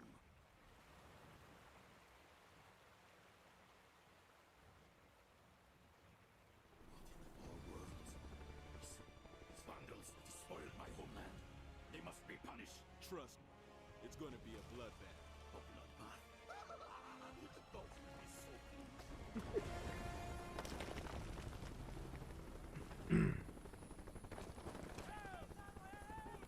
Teach these rogues to fear the wrath of the sacred warrior. Oh yeah! Class in session. They should fear you now.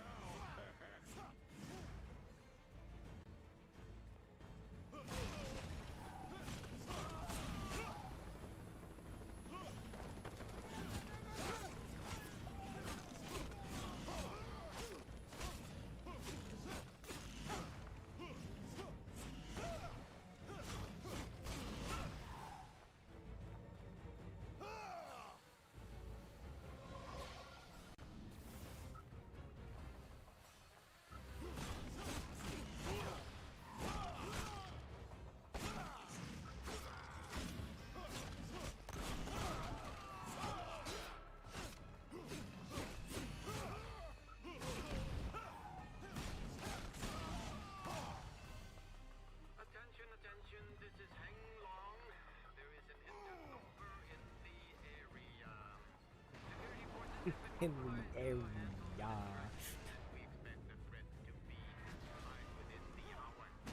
Workers are expected to work through their daily break to offset any potential loss of efficiency, understand?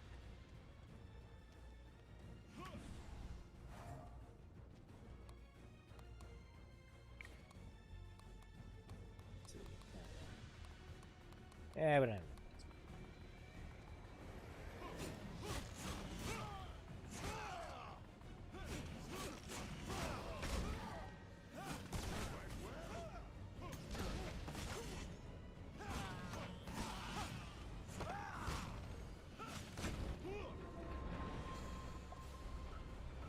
These cowards attack from afar.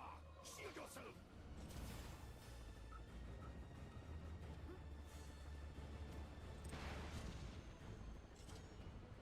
Yes, you even have Gold Fleece in this. Ah, great.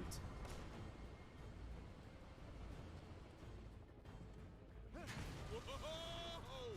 Yes, sacred warrior. Your bravery is an inspiration.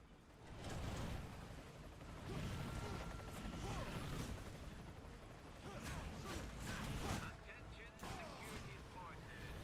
This is Hang Long speaking. Mobilize and converge on the intruder without delay. Neutralize him.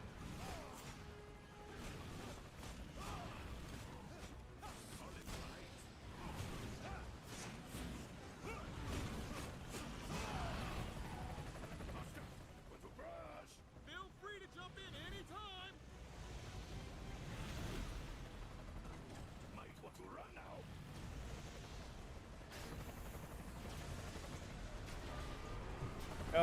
Yeah, see how over the top all this is? This game does not slow down.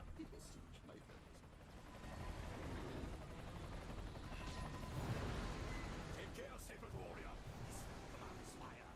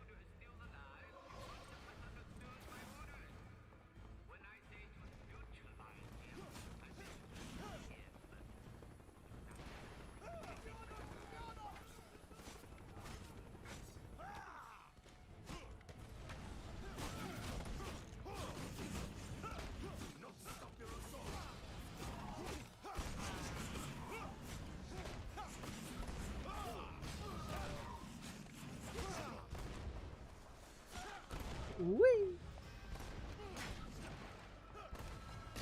Did he just walk off the edge? He might have.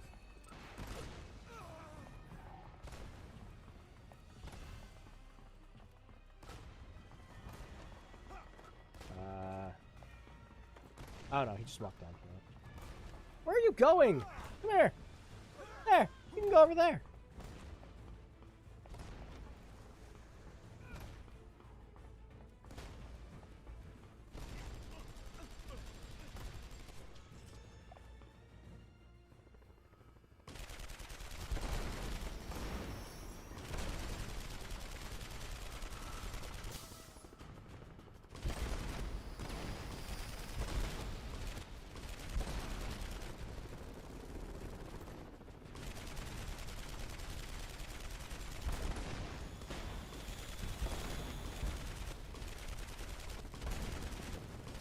Just blows up right in your face.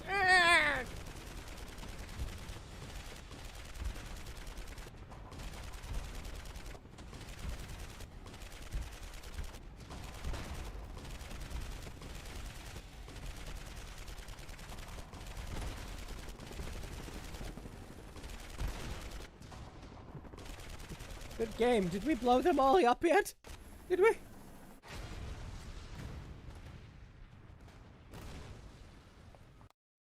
There we go.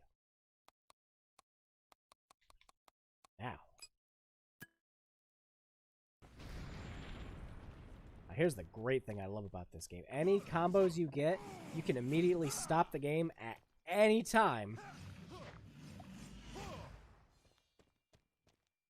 And you even get bonuses for completing the combos correctly.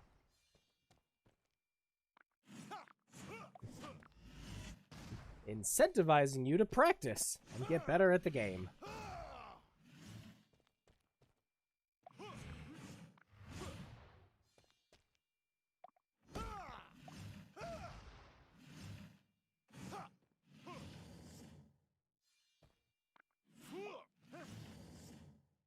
Love that one.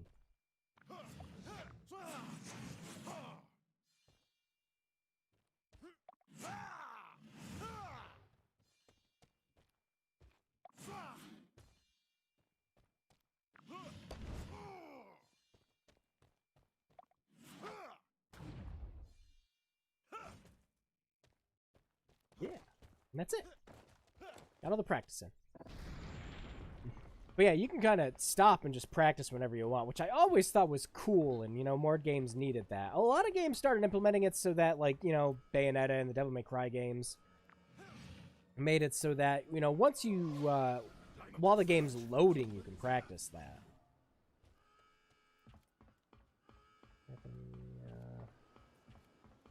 Here.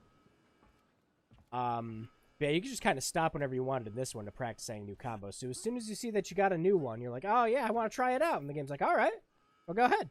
We won't stop you. We'll reward you for it even.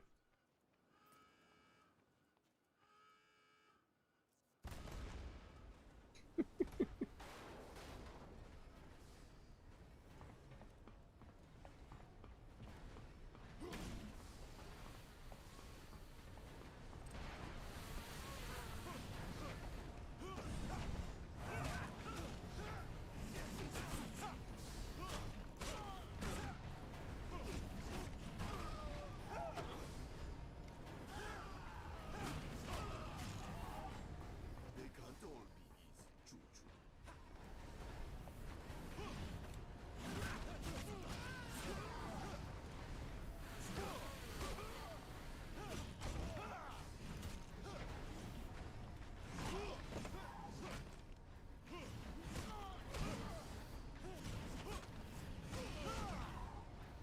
How am I supposed to get through that? I sense an explosive development in your immediate future.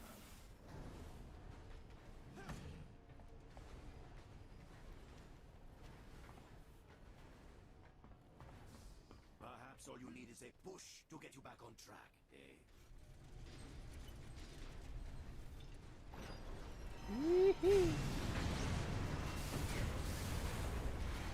Oh yeah, I'm good.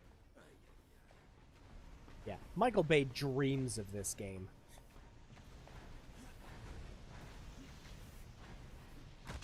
Oh, jeez. Oh, jeez. Oh yeah, I'm good.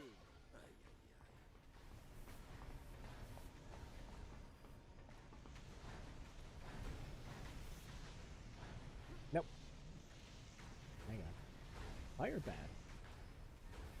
Oh, wants me to go to the other side. Nope, I guess not. Maybe so. Pick one game. Yeah, I'm just gonna wait for that. Come on, platform. Work with me. Work with me. There we go.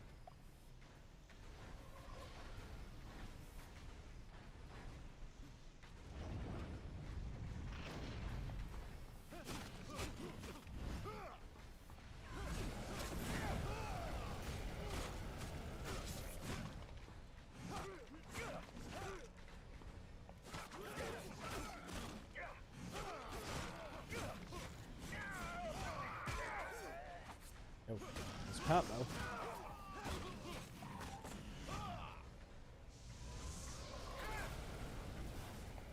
Oh, is he stuck inside that forklift? Okay, he's out of it now.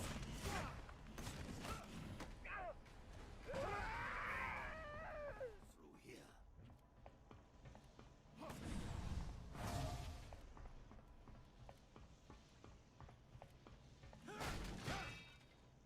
Uh-oh.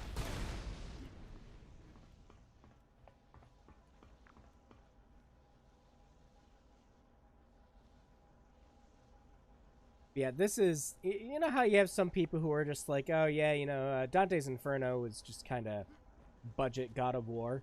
It's like, yeah, well, imagine you had an actual budget God of War. Yeah, 'cause this was sold at a budget price, too.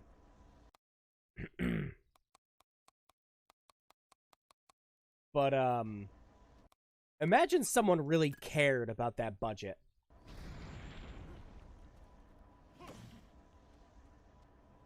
Like, someone wanted to make the absolute most out of it. So they make a very explosive God of War game. And, like, it's like, oh, explosive. Like, oh, yeah, you know, like a high octane. It's like, no, this game doesn't slow the fuck down, okay? I mean explosive.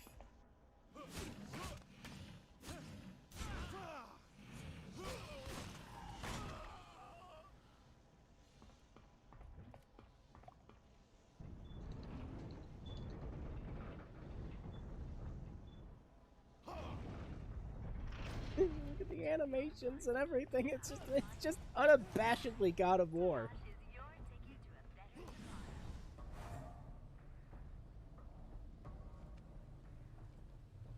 You can use one of the ropes to cross.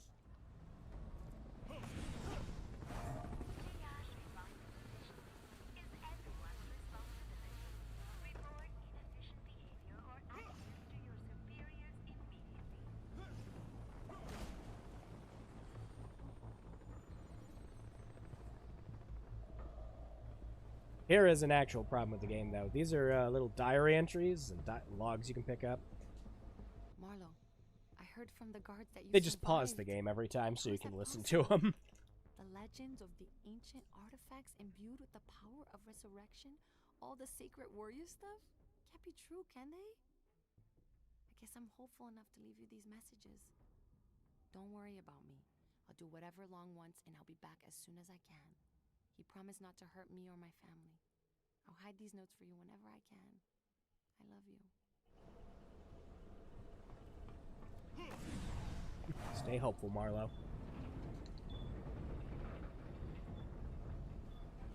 I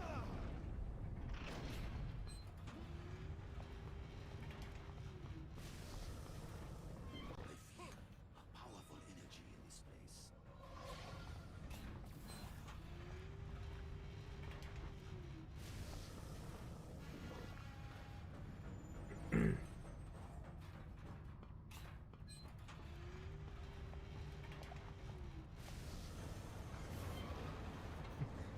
What's that?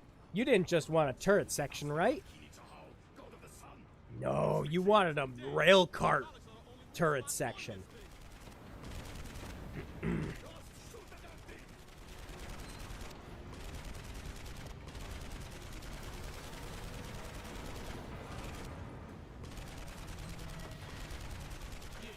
Those things can't take much more punch.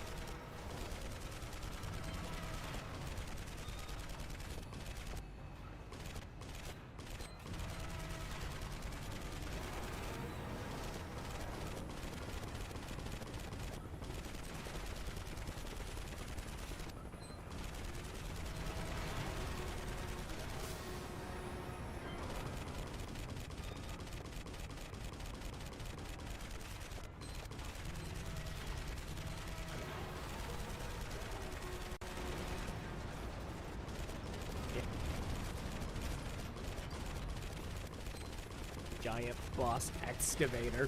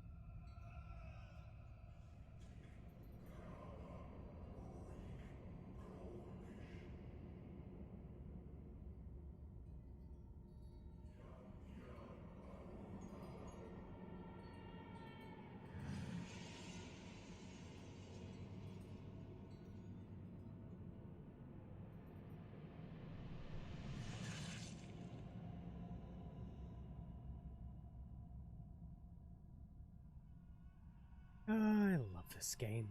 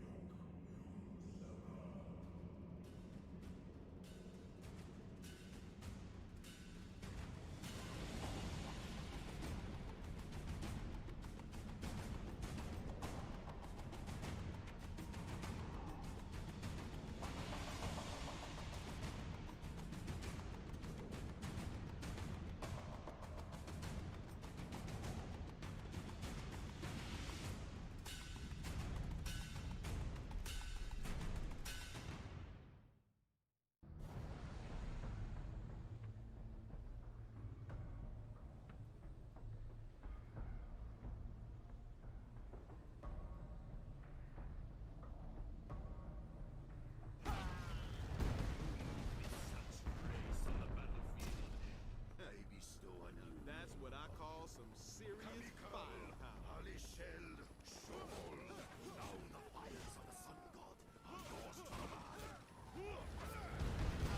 Feel the burn! Yeah, you even get just the magic system for freaking God of War. It is God of War and it does not care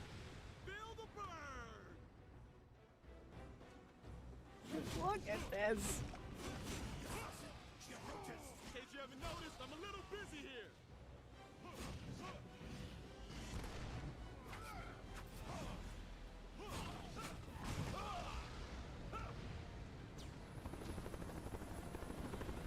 What the hell? I killed you! Yeah? Well, I'm back. If at first you don't succeed. Hand to her. Watch your head. Swing right. There. No right.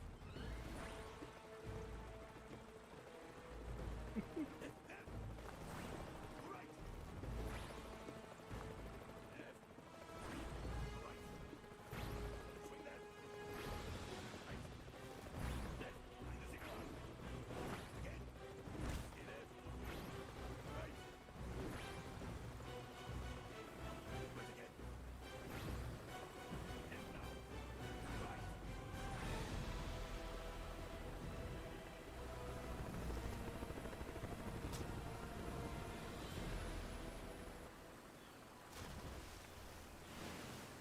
Ah, the jungle. So green, so peaceful.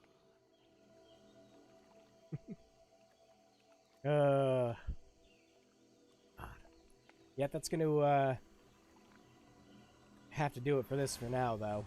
But no, if you get a chance, pick up Marla Briggs and the Mask of Death. I freaking love this game. It has always been sold, always at a budget price. I'm pretty sure it was always sold at $20, without fail.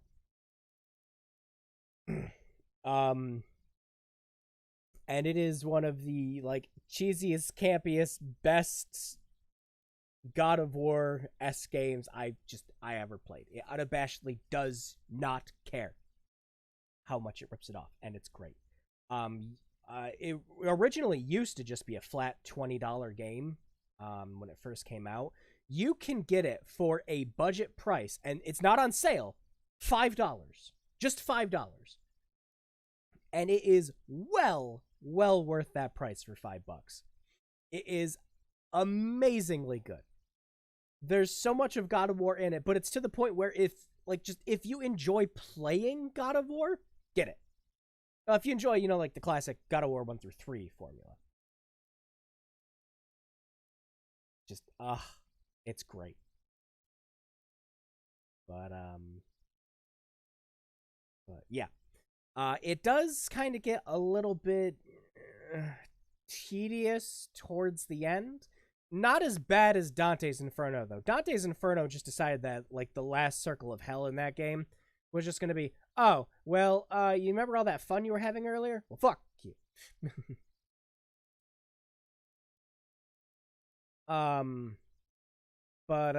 Yeah. No, I was about to say, Marlo Briggs never gets that bad. It never gets, like, it gets a bit tedious fighting some of the same enemies, but it tries to vary it up as you get further and further. No, just pick it up. It's great. Trust me. We have 20 minutes left, huh? Wow. All right. Let me find, I've got one more Steam game on here I was going to recommend. Give me a second. Hang on. Oh, my phone's yelling at me. What the hell?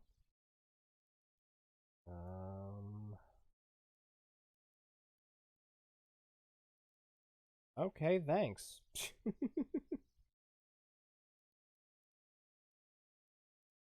My phone, friggin' eBay was constantly telling me, it's like, oh, hey, by the way, you can buy stuff on here. Did you know? I'm like, yeah, I do it on occasion.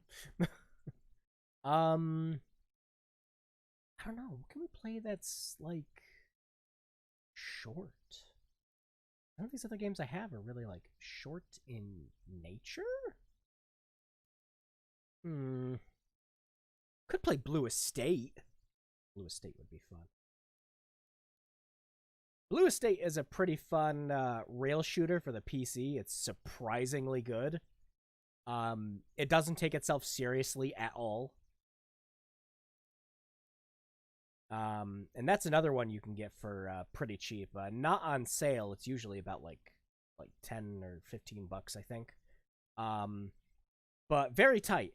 And now, you might be sitting there going like, oh, well, you know, you're playing a rail shooter on PC. That's kind of cheating, isn't it? And it sounds like you're cheating. But the game expects you to constantly get headshots. It expects you to get combos going in order to get the 4-star ranks. I'm not going to play it, though, as much as I do recommend that you would play it, because I don't know if YouTube would... Yeah. There's some suggestive material that YouTube might not like. Because me going around murdering people in video games is just fine. But as soon as I show a single side boob, it's like, just get the fuck off our channel. Get off this platform. So what to show off then? That's an excellent question.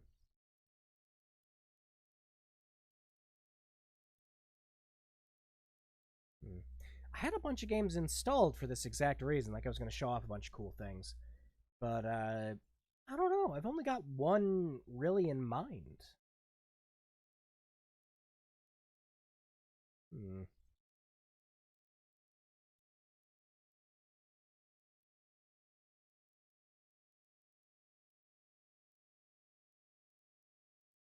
Let's see.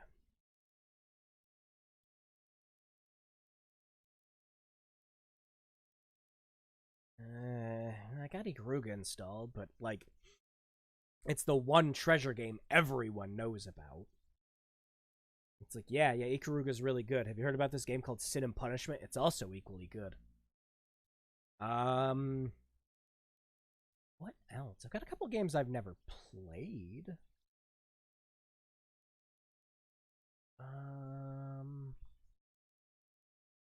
Ooh, that's my neck. Ibis.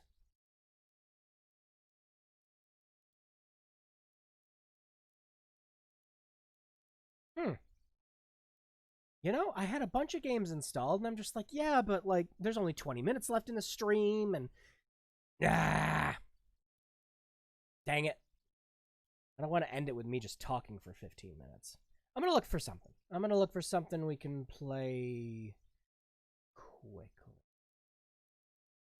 Oh, okay. This was, like, one of my game of the years last year. It went so underappreciated. I was so sad that so few people heard about it. Which makes the title of the game all the better, of course. This is a game called Unheard. I'm going to show you the first level of it. It might go on a bit longer than this, but this is a game where well, first of all, get this on sale. It's short, really short, actually. You can normally pick it up for $7. That might still be a bit pricey for some people. But, yeah, we're just going to go ahead and play Unheard.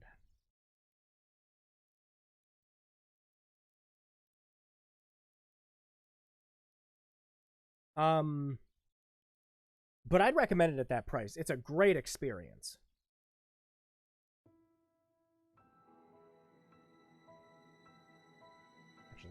Turn this one up a little bit.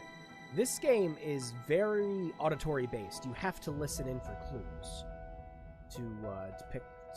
You have to pick out who certain characters are, and you have to answer questions by the end to solve cases. It's really good.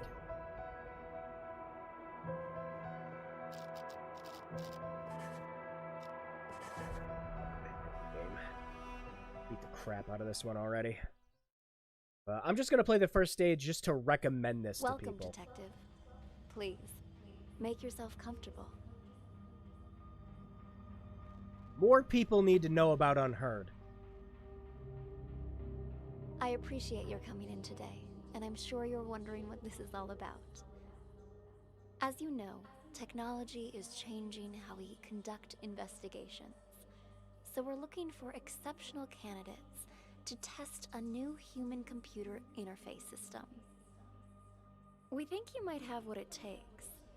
So let's get started. First of all, we'd like you to put on these headphones, but the room is equipped with speakers if you'd prefer. You do want to play this with headphones. Next, Definitely. we're going to show you a series of pictures. We want you to tell us what you see, or more importantly, what you hear. Go ahead and pick up the tablet in front of you.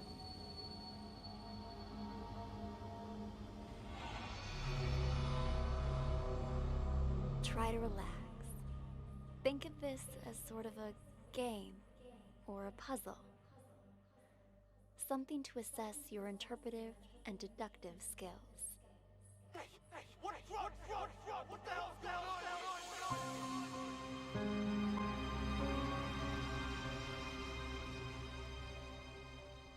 So this whole game is you sit and listen to recordings. You try to match characters with their voices and who they are. Normally that involves wandering around and figuring it out, but you don't sit in the same place. I'll show you. State your name, please. Already told you. Tyler. But your car is registered under the name Cameron. My brother lets me borrow his luxury vehicles sometimes. You two look a lot alike. You're not the first person to mistake us for each other. We're twins. Except he's a big shot CEO. Was on a magazine cover recently. I pulled your sheet. A repeat offender. DUI, assault. It's the people I hang out with, honest. I told the guys I had I a new shouldn't have game, been but it still has drinking, my but hints. they insisted. Anytime while you're playing the game, I don't know if you can do it on a first go through. You can write down hints to keep timestamps and everything for people, and keep track of not only like their moods, motivations. Mostly, you're going to be using to keep timestamps of who's doing what at that given time, so you don't have to wander around all the rooms. Swear, never again. Do you have anything else you'd like to come clean on besides the DUI? Not that I can think of. Why? Drugs, perhaps. Does that jog your memory? Wait, what? I don't know anything about any drugs. Okay, we're done for now. Wait here. Hey, what drugs, yo? What the hell's going on here?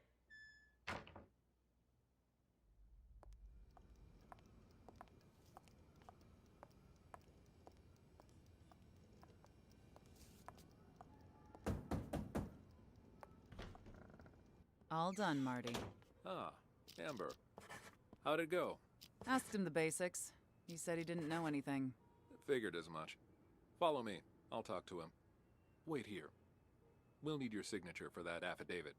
Of course, officer. I need to make a phone call anyway.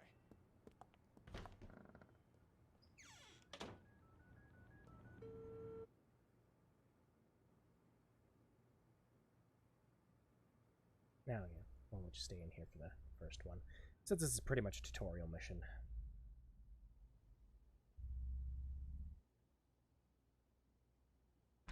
Officer, you said something about drugs earlier. What was that all about? What's your name, son? Tyler. Same old story, I see. If you're Tyler, then who's the Tyler in the room next door? He's here too? Let me ask you again. Who are you? All right. Cameron. This isn't your first time impersonating Tyler, is it? No. If it was only a DUI this time, you might have been able to pull off your little stunt again. But seriously, drugs?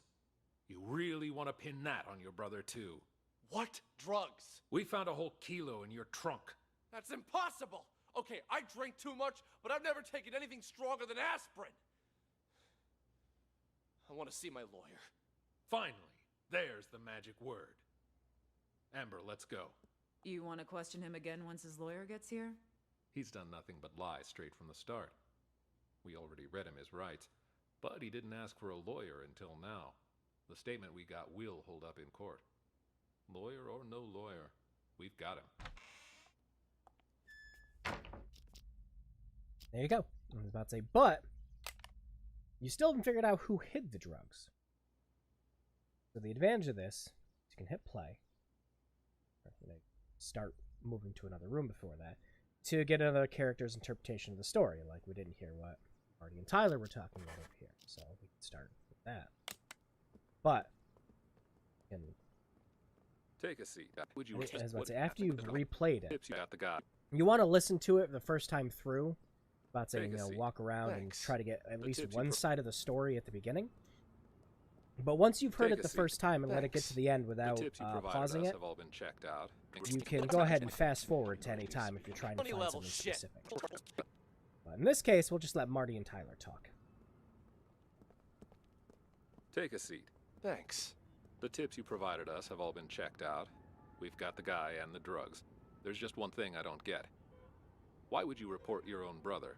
Because he's got to learn to take responsibility for his own mistakes. What do you mean by that? We're twins, right? Identical. He's been pinning his fuck-ups on me ever since we were kids. But now he's rich and famous. And me? I'm trying hard just to get by. Then why do you always take the fall for him? Until now, I mean. Because he's older. By a Yeah, that tip that I have right there is something I wrote before. I thought I would actually get rid of it after I've done it. But anytime, you can go ahead and write down a comment for a specific timestamp so that it'll pop up for you again later. couple minutes. But as the second son, I was considered the spoiled brat. So it was my duty to protect the rep of the rightful heir to our father's business. I guess I always thought, what's the harm adding a few misdemeanors to my rap sheet? Pretty generous for a spoiled brat. Don't believe me? Ask him. Fucker's probably still pretending to be me. All right. What changed this time, then? He racks up a couple moving violations? Fine, whatever. But I ain't taking the fall for no drugs. That's some felony level shit. Be right back. All done, Marty. Ah, Amber. How'd it go? Asked him the basics. He said he didn't know anything. Figured as much. Follow me. I'll talk to him. Wait here. We'll need your signature for that affidavit. Of course, officer. I need to make a phone call anyway.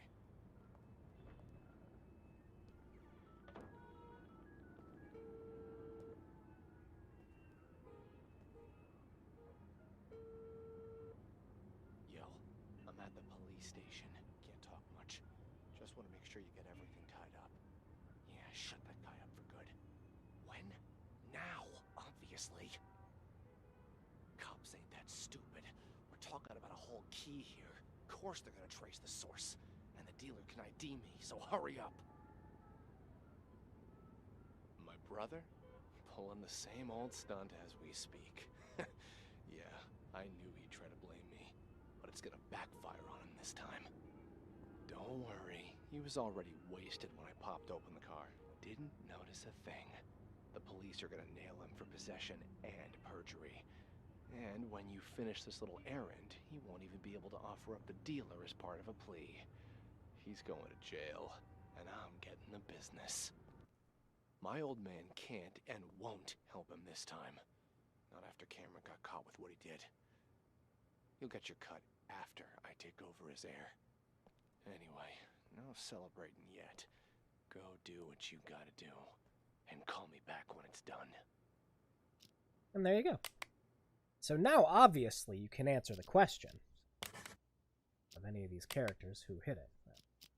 Tyler. And it'll always let you know if you actually got the right answer, if you need to go back and pay attention to the case again.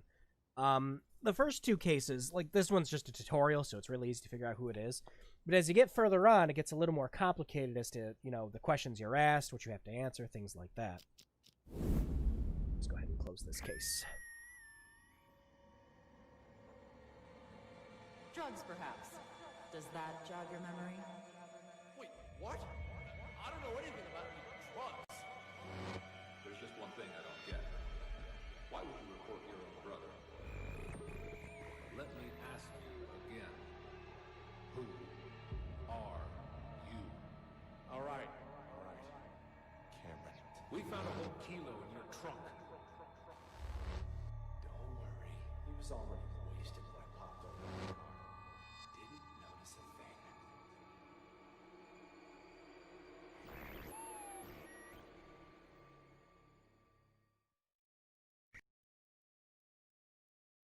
So you believe that the twins swapped their identities? Excellent assessment, detective. By this point, you've probably figured out you're reviewing a sort of surveillance recording. All of this data is contained in and processed by what we're calling the acoustic detective system. It allows you to freely navigate through past events using captured audio. Ultimately, we're hoping to assemble a new investigative department that will rely heavily on this invention, both to solve cold cases and assist with new ones as they develop. You're off to a strong start. Let's get back to it, shall we? How about something more challenging?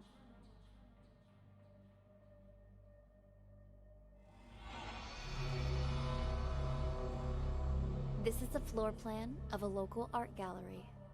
The exhibition is about to start, but the only thing on display is an empty frame.